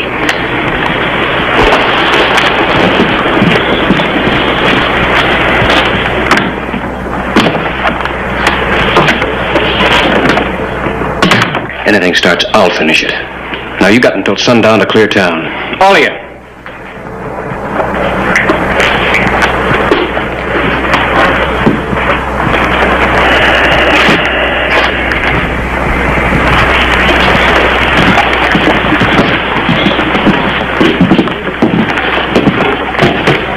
Why don't you give that kid a chance to grow up? Like I said, Sheriff, we got business. Well, like I said, sundown. We ain't gonna do what that sheriff says. Not unless we finish our business first. Yeah, well, y'all can have Leslie. All of you. I want that sheriff. He's been riding me ever since we rode in. Hollister's got a tough reputation, Slip. Yeah. Well, it won't hurt none for me to be worried.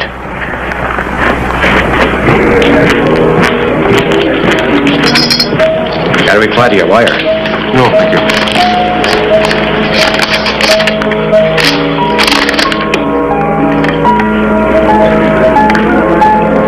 Secret? No. Just the Markham brothers have quite a reputation, none of it good. But no charges that could stick. I'll be making the rounds. Clay, why don't you deputize his posse? That Sandy isn't a front shooter like the other three. You need to ring the men all around you. There's I'm getting paid to do a job. Keeping peace is part of it. Well, if they're still in town at sundown, would you call what's going to happen peace? No, I guess not. And, what about Leslie? So for his sake, he hadn't pack again. Breaking his parole. In his position, you think he'd go looking for trouble? Oh, he doesn't have to look for it. It comes looking for him.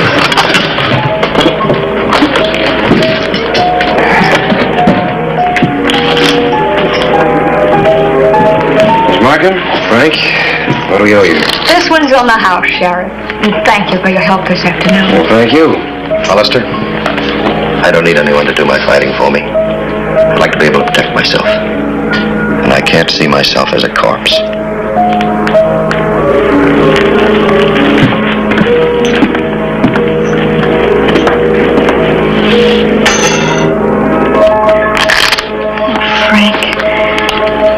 Doris, you've got to understand. We can't have any peace or life of our own until this is settled. One way or another. I've got to draw a hand. But Frank, your parole, it might mean another 10 years. Man's got a right to sit in his own game. I'll talk to Laredo. I'll make him see Steve wasn't worth fighting about. Look, honey, Yuma hasn't changed me that much. I'm not going to hide behind a woman's skirts. Or a sheriff's gun.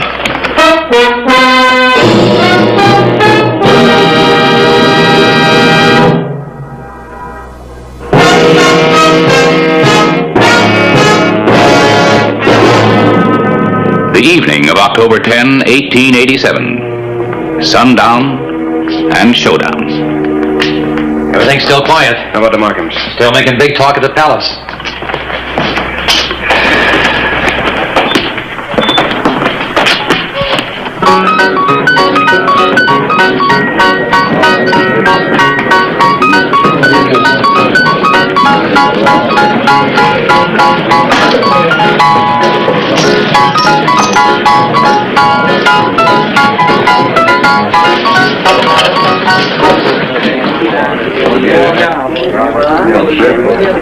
I'll call.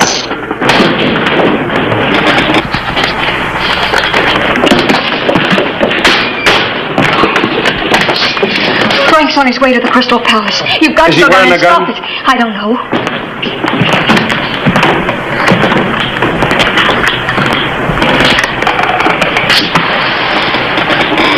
Are you carrying a gun? I want to talk to you, private. There's only one kind of talk I'm aiming to do. Over a brother that wasn't worth it? Get smart, the whole bunch of you.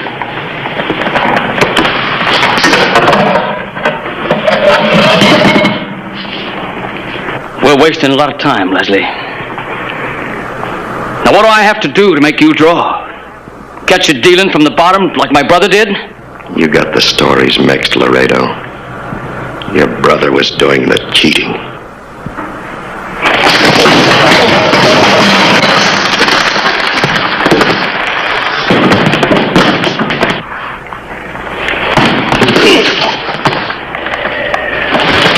again.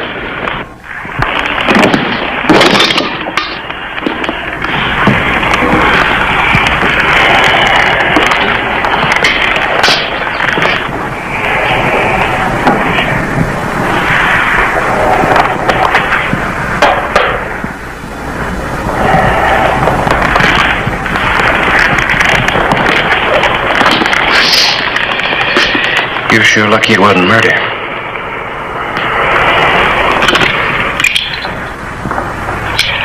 You got 30 more minutes before dark. Won't be any talk after that.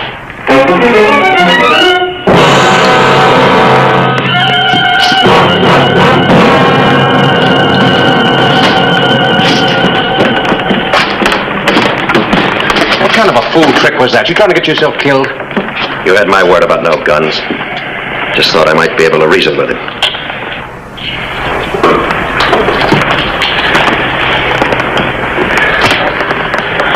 Looks like we're gonna have to take care of Hollister first.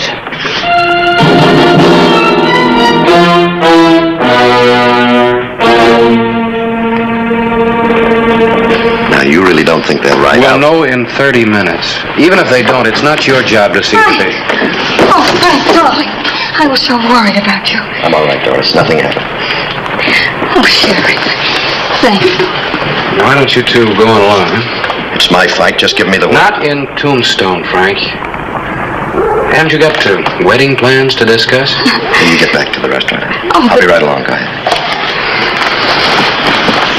What's wrong with my backing your play? This is a job for the law. We'll take care of it. And I don't want civilians mixing in a shootout. The odds are still 4-2, Sheriff. They usually are.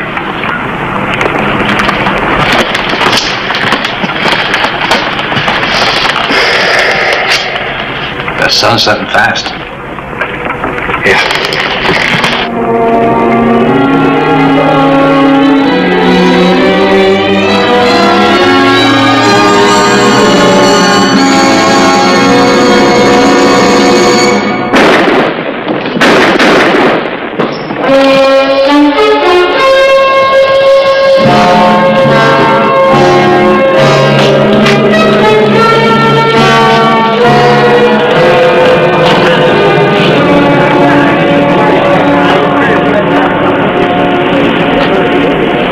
There's one Markham less. Somebody at the corner.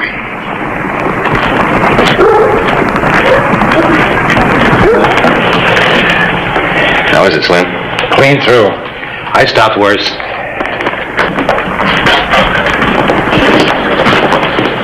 He's gonna be all right. What made young Markham go for him? He just happened to be behind me. That bullet had my initials on it. How is the kid? I sent for the coroner. It's 3 against 1 now, Hollister. Laredo.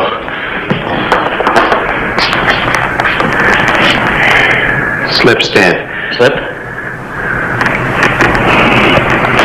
What happened? That lawman.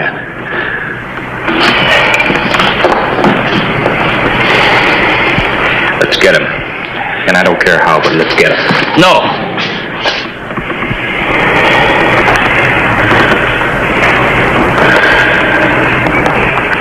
He'll come to us now.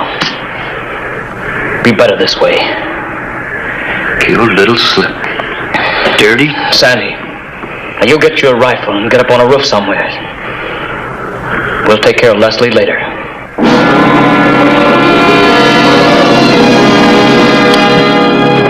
I'll be all right, thanks.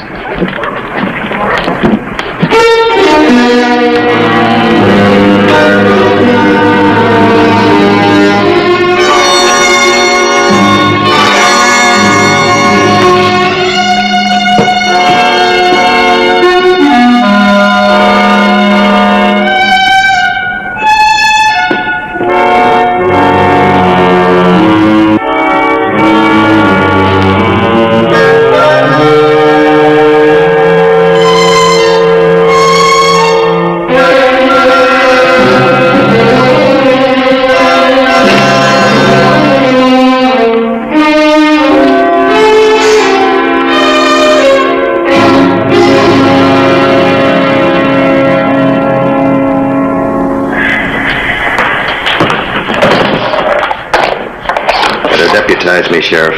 They want to be sent back to Yuma for killing another man.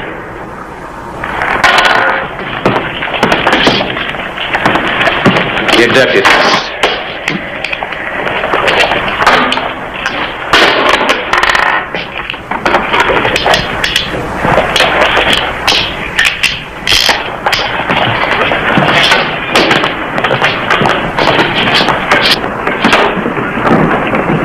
He's coming, Laredo, and he's not alone.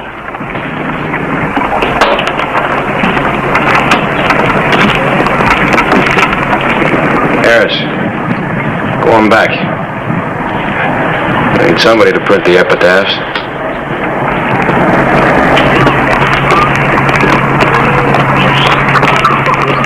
Watch yourself. There's just two of them on the street.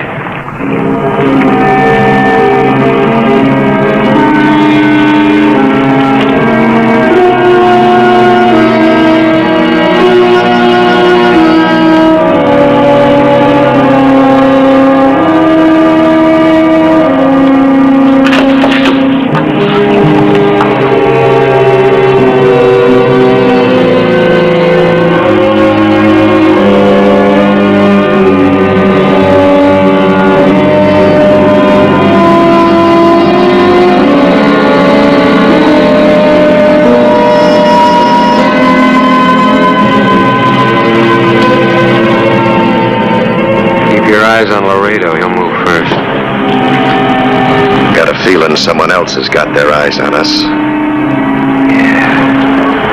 Right on our backs.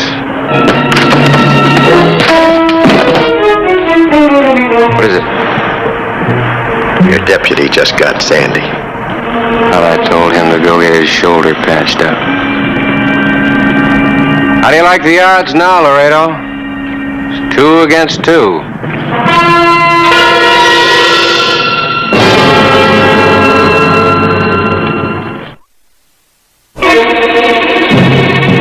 Here's your big chance, Laredo. To be famous or dead. All right, Laredo. Drop your gun.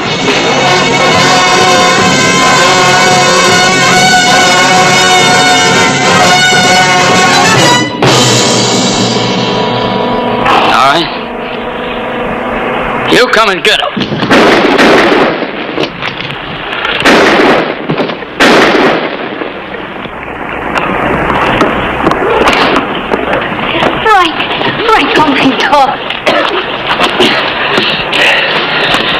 Oh boy, they give up hard. How is it? Well, it hit the bone. I guess I can walk on it.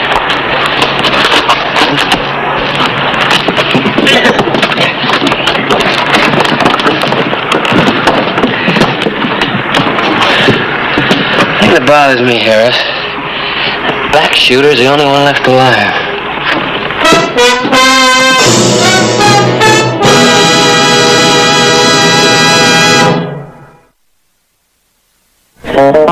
Whistle me up a memory, whistle me back where I wanna be, whistle a tune that'll carry me to Tombstone territory.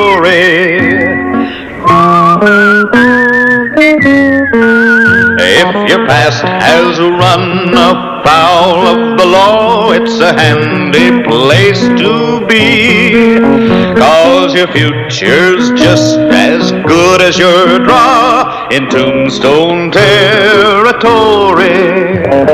Whistle me up a memory, whistle me back where I wanna be, whistle a tune that'll carry me to Tombstone territory.